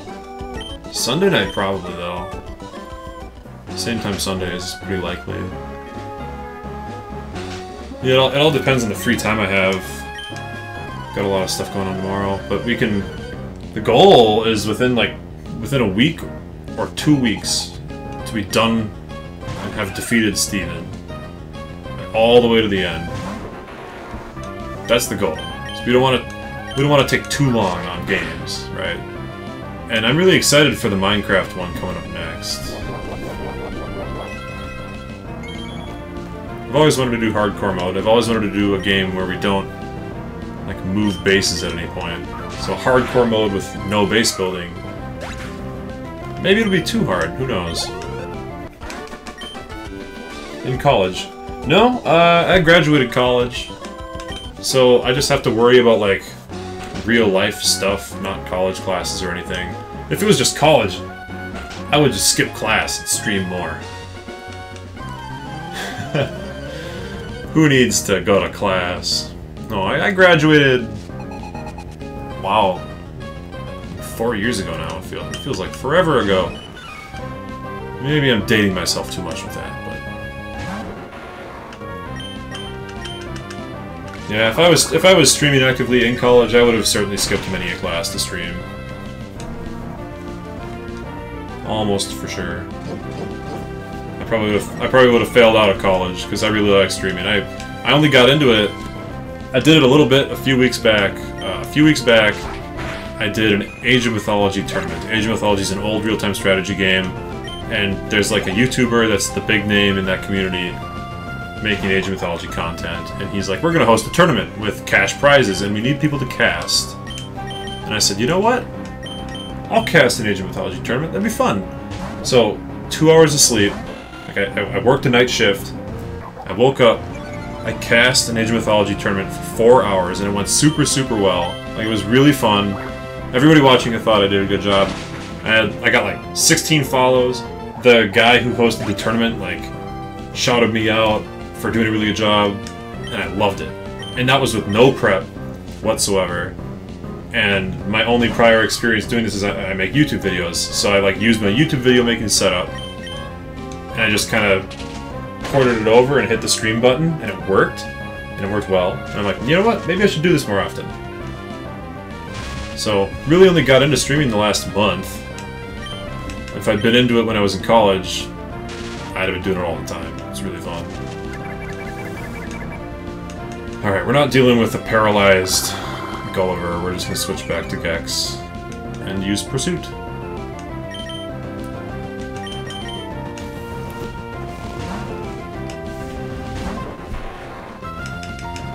Yeah, so now that I've been, like, thinking about streaming, which I've never really done before, I've got so many ideas. for challenge runs and like fun, interesting things to do. Oh, now we got poisoned. We still have another win straight battle to do. Are we gonna have to spend a term? Is your YouTube channel also Stormlocke? Yes, it is also Stormlocke. It might have a space instead of an underscore. I think I've got it in my Twitch description. Something really corny, like, I make excellent YouTube videos. Here's my YouTube channel. It's on my Twitch channel page somewhere. My YouTube channel's been all over the place. I did some Breath of the Wild stuff that was like fun and fancy-free, that I had a lot of fun with. And then I also have done some top 5 or top 7 or top 8 weapons for Monster Hunter World, and those were really popular. So I did every weapon in Monster Hunter. I got really busy with real life stuff. I bought a house, I got a job, and that kind of like, or like got like a job that was a lot of work, like more so than the job I'd had previously, and it kind of made things complicated. Okay, don't stall for poison. But yeah, so like I got a crazy job and a house, and it like slowed down my YouTube progress significantly. But I've kind of reworked things, so now I don't need to worry about it as much, and I can spend some more time working on my content creation. So I'm probably gonna make a lot more of the fun videos. The fun videos take a lot more work, and I'm gonna stream. I love streaming. So I'm gonna take these streams, like the stream here. Probably gonna have, I don't know how long it'll take to finish a Nuzlocke, like 30 or 40 hours of streaming total to do it safely and reliably. And I will take that 30 or 40 hours and I will chop it down into a highlights reel, and I'll throw that on YouTube. Maybe like a half-hour to a 1 hour long one. GameChamp3000 is a YouTuber that I really like that does stuff like that. She streams like challenge runs and stuff all the time. And then we'll, like, once a month or once every few months, post a compilation of the highlights and the summary of how it went, narrated over to, like, explain all the high points and the low points. And I really like that format, so I'll probably do that format where I stream challenge runs, and then when the challenge run is done, I'll cut the highlights, do a narration, explanation, and I'll throw that on YouTube as, like, a half-hour series. And then I'll keep making my fun content. And then Monster Hunter Rise is the latest Monster Hunter game. That's got a DLC coming out. So whenever the DLC comes out, we're gonna do the top, like the conclusive top weapon series for that. You know, I've got like 1,000 ideas for videos, so I really worked hard to get my real life stuff lined up in such a way that I can take a little time and work on my content creation stuff, because I've got a ton of ideas, and I actually think that some of them are really good ideas. You got me monologuing! Frozone style. I could talk all day. But yeah, the YouTube channel is also Stormlocke. Should be somewhat easy to find, I hope. Eventually we'll have Pokemon Nuzlocks on there, because we're doing a Nuzlocke right now. If you do that, do you like to take notes when interesting stuff happens, or rewatch the whole Nuzlocke? I don't know. This is only my 3rd day streaming. I don't really have a plan for it. I guess the way I would do it is I would take notes after the stream is done and it's fresh in my memory. Oh, we got Leaf Blade! We got Leaf Blade! Alright, I feel really good about the gym battle now. Because Leaf Blade, 70 power, yeah, that outmodes Bullet Seed, right? For sure. Keep Absorb for healing, keep Pursuit for type coverage, keep Cut because we literally can't forget it. But Leaf Blade is as strong as 5 Bullet Seeds. Alright, as strong as 7 Bullet Seeds, so... Awesome. Alright, I feel really good about this. Also, the animation for Leaf Blade is one of my favorite animations for any move. It's like this. It's like, sha, sha, sha, chaka chaka chaka. Yeah, I'll show you. I mean, you know what it is if you played these games, but cha, cha, chaka chaka chaka. It's so cool. So cool. But yeah, so the plan will be to take notes from my memory afterwards, and then I'll rewatch it. I mean, with the Pokemon Nuzlocke in particular, you're going to be able to go through and kind of reliably know when something interesting happened.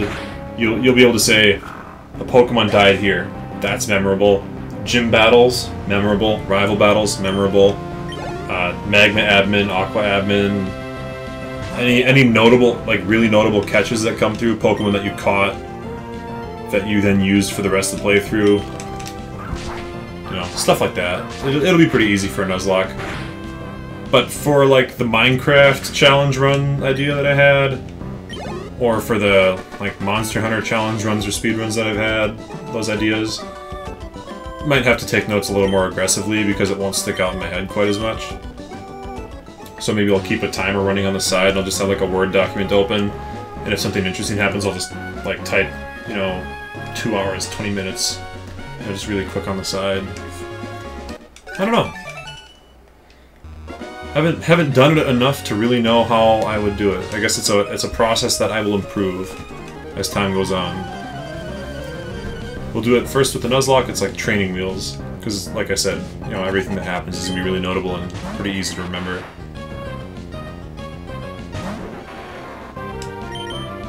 Alright, we're over leveled as heck. Let's find out how much damage Leaf Blade does to a resisted target. Pretty sure level 17 Doduo can't kill even with a super effective move.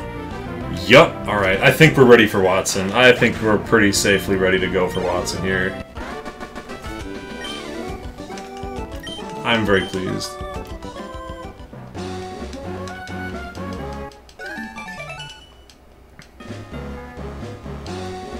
We even got like 4 more trainer battles to do here. If in the 4 more trainer battles we can get to level 30.5. I don't know when I evolve. I should have probably looked that up first, but we might literally Sceptile it.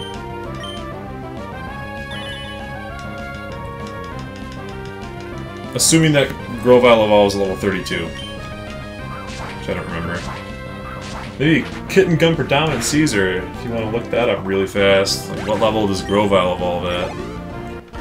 Because I feel like later gen grass types evolved earlier. Maybe even Bulbasaur evolved earlier. I don't know why that's not like in my head. I'm pretty sure Bulbasaur evolves at 32. I don't know if Grovyle does or not. But if it does, like having a Sceptile with Leaf Blade is going to be busted.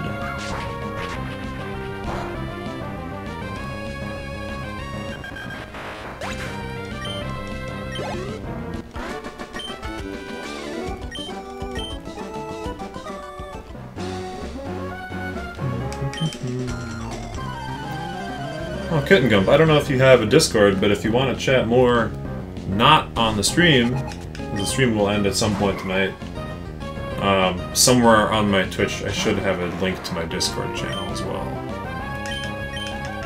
Discord server. I'm trying to grow that up a little bit. We got a good number of users on there. 36? Okay.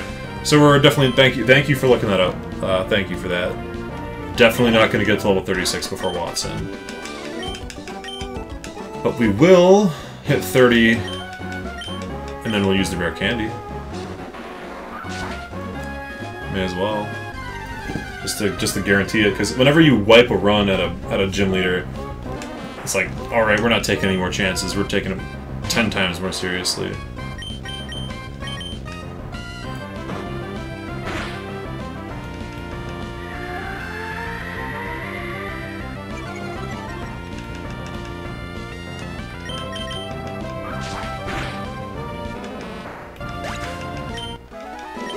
Alright, we got like a Pokemon breeder battle, a couple items to pick up.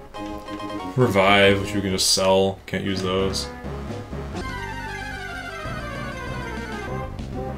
Nice. How much XP do we get from this thing? Like 5? 0? 10? Somewhere higher than 10.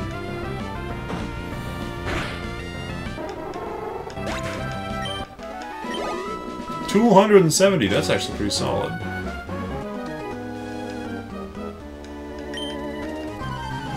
Ooh, you know what I forgot to do? We defeated May. We gotta turn on this. Watson with the Voltorb is the next big threat. we've already been talking about that for the last 45 minutes. So anyone new that hops on the stream, you know, they gotta be able to see the threat meter.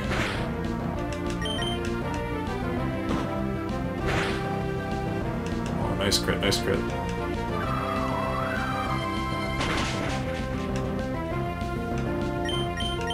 Yeah, I think we're a high enough level now that we're not going to die to a self-destruct. That's the big thing.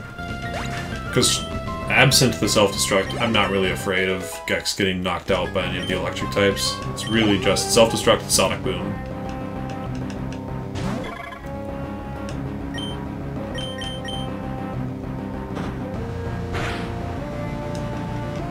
Both of which we're fine. We can take 4... Well, we can take 3 sonic booms and we have to heal. Oh, and we still have a couple more trainer battles. We gotta go back. And we want to do this because we want the soda pop for healing. We gotta go back and do the... Whether you're hot to trot or cool cat not, chill at my papa spot. And we also, if we want even more gratuitous leveling up, we can go do the cycling road. But frankly, I don't think we need it. I think we should fight Watson with the overpowered Grovile. Hello? Wally? Wally got a phone call. How did he get my number? How did this kid get my number? But I think with how overleveled Grovile is, we can pretty safely do the gym.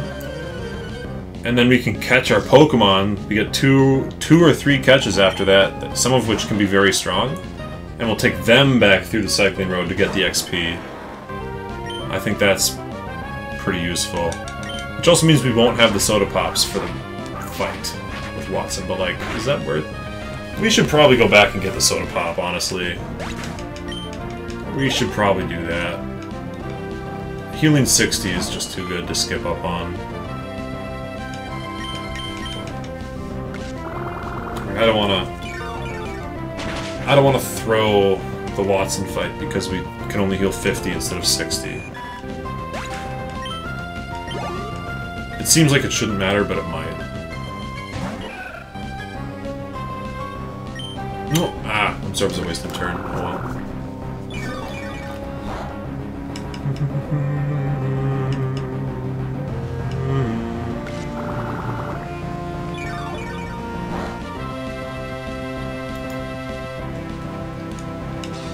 Alright.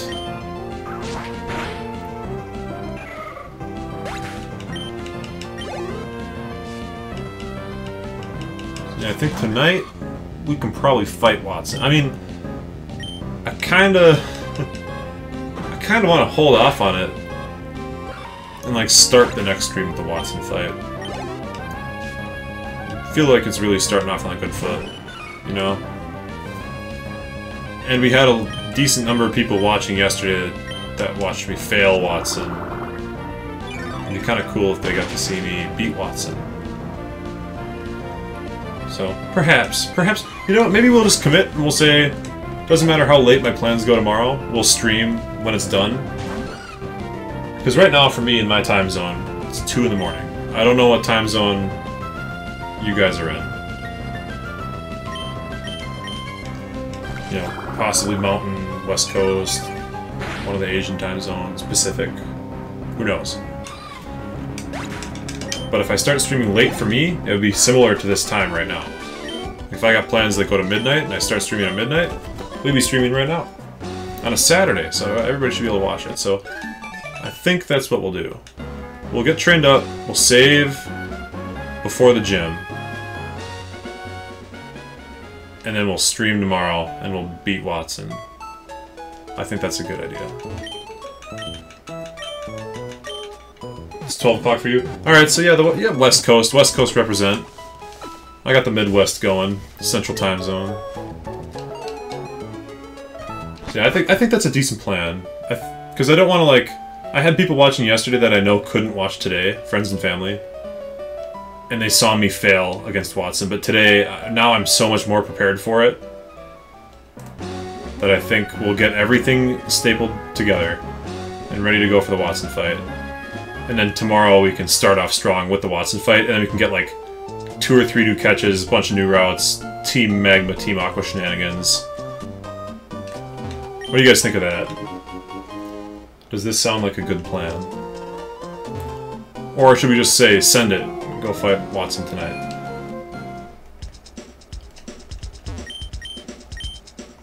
I guess I'm asking you, is it alright if I wait? That's kind of what I'm doing.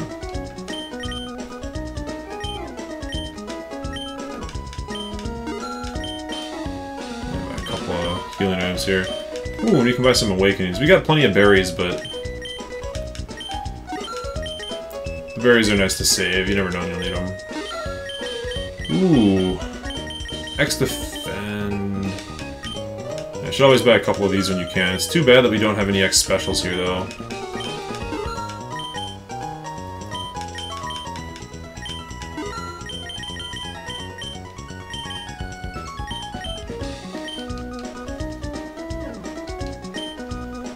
Leaf Blade's a high crit chance move, isn't it?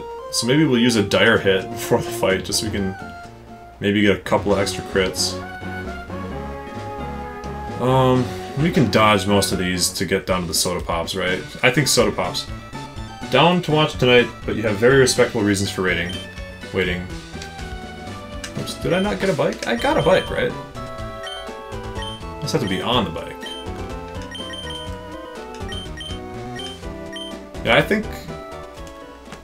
think we'll get everything set up. We'll even do the gym trainers. That's a compromise. Ooh, we forgot about the secret hideaway person. Oh, we could have saved it to level up our catches later, though. That's fine.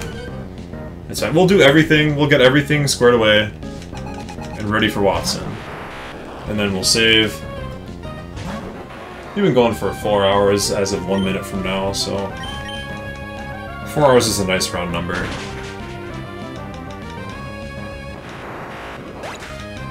And then we'll come back to it tomorrow.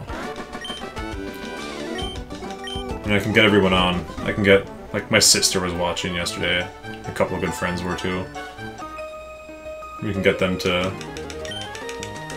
see the progress I made. So yeah, how did it go down yesterday? Well, it should be on the stream archive, but if you don't want to take the time to watch that, we had a Shedinja, and I was like, even before the gym fight started, I said, as long as Shedinja is there, we're fine. So the plan is going to be lead Shedinja, switch to a different Pokemon to scout in case they have a move that can hit Shedinja. Did we just one-shot that Magnemite? Wow. Wow, alright. We're actually super ready for Watson at that rate. Anyways, yeah, so we had the Shedinja, and I said, before we fought him, we will lead Shedinja, we will swap to scout for moves. If they don't have a move that can hit Shedinja, we'll swap back to Shedinja, kill him, no problem.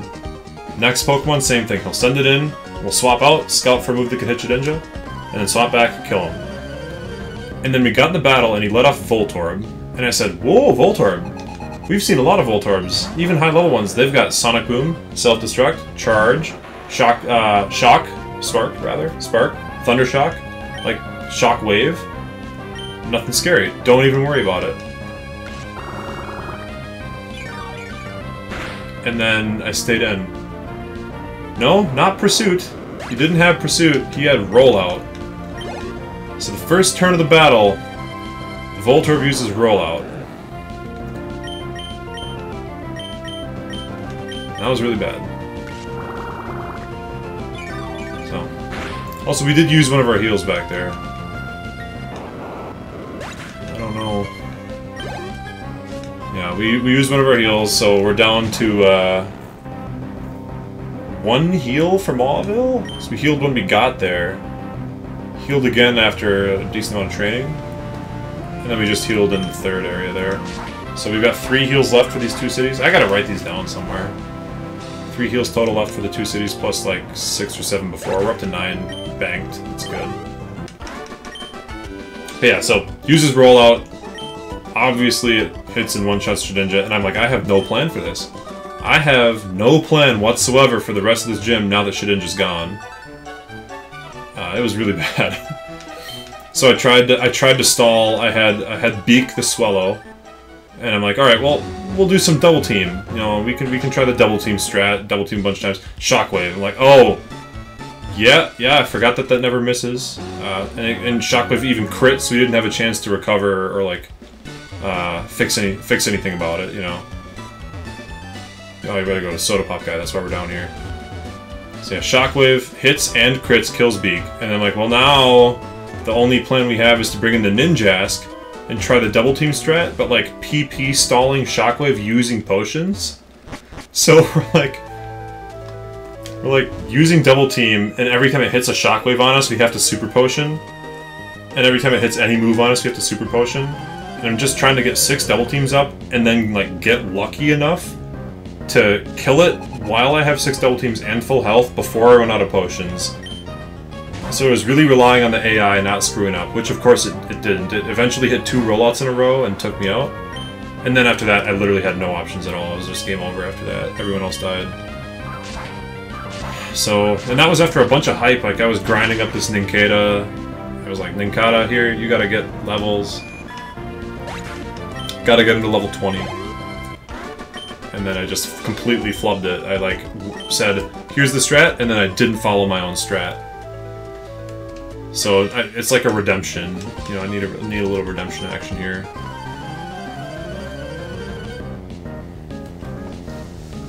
But you know, we got a few people watching here.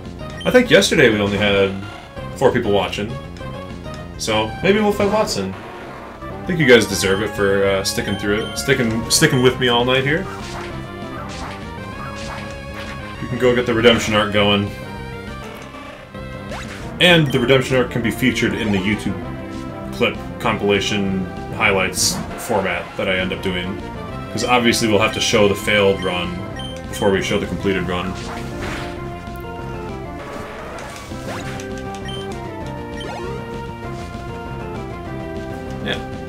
Yeah, I think we'll do it. We'll fight Watson. You guys have stuck with me through the whole evening. We may as well go. We're getting the Soda Pops. We're getting like a level 32 or 33 Grovile by the end of all this. We will be ready. We'll fight Watson.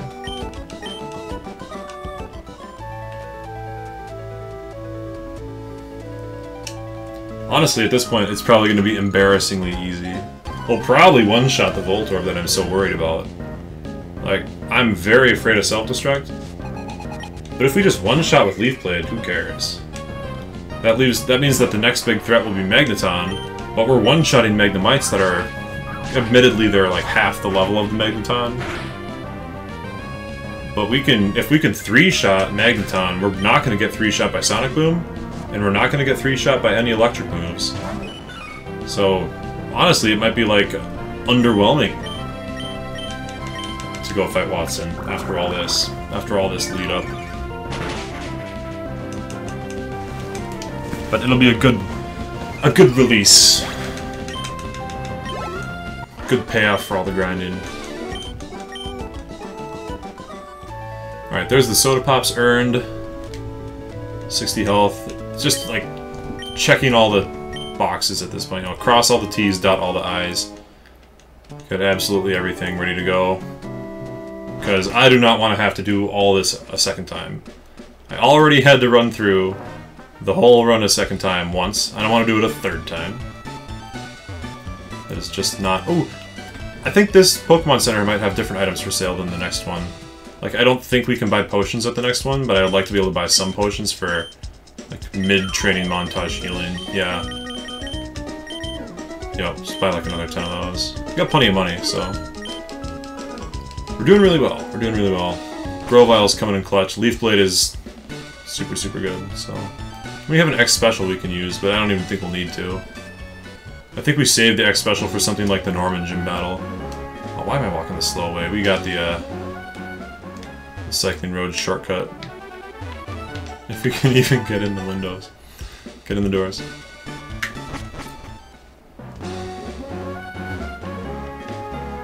Alright, and I know some of these trainers are battleable still, but we're gonna try and skip them. Like that guy we could battle. And I think that guy we could battle. But we're gonna skip them so we can train up our next route guy that we catch after Watson. So we don't need any more on Gex. And actually Gex is like Okay, 700 away from 32. You know what? No, we're just gonna make sure that we can one-shot that Voltorb, like 100%. 100%. We're not gonna drop it at the finish line this time. No mistakes. We're one-shotting Voltorb. We never have to deal with self-destruct.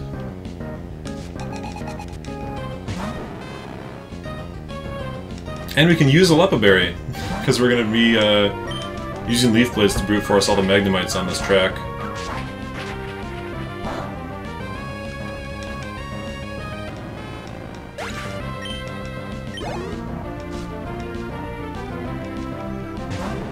This is so great to see one-shots with a resistant move. Yesterday I was having a lot of trouble with the Magnemites because my only move that could really hit them was Aeron Mudslap. Yeah, I got so lucky to catch an Aeron as my catch for Dewford Island Cave, and then I flubbed the run. Like, I was looking forward to being a Nuzlocke with an Aggron. Like, that just... it's OP.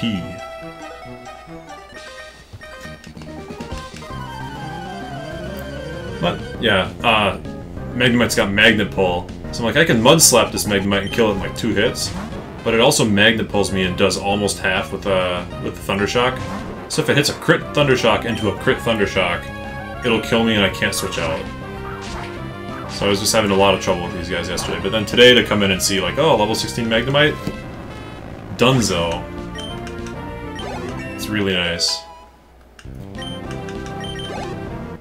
There we go, perfect. We hit level 32, and then we'll crack the rare candy. We're following the playbook. Yesterday, I didn't follow the playbook. Today, we are following the playbook. The playbook was we will level up, we will pop the rare candy, and we will not leave anything to chance. Is there one more battle left? Yeah, there is. Let's still get that going.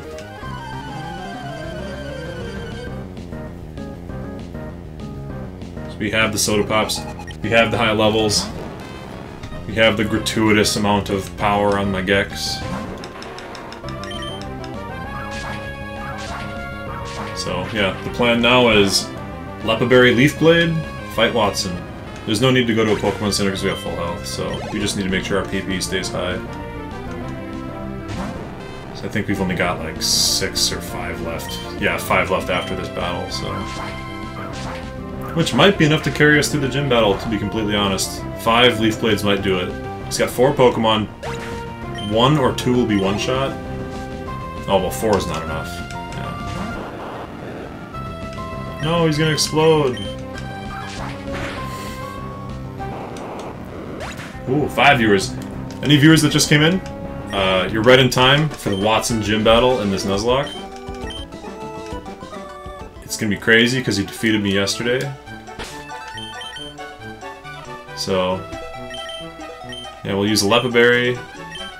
Yeah, one of the rules for this is that there's a limited number of uses of each Pokemon Center. We've already used the Mauville Pokemon Center twice. So, if we want to heal PP, we need to use Lepa Berries. It really restricts what you can do.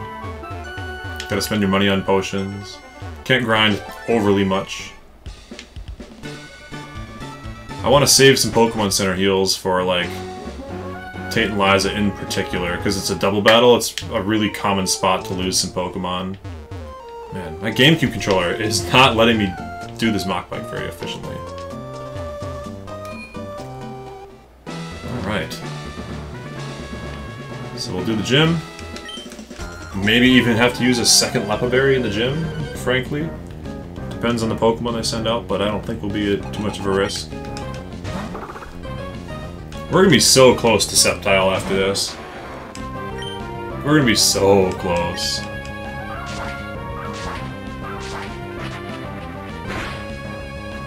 Like, after these gym things, we'll be 34. Maybe even, like, 34 and a half.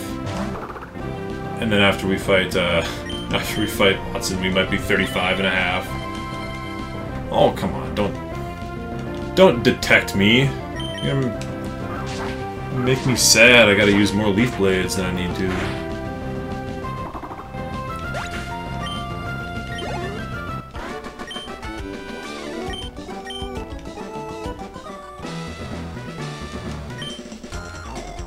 My electric soul, it'll shatter your dreams whole.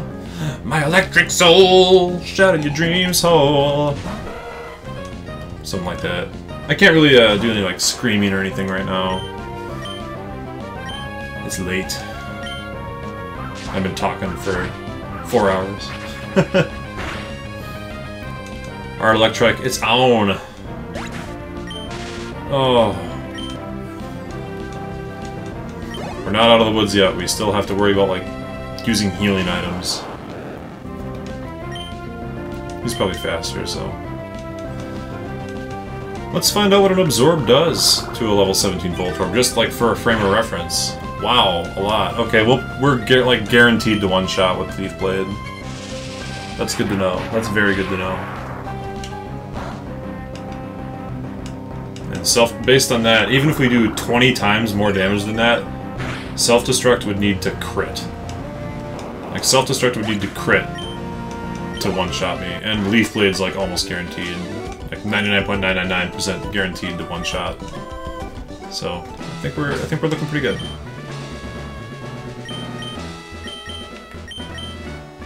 Paralyze heal, where you at? Bottom of the bag.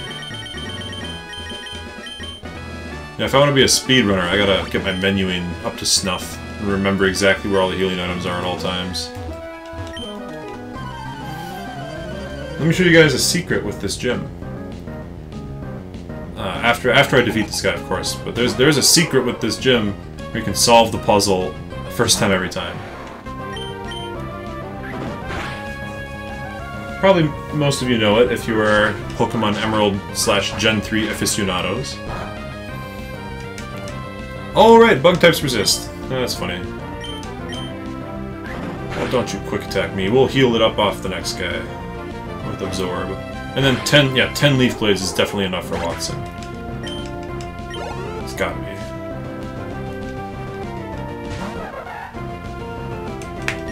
Yeah, you only have to step on a single panel to beat this entire gym. If you step on any other panels, you're ruined.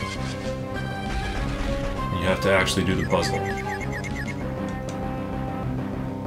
Dark Chicken? Yo, Dark Chicken, what's going on?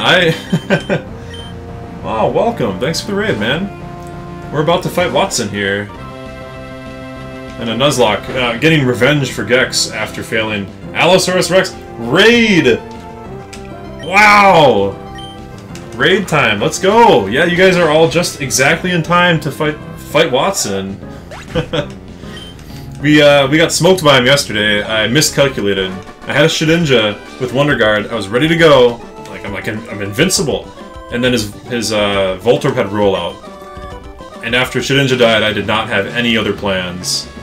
So we're here to get revenge for all the fainted Pokemon of yesteryear. It's a big moment.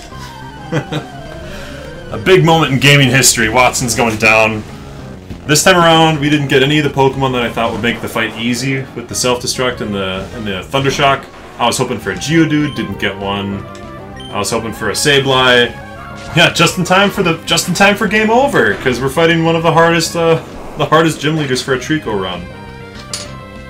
Like, Trico runs are hard enough as it is, and then when you fight Watson, it's like you need to get Geodude, or like sort of Sableye, or like Nincada. Otherwise, things are hairy. And I didn't get any of those this time. I got the Nincada last time and I flubbed the Shedinja, but this time around we have nothing. So we're like, alright, Gex, we're gonna make you way over leveled, and that's how we're gonna succeed. It's not my preferred way of doing it. I like to have a little bit more of a balanced team, but you know, if you can't have a balanced team, you may as well have a really strong starter. So we're just gonna do this. Use Lepa Berry on the Leaf Blade. Use a potion. We should be good to go. Like, this is the redemption arc for all time. Team wiped yesterday. We team wiped less than 24 hours ago against this exact gym leader. Whoops. I resist. It doesn't matter if it resists Leaf Blade. It's still my strongest move. And we get the crit. Nice. It's my first time being raided. Dark Chicken, thank you.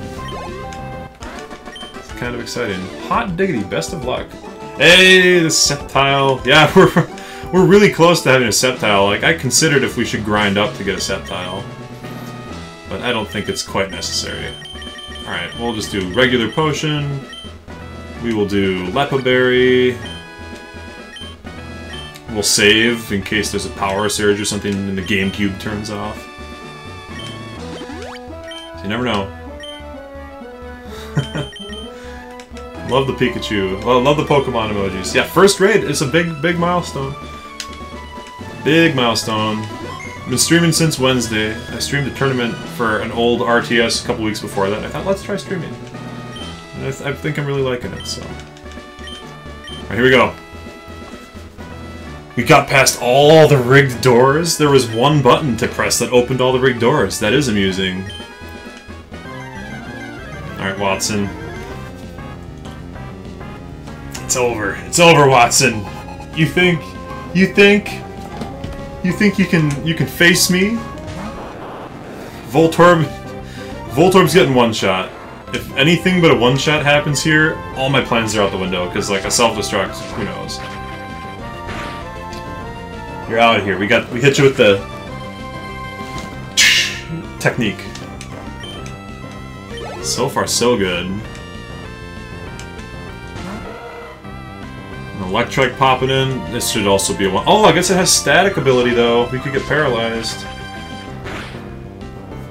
Well, you're on a good track. I think you have a pretty good personality for streaming. That's good to hear. That's a good a vote of confidence. Thank you, Allosaurus Rex. Oh, we got paralyzed. No, no, just in time for Magneton. Oh, never fails. They gotta throw some little loop at you every time. But that's why we purchased the Paralyze heals. We'll see what happens. Sonic Boom. We can take 4 Sonic Booms. We have the threshold, the break point, to take 4 Sonic Booms and still be fine. And the Leaf Blade is a 3-hit KO. And you know what? Maybe we'll just ignore this. If he's gonna Thunder Wave every time we Paralyze heal, we may as well just Leaf Blade every turn.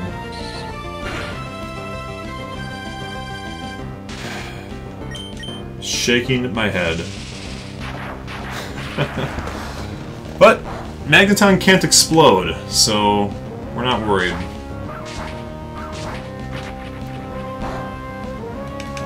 And he's probably going to use a healing item here. Yep. So predictable, my man. So predictable.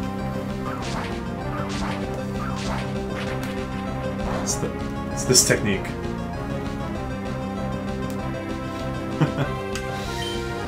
Okay, one more Leaf Blade is safe, and then we'll... I guess 20 health is safe, because his Shockwave is doing 9? Yeah. So a crit Shockwave does 18 to 20-ish. And then this is why we got the Soda Pop, because now we can get this low, and Soda Pop all the way back to full. Are you allowed to heal with this Nuzlocke? Okay, so yeah, there's limited healing. The rule I came up with for this is that you can only heal 3 times per Pokemon Center. And you can heal with potions, but you can't heal more than 3 times per town. And once per bed. You can only abuse... You can't abuse anyone's hospitality. So there's 1 mom heal, you know, 1, yeah. 1 heal per bed. Or like per random PC that shows up, I guess. I think Absorb will kill here. Oh, he's gonna use another Super Potion. Yeah, so I've been keeping track of how many times I've healed per area. Yeah, can't overstay the welcome. Like that lady on Route 112 coming up. She's got her bed, and you're like, I'm just gonna go sleep here 12 times while I train, and she's like, I didn't know you needed needed a place to sleep so badly. She starts to get very concerned after like the 3rd or 4th night that you stay there. Yeah, so far, the only real impact that the 3 Pokemon Center heals per town has had is to make me very aware that I only have a limited number of heals. Like, I don't want to grind too much. I don't want to spread my whole team up to, like, level 30 plus before this gym battle, even though I could, because it would use up my heals. And I'm really worried about, there's, like, the Flannery boss battle is really hard. Norman can be really hard if you don't have anybody with, like, Protect. And then Tate and Liza. Tate and Liza is, I think, the run ender for a lot of Nuzlockes because the double battle format is really, really hard. They can focus fire down one of your, like, key party members. So I'm trying to save up my Pokemon Center heals that I have so that I can train a lot before Tate and Liza if I need to. So right now, I think I've used 1 in each of the first 3 towns, 2 in Dewford, 2 in Slateport, 2 in Mauville, and 1 in Verdanturf, whatever the western town is, west of Mauville. So I've got plenty of heals left, but it's like, you don't want anything to go badly. Also, this gym battle, he's hitting for 14, crit would do 25 or so, so hit him with the slash attack. We got him. We got Watson. Revenge has been acquired. Revenge for Gex 1.0. Revenge for Beak. Revenge for Calamari 1.0. We got Calamari 2.0 on the team right now. Revenge for Beans the Lombre. Rest in peace, Beans the Lombre. Revenge for Arya the Aeron. We've gotten revenge. Oh, and revenge for Sakura the Ninjask, and all caps Shedinja, because you can't nickname Shedinja when you get it. Revenge. Revenge. And we're not learning agility. We're already, like, freakishly fast. Oh my goodness. Thank you. Yeah, you gotta say their names. Watson killed them all yesterday in cold blood. They were a little under-leveled, and then I flubbed the Shedinja, but... And we got Gex Reborn came back, and got revenge. I'm so glad. I can finally start thinking about, like, other things to do. Like, we got Flannery's next, but there's a lot in between here and there. There's, like, 6 Pokemon to catch. There's the Meteor Falls situation, where we can, like, pray for Solrock. Solrock's my fave dude. So... Oh, Torchic, I'm sorry. I didn't mean to knock you over there, bud. Watson is a murderer. He murdered 6 Pokemon. And my ambitions, and hopes, and dreams, all at once. His Voltorb, actually, after his Voltorb rolled out my Shedinja, he wiped 5 Pokemon with Voltorb. He rolled out and took out, like... between Rollout and Shockwave, took out 4 guys, and then he self-destructed on my 5th guy, and I was like, that's it. Yeah, Torchic is... he's doing alright. He can sit back up. He's good. He's my mascot. Even though I don't... If I had a Trico, he would be my mascot, but... How are we looking? I mean... Should we use a heal? I don't even know if we really need to. I think we will, though. We'll use a heal, and I mean... Let's just keep this party rolling. We got raided. We got yeah, the cheerleaders. I mean, you guys are my cheerleaders, too. But Solrock has been watching over me since day one. He's even... I got art commissioned to him for my YouTube profile pic and my Twitch profile, so... Alright, and I think that's it for Mauville. No more healing in Mauville. That was all 3. So we're gonna go up and we're gonna get some catches, which I'm excited for. Oh, we have to teach somebody Rock Smash, too. Can't forget. Oh, we didn't even get Rock Smash yet. We have to go do that. Try the bike out again. Yeah. Grab Rock Smash. Teach somebody Rock Smash. I'm kind of hoping for a Numel or a Torkoal. Like a Fire type would really complete the team. We can go over the team a little bit since we got so many new people here watching. I can show you what we're dealing with right now. So as of right now, we've got Calamari, the Tentacool, Metallica, the Whismur, Beak Reborn, the Tailo, and Tums the Gulpin. None of these, I'm not super attached to any of them, but Gulliver the Wingull, absolute MVP. And then, of course, Gex is, like, the reason for the run existing. Gex is now 15 levels over Gulliver, so we're not going to use him for a while. And I would love to catch a Fire type to complement this. We have 2 chances at a Fire type coming up here. So we're gonna go and see what wild Pokemon we can get. Oh, and someone's still gotta learn Rock Smash. Gotta teach it to somebody. Oh, good. Glad Gulpin can learn this, because... Gulliver like Animal Crossing? Gulliver like Animal Crossing. Yes, Gulliver's my favorite. Well, I don't know if I like Gulliver or the Ghost more. I think Gulliver is one of my favorites, because he's such a character. Yeah. Like Animal Crossing. And he'll turn into a Pelipper.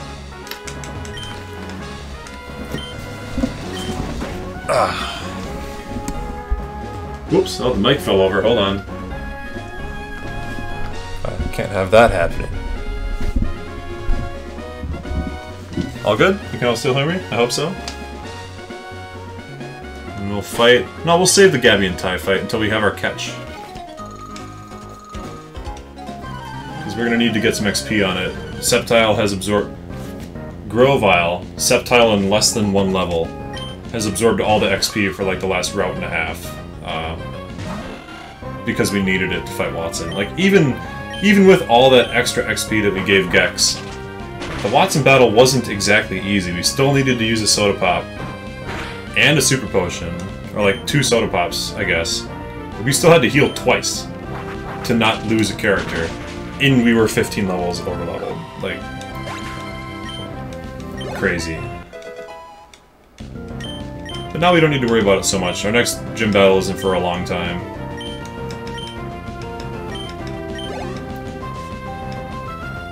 Yeah, right now, Gulliver and Gex really complement each other. You got the flying, water, and the grass. But a fire type would complete the trifecta big time, so... Coming up ahead here, we have a chance at a Numel. That's probably my preferred, because Magnitude is really good. But failing that, I would also take a Torkoal. We're also playing with... I guess we got some new people here. I'll pull up my rules panel here. There we go. So that kind of goes over the basic rules. Yeah, and I have a duplicate clause in to keep things interesting. Because on a normal Nuzlocke, if you see Wurmple 3 routes in a row as your first Pokemon, you have to catch 3 Wurmples. Which is, you know, not what anyone's in the business of doing. So with this, if I see 3 Wurmples in a row, the second and third Wurmple I can ignore.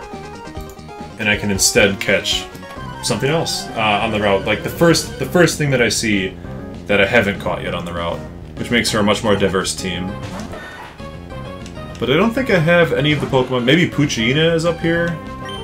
I don't think I currently have any of the Pokemon that are on these routes up here. So it's not like I'm gonna be able to manipulate it at all. I'll be like, oh, I already have Poochyena. But Numel's like half the encounters. I think we got a decent chance at a Numel. And actually, if we're getting a Numel, we should lead Gex so we don't have to switch into a Fire-type move. Because we do have to think about how we're going to catch it. Or maybe lead Tums, so we can yawn it and then switch. Yeah, we'll do that. Alright, so the Route 112 catch will be, drum roll please, Numel! Level 15 too, that's like a high level Numel. Alright. Couldn't have asked for better. That's exactly what I was hoping for. That is exactly... I wonder if he's got Magnitude. I hope not. Please no. Okay. Okay, we're cool. Yeah, I'm so pumped! I'm so pumped! We got the Numel we needed. And I don't know how to, like, weaken him now. Because the Pokemon I have out here... Like, Wingull, Wing Attack could crit and kill it. Water Gun would kill it.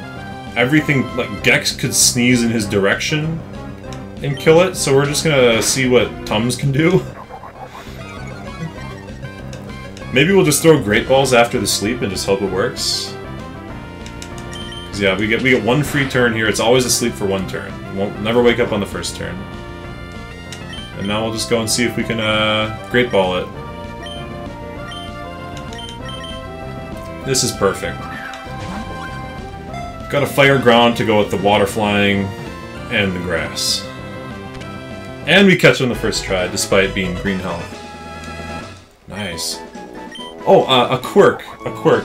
of the 3 heals per town. Oh yeah, he's way too sleepy to escape. A Numel stores boiling magma in the hump on its back. It's a hardy Pokemon that can transport a 220-pound load. It has served humans at work since long ago. This guy, yeah, let's nickname it. Nickname the Numel. Lemon with the letter U, L-E-M-U-N. That's my first instinct, but yeah, think of a name for this bad boy. Note, it can carry 220 pounds despite weighing 52 pounds. That's like 4 times body weight. This guy's a beast. Yeah, we've got a male Numel. Would gladly take advice. We got, let's see, it's 49, yeah, that's what I'm saying, lemon.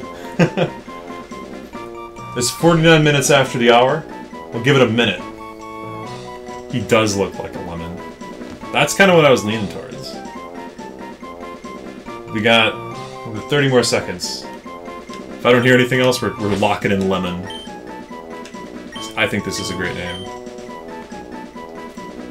Oh, I was saying something before I got distracted by the Numel catch. I don't remember what it was, though. Probably wasn't important. Alright, I'm seeing multiple votes from Allosaurus Rex for Lemon. And 30 seconds is up. We're locking it in. I think that name is great. Oh, I remember. So, Quirk. You can only heal 3 times per town. Using the PC consumes one of those, because going in the PC by default heals your Pokemon.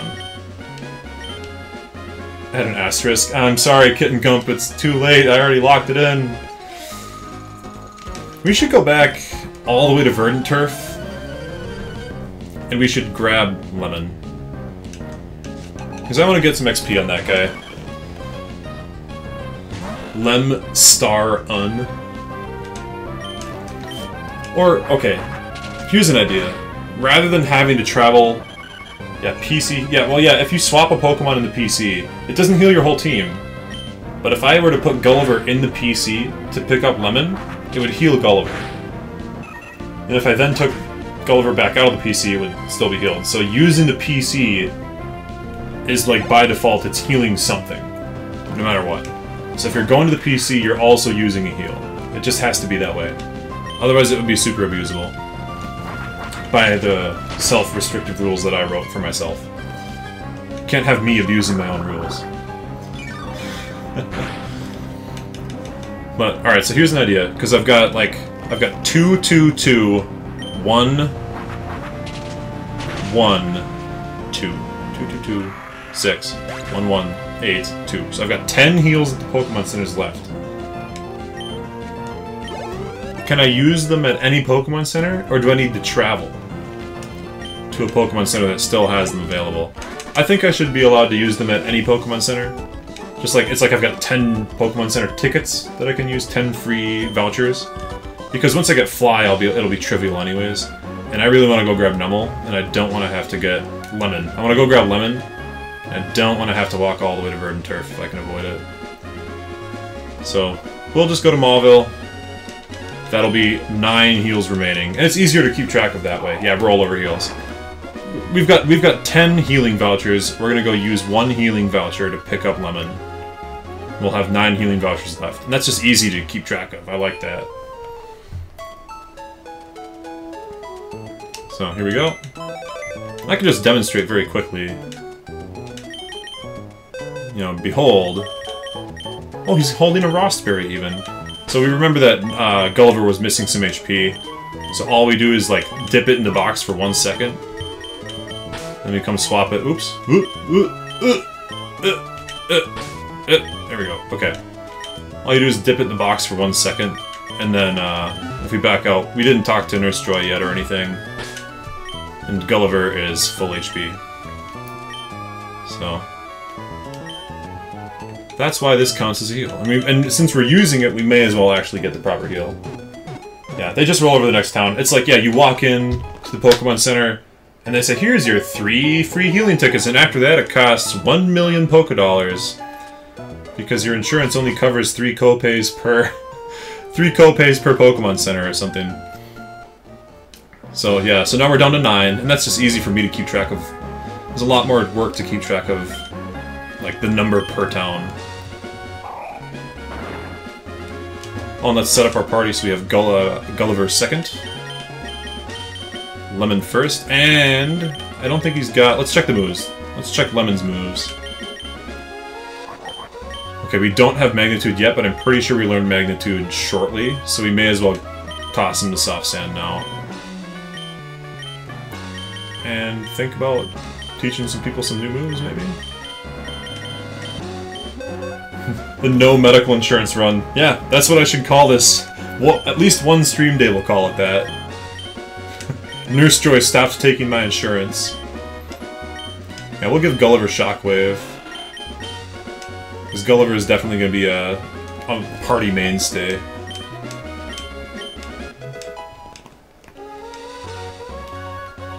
Then, can Lemon learn Rock Tomb?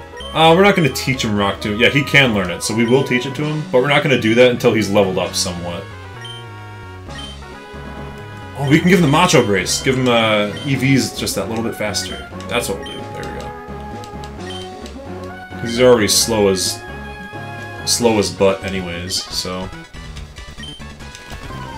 Yeah, the Nurse Joy stopped taking my medical insurance card run.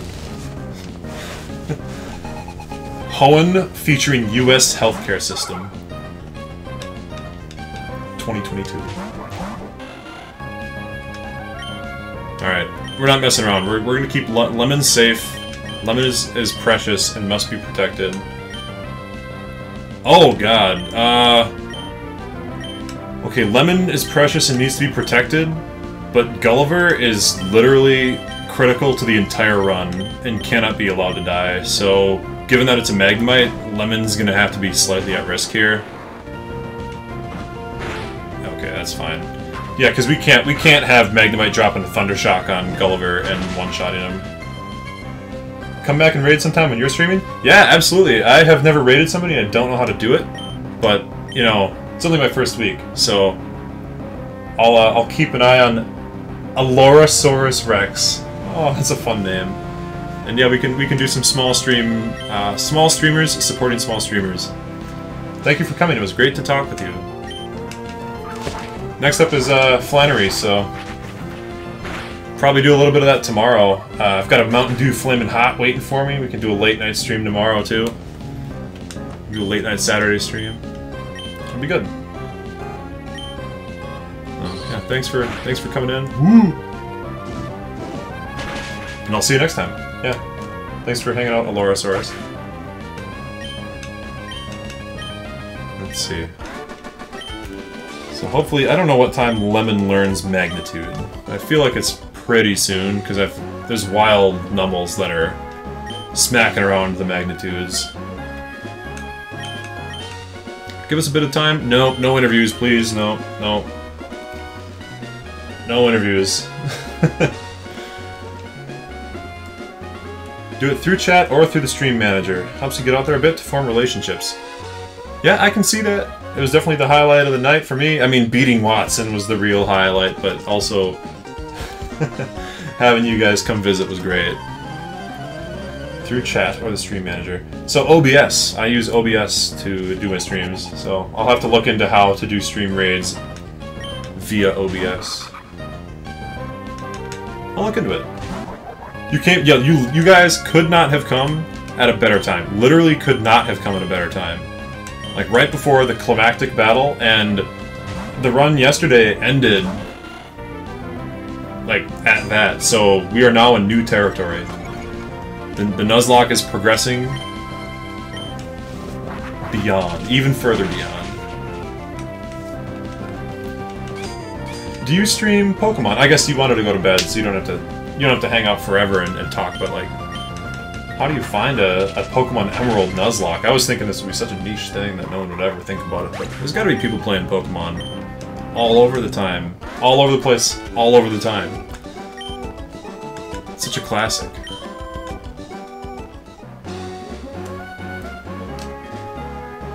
Let's use a potion so we can...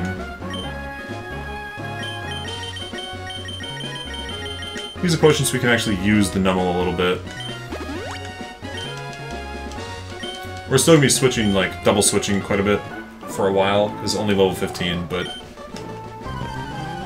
Camerupt is a monster. As long as you stay away from water-type attacks. You were streaming Coliseum, then followed Dr. Chicken, or Dark Chicken, Dark Chicken, who was also playing Coliseum. We then found some guy doing a limited healing Pokemon Emerald Nuzlocke physical hardware.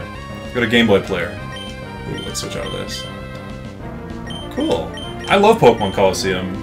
I think it's like the best way to experience the battle system. But like every move has its own animation. Oh, you fool! It doesn't affect Gulliver. He's busy washing up on an island somewhere. There were no more Coliseum people to raid. Oh, I guess it's not like a incredibly popular game, right? Like, it's a really good game and deserves to be popular, but it's no Raid Shadow Legends. It's no League of Legends. It's no Apex Legends. It's no Legend of Zelda, right? It's not legendary. They didn't put legend. No, if it was Legend of Coliseum, it's not Pokemon Legends Arceus, right? Those games have a lot of people streaming, right? So they're legendary. It's not Fortnite.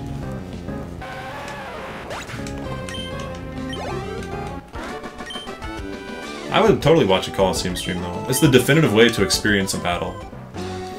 I still have memories of, like, Pokemon using Surf and doing the whole Surf and thinking that was completely revolutionary. Because I came from playing Pokemon Ruby, or Pokemon Leaf Green, and then you see this, like, crazy 3D Surf animation crossing the whole, like, universe. It was pretty cool. Oh, we get a catch here, too, don't we? Let's save in case there's a power surge, you never know. You can't go back on things in a Nuzlocke, but you gotta save. It just feels right. Because here we can get Torkoal and Coughing, both of which would be super good. Coughing is actually maybe the preferred. Now, we already got Numel. Duplicate Clause says we don't need to catch another Numel. And we know that this guy's moveset does not include Magnitude. It's nothing to be afraid of. We'll still switch out. I would be mad at the Coliseum run as you have no technical Pokemon knowledge. Well, I can't be mad. Why would I be mad at that? It's people playing a great game. I have a lot of technical Pokemon knowledge, but, you know, I used to play competitively. I used to get into, like, regional Pokemon tournaments and do very well. Even on Sword and Shield, I qualified for the Players' Cup twice. And that's not like a crazy pedigree, you know, I'm no Wolf Glick. I'm no Aaron Cybertron Zhang, you know, I haven't, like, played a ton of Pokemon and had a lot of success, but, you know, I've got a lot of technical knowledge. Slugma! Yes! Oh, I forgot you could even get Slugma in here. Awesome. Oh, I'm so pumped. And Lemon is going to be able to catch Slugma. Oh, wait, we're part ground types, so we didn't even care. We don't even care about rock type moves. I mean, we do, but not that much.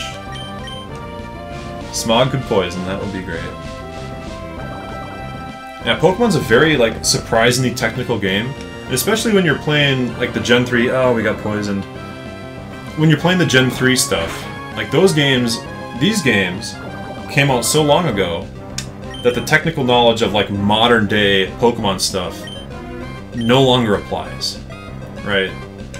If you know about the physical special split, you're like, yeah, Crawdaunt, crazy. And if you play Crawdaunt in this game, and you're like, Crabhammer, we're ready to go. Nope, Crabhammer is terrible. Don't use Crabhammer.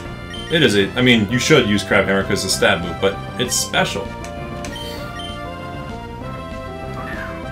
I was always more a Pokemon show fan, but I love the animation of Coliseum. Same. I mean, okay, I was always more of a game fan, but I also do love the animation of Coliseum. Absolutely. The show is great, though. The show defines a lot of Pokemon. I was talking earlier with Kitten Gump and Dominant Caesar about Chespin, and how, like, Chespin didn't really leave a mark on me in the games, but Chespin in the show is so cute, and has such a great personality that he, like, bumps up several levels. Slugma, the lava Pokemon, is a species of Pokemon that lives in volcanic areas. If its body cools, its skin hardens and immobilizes it. Oh no! To avoid that, it sleeps near magma, so it, like, gets frozen solid. if it doesn't sleep by lava. That makes sense. Oh, we should think of Slugma nicknames. Totally different set of rules from the old games and new. Yeah, I mean, no physical special split is probably the biggest single one. But there's all kinds of little mechanics that are different. Bulbasaur from the show, Squirtle in the game. From the show, I mean, there's sunglasses, there's glasses, Squirtle Squad Squirtle is pretty cool. And Ash's Charizard is probably one of the strongest Pokemon that we've seen. But I always pick Bulbasaur. I love Venusaur. I either pick Venusaur or I pick Charizard. And the reason I pick Charizard is because there's not a lot of good fire types really early in Kanto. Like, some of the first fire types you get, you have to wait till like the 4th or 5th gym to have a fire type. You gotta get Vulpix or Growlithe. Alright, what are we gonna name this Slugma? I'm thinking... Slug Space Magma. Be really creative about it. Or, Amgles. We could name it Amgles. Slugma backwards. Maslug! Name it Pumice since it's made of lava. I'm laughing at Maslug, but Pumice is a perfect name. And fits very well with what we've been naming everybody else. You know, we haven't been giving out too many joke names. Any takers on Pumice? We got... Oh, another vote for Maslug! Oh, we got 2 votes for Maslug. Maslug does get the laughs out. We don't have a joke name yet. Obsidian? Obsidian is good. Because if it turns into Magcargo, it's like got an obsidian shell. I'm gonna put it to a vote. Pumice? Maslug. Pumice or Maslug? Kitten Gump also likes Maslug. Alright. That's it. You were the one that came up with Pumice in the first place, so... We'll do Maslug. Oops. How'd that happen? There we go. Yo, what's up, Maslug? Nice. I still like Maslug. Alright. That's plenty of votes for Maslug. I'm also... Ooh! We're poisoned. Forgot about that. Let's go deal with that right now. Let's go deal with this. I don't remember where. I think I've still got antidotes in the bag somewhere. If not, we have Peach Berries. Yeah, cool. Lemon!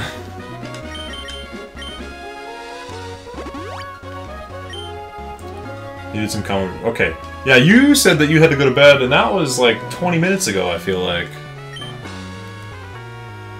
Thank you for hanging out extra long. It was fun talking with you. Yeah, good idea. I'm also considering what is a good time to go to bed. But it's like, it's a Friday night, you know? So... 2 hours ago? Hey, I feel ya. I feel ya. When I'm supposed to go to bed is always at least 2 hours before when I actually go to bed. That's just a fact. I might have to say...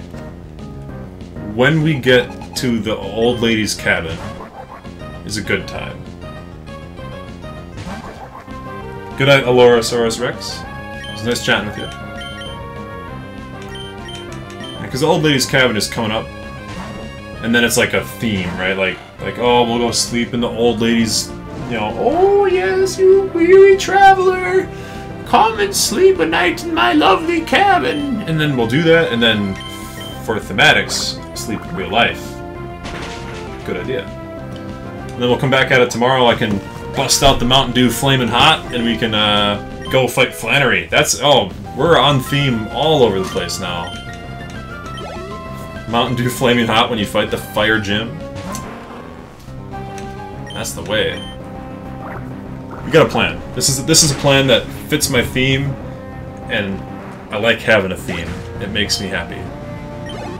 It feels right to do it this way. I'm glad that we stayed on and did the Watson fight tonight.